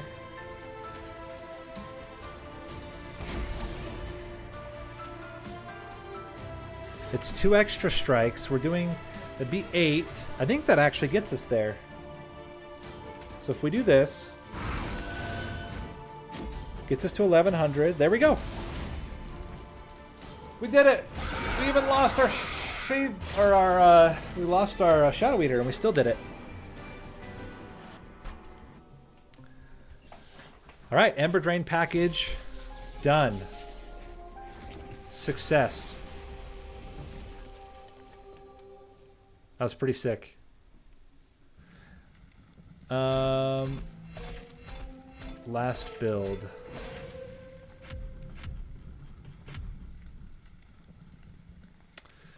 This one's going to be very tricky. So the last build we're going to do is going back to the guide. So last guide, or last build that we talked about in the 5 builds to make Seraph Cry guide was the Burn Bright build. The Burn Bright build, the idea is you go all in on Burn Bright. So you get a big giant Rector Flicker. You put Paraffin Enforcer behind him, and then you scale his damage. The Paraffin Enforcer is getting massive rage and then killing everything. The problem with the Burn Bright build is one, actually the stats are not incredible. 145, 145, it is good, but you have the added problem of you're only hit one time, unless you get something like the Ember Drain package to give you multi-strikes, or you get Trample. And 145 health actually isn't enough to like keep him alive forever. However, there is a particular way to play this Burn Bright build that still works. It's a little bit wacky. The way you do it, you have to start with specifically Crushing Demise. So Crushing Demise is an uncommon spell. So you can start with it in the opening of the hand, which is what we're going to do. You Crushing Demise to kill all the units, and you get multiples of them. You get Reform, so Sacred Wicks or Molded, and you Crushing Demise your Burn Bright Rector Flicker, kill the other side, Reform, and you do that over and over again, slowly stacking up the burnout and the stats on your Rector Flicker, and then you play your Rector Flicker on every floor during Relentless. I have no idea how that build does against Divinity. I think you probably need something else that can continue to scale it. But certainly if you're doing that every single turn, you do that like 8 or 9 times. Like 8 or 9 times is an extra 40-40. Then you have a 180-180. That's pretty good even against Divinity. Might not kill Divinity, but it will kill all the other units, and that's also pretty valuable. So that's what we're going to try. We're going to try to do this. In terms of, because I don't think the standard way is like you just get a massive Burn Bright and you go. And I don't think that that's going to work against Divinity unless you basically rely on everything else. But if you want like a pure Burn Bright build, that seems to be the most obvious way, is Crushing Demise plus Reform to like scale up your Burn Bright to like infinite levels, right? You can also throw in things like Wicklash to get extra damage. You could get a Wicked Blaze instead of a regular Molted or something like that to get more value that way. Currently, the best way to play Rector Flicker is to do Dark Calling because the scaling and the Reform is incredibly valuable. But if we're going to go Burn Bright, that's probably going to be the way we're going to have to do it. In terms of secondary clans, it's going to be anything that's going to be really good in like backliner units. So Sweep, Awoken, Stygian Sweep is going to be really good. Awoken also has the advantage of all the stat buffs, so we might actually go that way. It's also pretty good to reform a lot of the Stygian units because they have Sweep or Multi-Strike. So I think we'll do Melting Remnant, Awoken to try to get that value. But you could do it here. You could get Rage, and then you just use Crushing Demise to take out the other units while you prep for Relentless combat. Imps also very good with Melting Remnant because you can reform your Imps, play them over and over again to get huge scaling that way. Wormkin would also be good for the sweep. Eggs are also really good to reform, so that could also be a possibility. I think Stygian Guard, not so great. Umbra, not so great in this combo with Burn Bright, but Yeah, so I think probably Awoken, Wormkin the best, and then Hellhorned just behind that, with Stygian and Umbra in like last place. In terms of relics that you want, the best relic if we're going to do this particular strategy is going to be, where is it? Resin Block, because you get extra stats every time your unit dies and comes back. The other one that's really good is Fade's First Blade, so that during the Relentless combat, he's scaling his own rage over time. Exploding Candle is quite good to do AoE when you kill off your Rector Flicker. Extra Burnout is okay, but better is to just either reform a whole bunch or to scale up Burnout with extra cards. You do not want Votive Key. Do not get Votive Key, because this will completely ruin your build. You need to be able to reform and get the stats that way. Other than that, I mean, Mark of a Champion, Mark of Exile, you have a huge basic stats, so that's going to be quite important or quite valuable to you as well. That's basically it. Out of all the other clans, I mean, the Ember Drain package is amazing with it, but we just did an Ember Drain package build, so we're going to avoid relying on the Ember Drain package, because then you're just doing an Ember Drain package build that happens to use Rector Flicker. Also quite good as a unit to put with your Rector Flicker is, well, Legion of Wax can be quite strong if you can get like explosive onto it, but that's kind of its own build anyway. Bounty Stalker obviously going to be very good. So we'll play it by ear, but in general, the goal is you kill off your Rector Flicker over and over again using that spell that I just literally forgot the name of. Crushing Demise. My goodness. Use Crushing Demise plus Reform. That's going to be the strategy. Use Crushing Demise to clear the floors, build up Rector Flicker, play him beat during Relentless. So we're going to, now going into the run, we're going to kind of go with that same strategy. We are going to go with Awoken and Root Seeds. And we're going to re-roll until we get Crushing Demise, because that's how we're going to try to make this build work. Without Crushing Demise or without Burnout Extension, you just don't take Burn Bright. And the Paraffin Enforcer Burn Bright doesn't really work anymore, as I said. So Crushing Demise. I also don't care what type of Seraph we get here. There we go. Crushing Demise, Glimmer, Dripfall. Fantastic. We don't have any Burnout Extension, so we just won't play Rector Flicker until after. I think we can go Center Salve. We want Burn Bright. And I think we can take the boons, but it's a little scary. We're only going to be able to get one Crushing Demise in. And we're going to have to wait to play Rector Flicker until later. But maybe that's still okay. Start with this. The extra draw is going to be extremely useful for getting us through the deck very quickly. Let's go with 1, 2, 3, 4. We could Drip Fall. You know what we can do? We can Drip Fall this. Yes, we have like the most big floor of all time facing us down. At the same time, there's a chance we actually get into Rector Flicker right now. Let's play something like Dreg,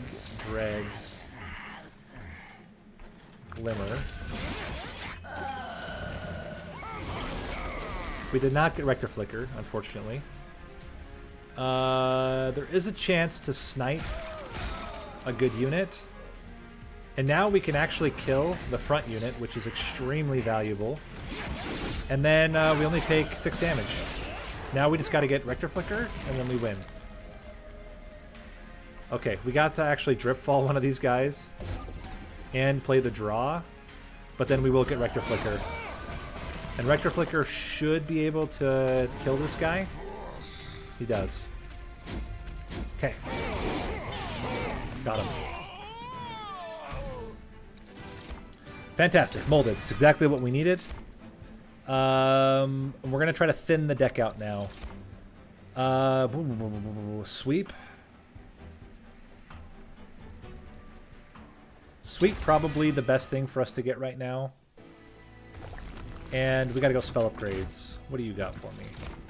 There's a Paraffin Enforcer, which is not bad. We can put the Paraffin Enforcer up top and wait.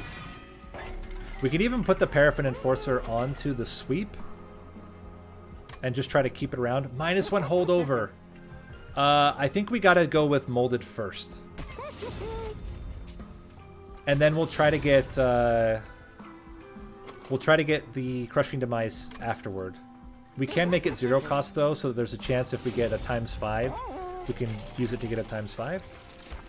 I don't hate Emblem of Exiles. That's fine. This is already looking very solid. This is cool. We can do this. Rector Flicker just is way too big. Does way too much value. We can start buffing you. And again, we don't really care if he dies. I think we do care about a Crushing Demise right now. Let's go you. Now you live. Play you out.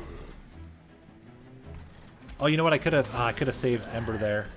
It's fine. Play like that. Now we can bring back Rector Flicker in a moment. Hopefully. Wow. Super unlucky, but I mean, it's fine. Could have been much worse for sure. We still will be able to play Rector Flicker on the top, and that will be enough. We only have to get 3 hits. He'll have 4. In fact, what we can do is just play it and bring back a Dreg. And then we can just play it again.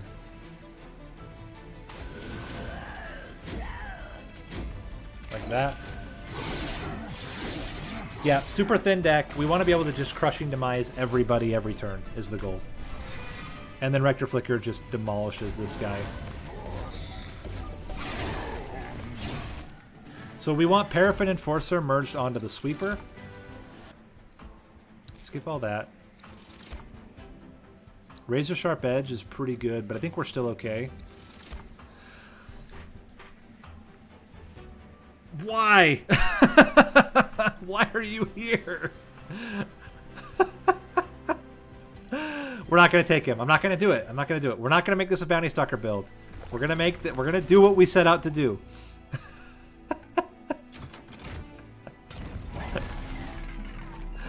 We're not going to do it. I think Quick, extremely good on the Husk Hermit. And we want to merge now Paraffin Enforcer onto the Sweeper.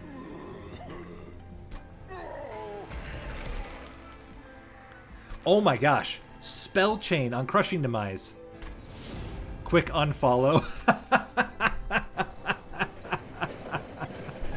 Oh my gosh!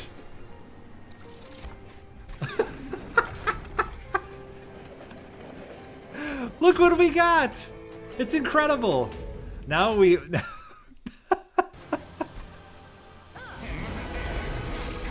Okay.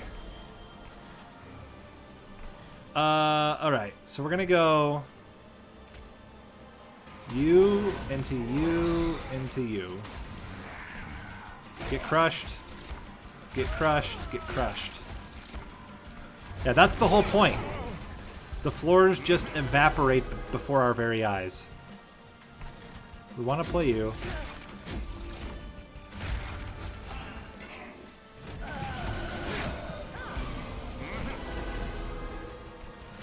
Bring back the Super Sweeper.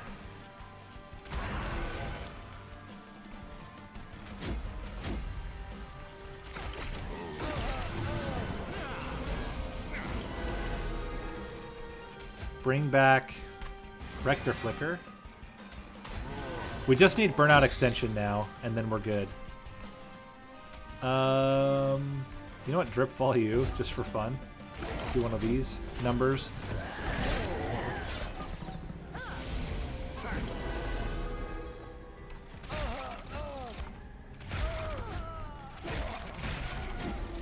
Good stuff. Let's bring her right back. And we gotta play you. Get these guys out.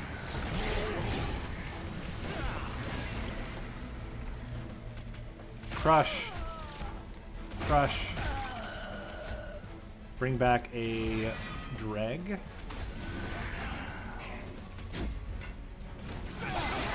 We're actually gonna do like a little bit of damage here. We can bring back the sweeper again. Not bad. And Rector Flicker should just get the kill. Yeah, that's what I think. I think that artifact would be obviously incredibly solid. Also getting a second... Oh my gosh. Really? You're going to make it to the pyre. Well, dang. Should I have brought back the other guy instead? How much burnout did it have? Yeah, I don't think it would have done as well. Didn't kill Rector Flicker enough.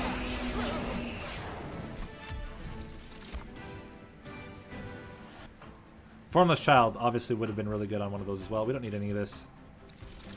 None of this garbage. None of this garbage. Let's draw.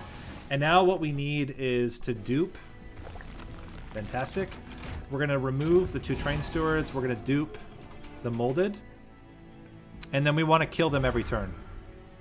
Kill and bring them back every turn. With double Molded, we should be completely fine. Burn Bright, level 2. Nothing doing. Let's go. We could also fit in a dreg in there if we want, but I think it would just be bad, so we're not going to. And the best thing is that we can play them on every single floor. So we just play them both. Get wrecked. Get wrecked. Play you out. Do one of these. Okay.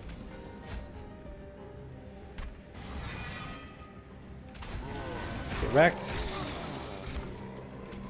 Get wrecked. Play you both out here. And get one of this rolling. Okay.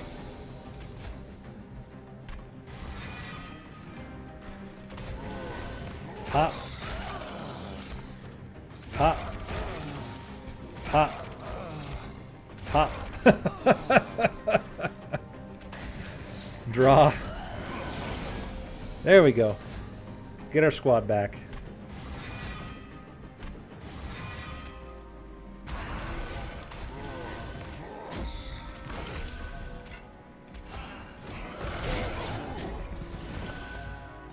Pop. Pop. Pop. Pop.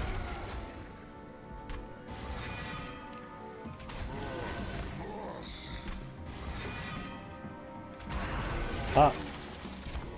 Pop.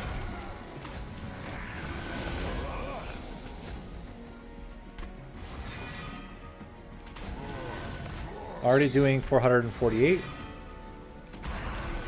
Get wrecked.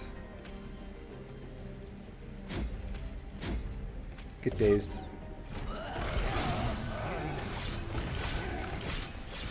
And we would do that every floor. All the way up. Nope. Unneeded. Game really wants us to get Crushing Demise, but not going to happen. None of this as well. We have a very specific strategy. That's all we need for this to work. Thinning is winning. Okay, Grindstone is fine. We can make all the root seeds cheaper. Don't really want holdover on anything else. We just want to remove Glimmer and Daze. But Glimmer first.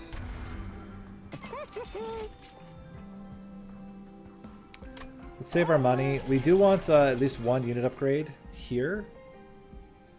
Let's take the money for that unit upgrade. All the garbage, guys. All this garbage. This does not matter because our guys, we don't care if they live.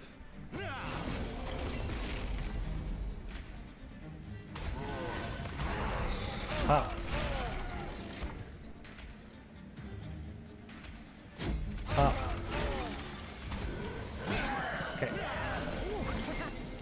We do need a lot of popping. This is very true. Pop. Pop. Pop. Pop. But we'll get there. Okay, we can bring back Rector Flicker. Do a nice little pop here. Nice little pop there. And get these guys out. Okay, we're there.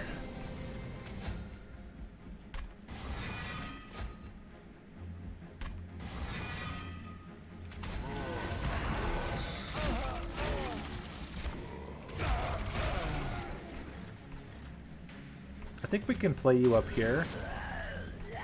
And you guys should get the kills, actually. They do. That's actually amazing.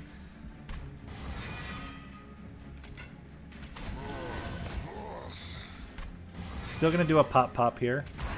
And a pop there.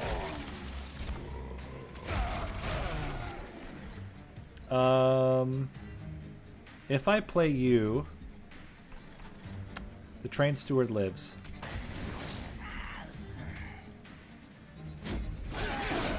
Okay. Now we just gotta see how this guy's doing. I mean, we can kill the top floor. That's the nice thing. How are we doing? It's not amazing yet.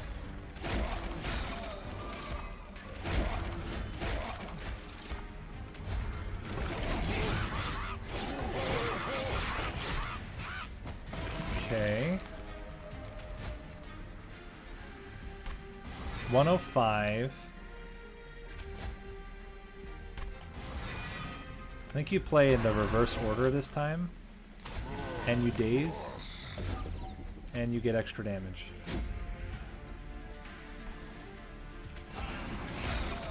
Just want to get rid of the train steward so it's not in the deck. Dripfall should do it. Yeah, okay, we're good. 110. Yeah, the dripfall gets it. But that was close. Luckily now our Rector Flicker is even bigger. We don't really need extra stings. Mortal Entrapment.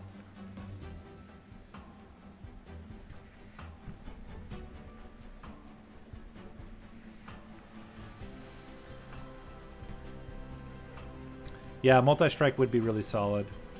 Just thinking Mortal Entrapment. To daze. I think that might be good. Well, you just make it cheap. You make it super cheap. And get rid of everything else. Do we get a -2 here? We don't. We get another spell chain.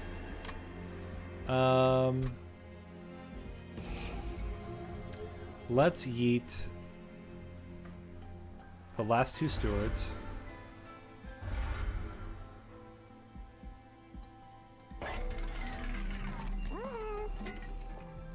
Don't really want endless. You pop units every turn, hard to do damage. Kind of. We can toss like dregs in there. All we have to do is hit the boss one time, and then we can start stacking it onto him.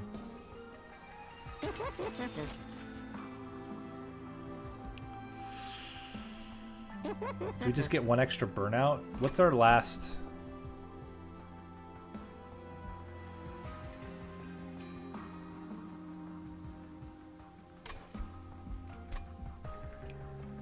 I think we can go... we're going to go left, right. I'm just going to take it.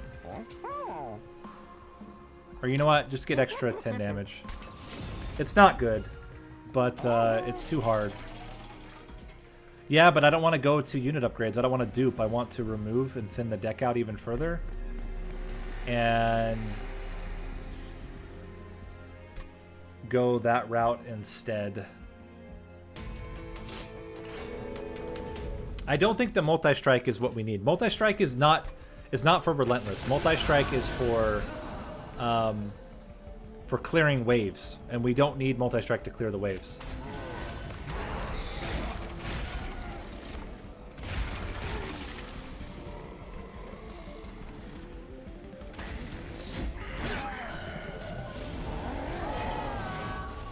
Okay. Start building up Rector Flicker now.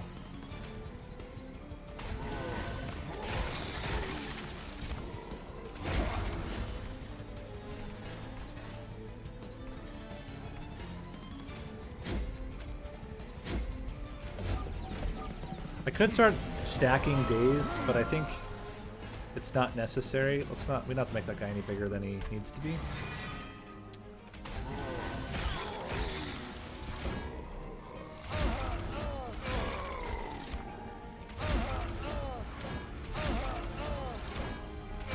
Got him.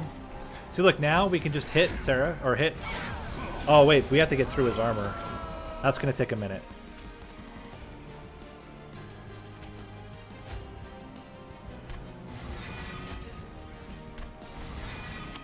Will take a minute to get through the armor, for sure. Yo, let's do this.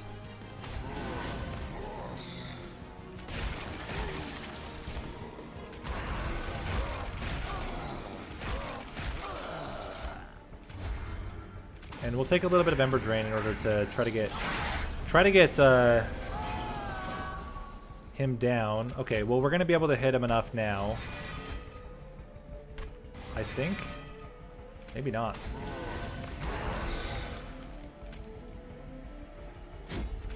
Still only doing 30 damage. But if we can do it on any one of the floors, like, we're fine. Okay, so we gotta pop you. Pop you. Pop you. Play you out. Play you out. Pop. Pop. Pop. Okay.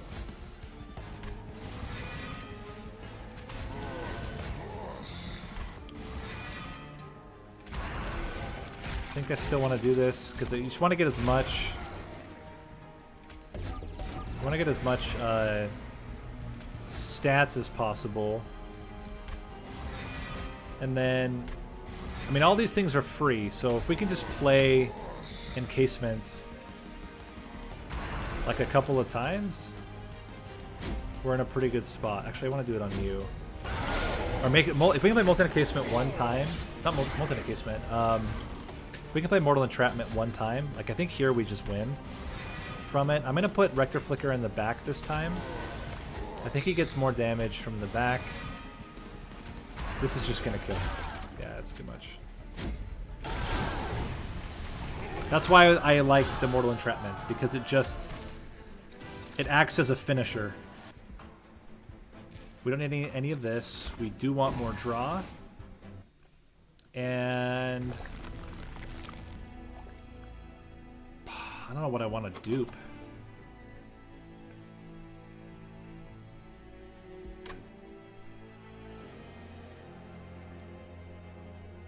I think I just want to remove more. But a free artifact versus a paid artifact. I guess Caverns could be interesting. We could get, like, build a card. Actually, I don't even think I want any of this. Do nothing. Because I don't want rage, I don't want stats. All that goes away immediately. One time I've never taken... It's only... Resin Block. Fate's First Blade, obviously really good. But Resin Block! We got Resin Block! Start eating out the dregs.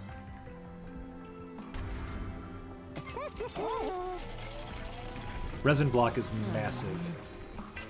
That's so much extra scaling. We're gonna have to... Oh, wait, hold on. How am I gonna get enough shards? What can I dupe?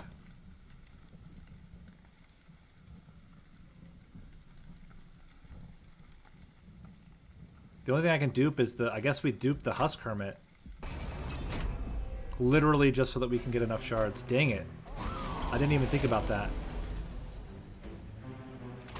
Well, that's unfortunate.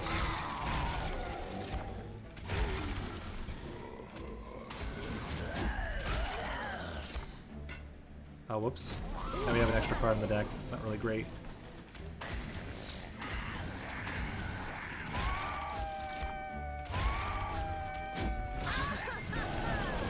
Okay.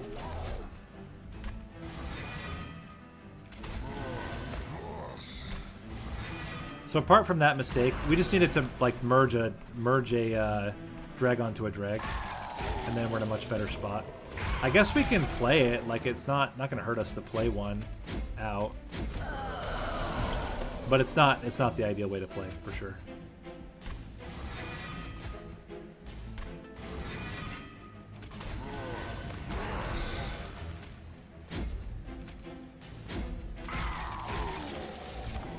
Two, three, four. Okay.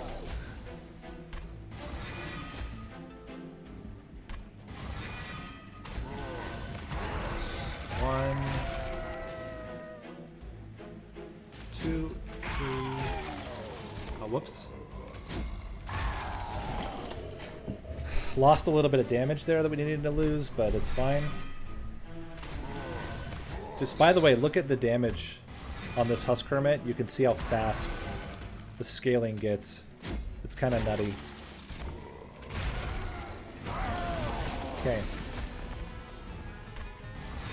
We can double days. Gets us there. Woo! Ooh, Wax and Spike. We can't permafrost it though. I think we don't take it.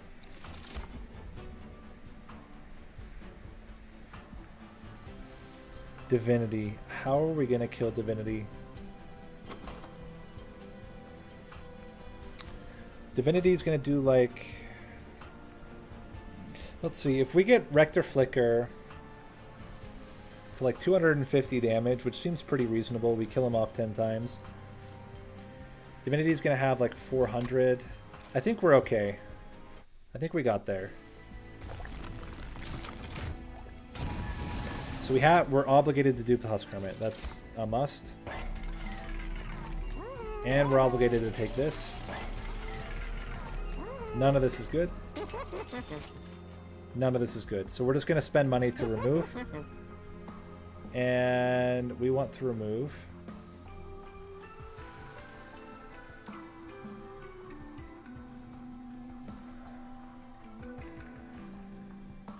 I think dregs. Oh, I know what we can do against Divinity. We just play Mortal Entrapment. Yeah. We just let's upgrade a dreg here. Upgrade another one with multi-strike. There's the multi-strike we all wanted. I think you just stack days on one of the floors of Divinity. And then just play your guys on that floor at the end. Okay. So... go 1, 2, pop. Pop. Pop. Play you. Okay. You'll be able to start getting days soon. Play this one as well.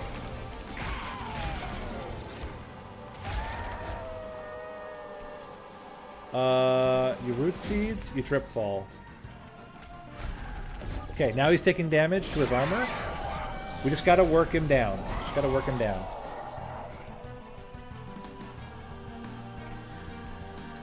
So bring in these guys.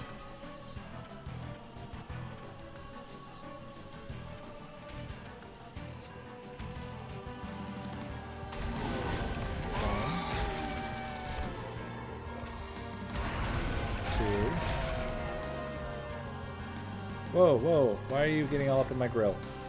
3, 4. You, root. Okay. 1. Oops. Bring these guys out. Gotta make sure I'm doing the same sweeper every time.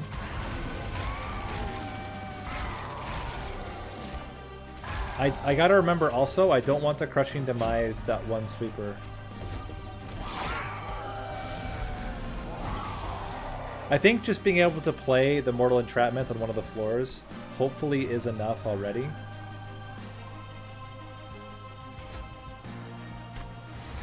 Maybe we should have gotten a third molded, I don't know. Actually, we couldn't have, because we wouldn't have had enough shards to be able to do Divinity that way. Do we just stack up Rector Flicker instead? Every time? Like multiple times? And not worry about the sweeper as much?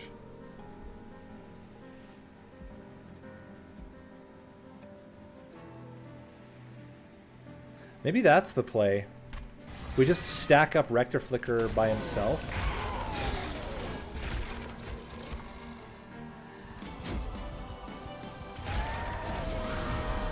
To get a massive health pool on him.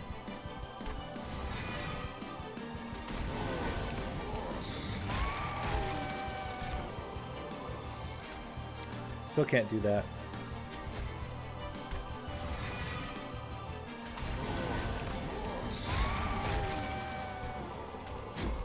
Also, I'm not doing this ideal with the plays here.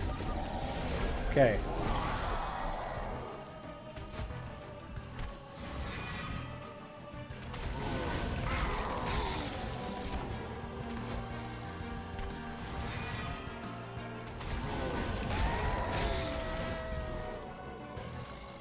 Whoops. Okay, final wave. There is a Mortal Entrapment, but we can't play it yet.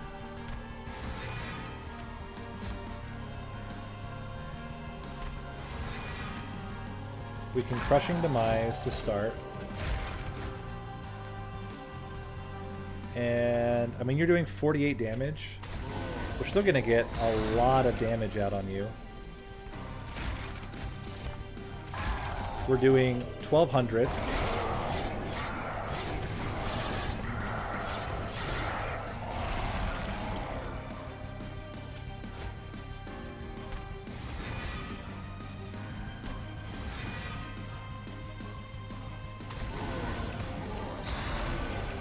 $1,700.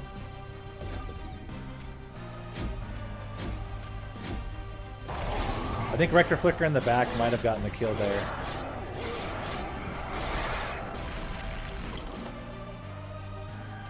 And, yeah. We got through.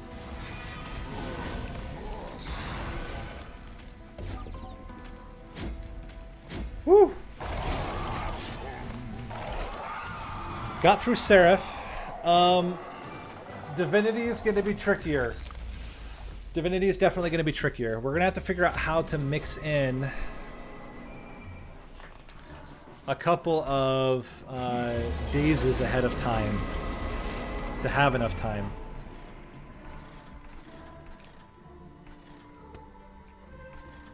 Top floor is going to do the least amount of damage, but it is going to sweep. Bottom floor is probably the best choice. So what we're going to do is go...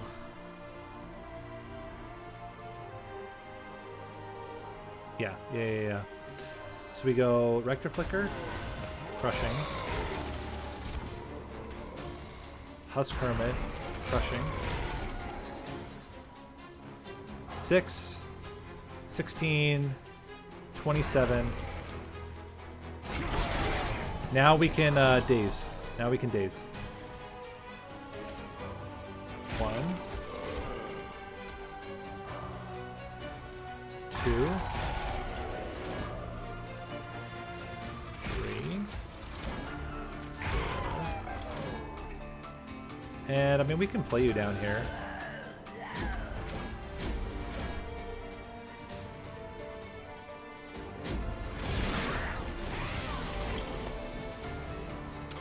Okay. Let's go 1.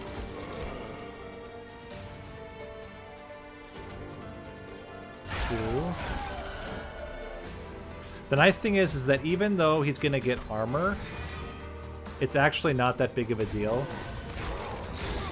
Although I should wait before I bring back somebody else. I do want them both to stick around, I've decided.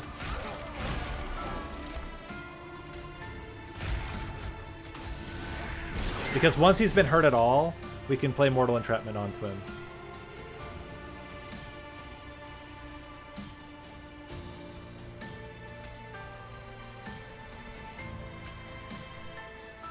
This is interesting. This would be an opportunity to put...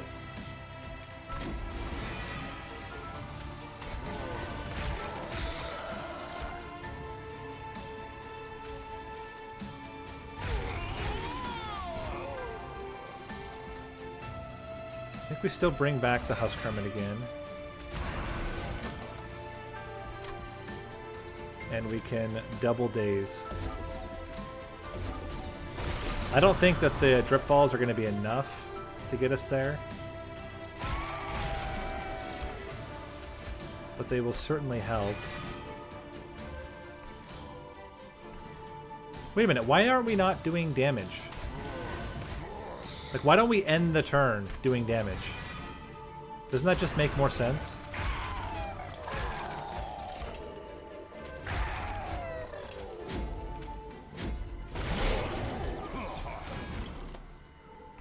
Like, we can still kill them off and bring them back, but we just do damage with them every time.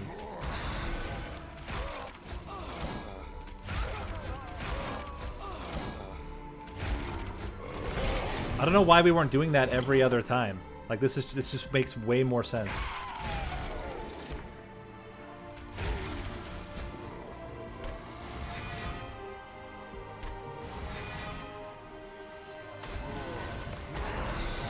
Makes the fight too easy. That's fair. Keep dazing you down here.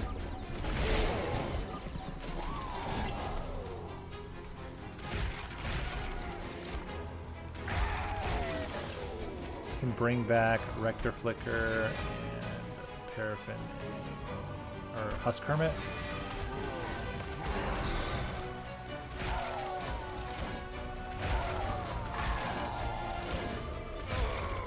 Okay.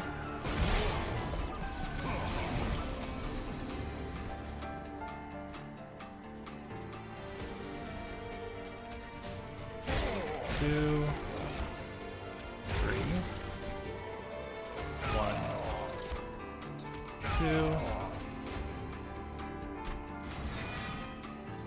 2. You.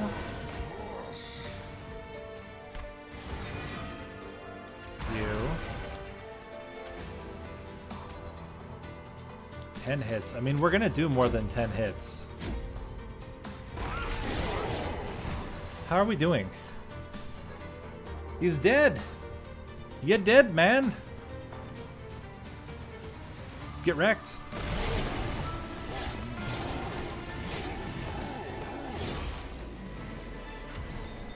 It actually worked.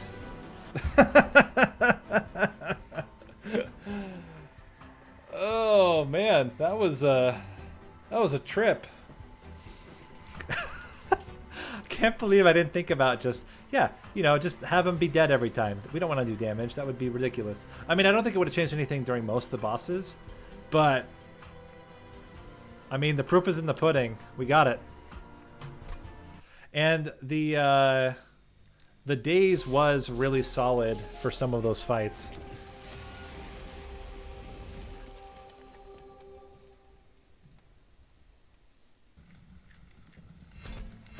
So I guess just to kind of like finish things off, like obviously when I made the guide, it was made at the time that it was meant, but a lot of the same concepts still definitely apply now with all the changes as they did back then. You still need to get enough damage on backliners to kill backliners effectively. You still need to get enough damage to kill big units effectively, and you still need enough sustain to deal with all the relentless combats.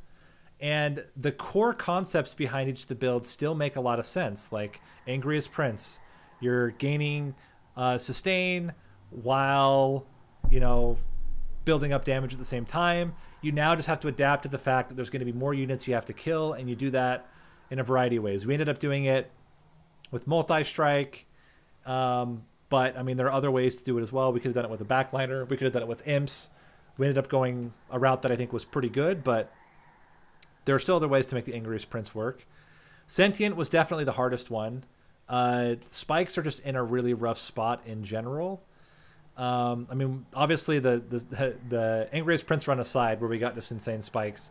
The Bramble Lash build, it can work, but it is difficult. You really need to get -2 and holdover to make it really successful. But we still managed to like scrape by and get it to work in the end. Conduit build's not really that different than it is before. Just Conduit's super good. You get a lot of utility. As long as you can keep Tethys alive, like you're going to incant like crazy and probably win. Ember Drain package, still amazing as it was back when I made the other video.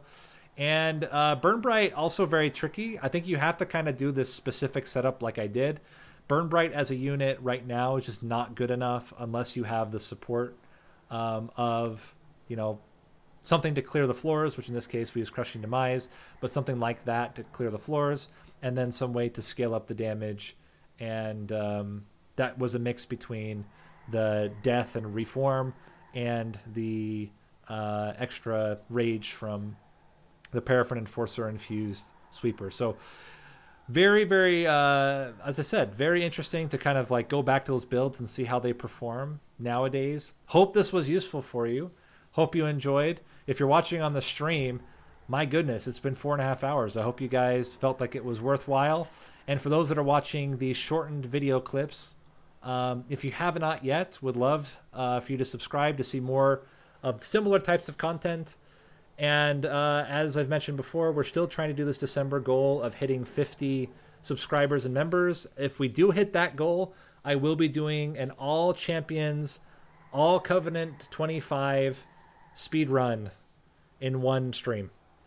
So if you want to support financially through a subscription or a membership, there's a reward for everybody in the form of a big video if we can do it. So thanks for all those that have been supporting. Hope you guys are getting something out of these videos and out of these gameplays, and I will see you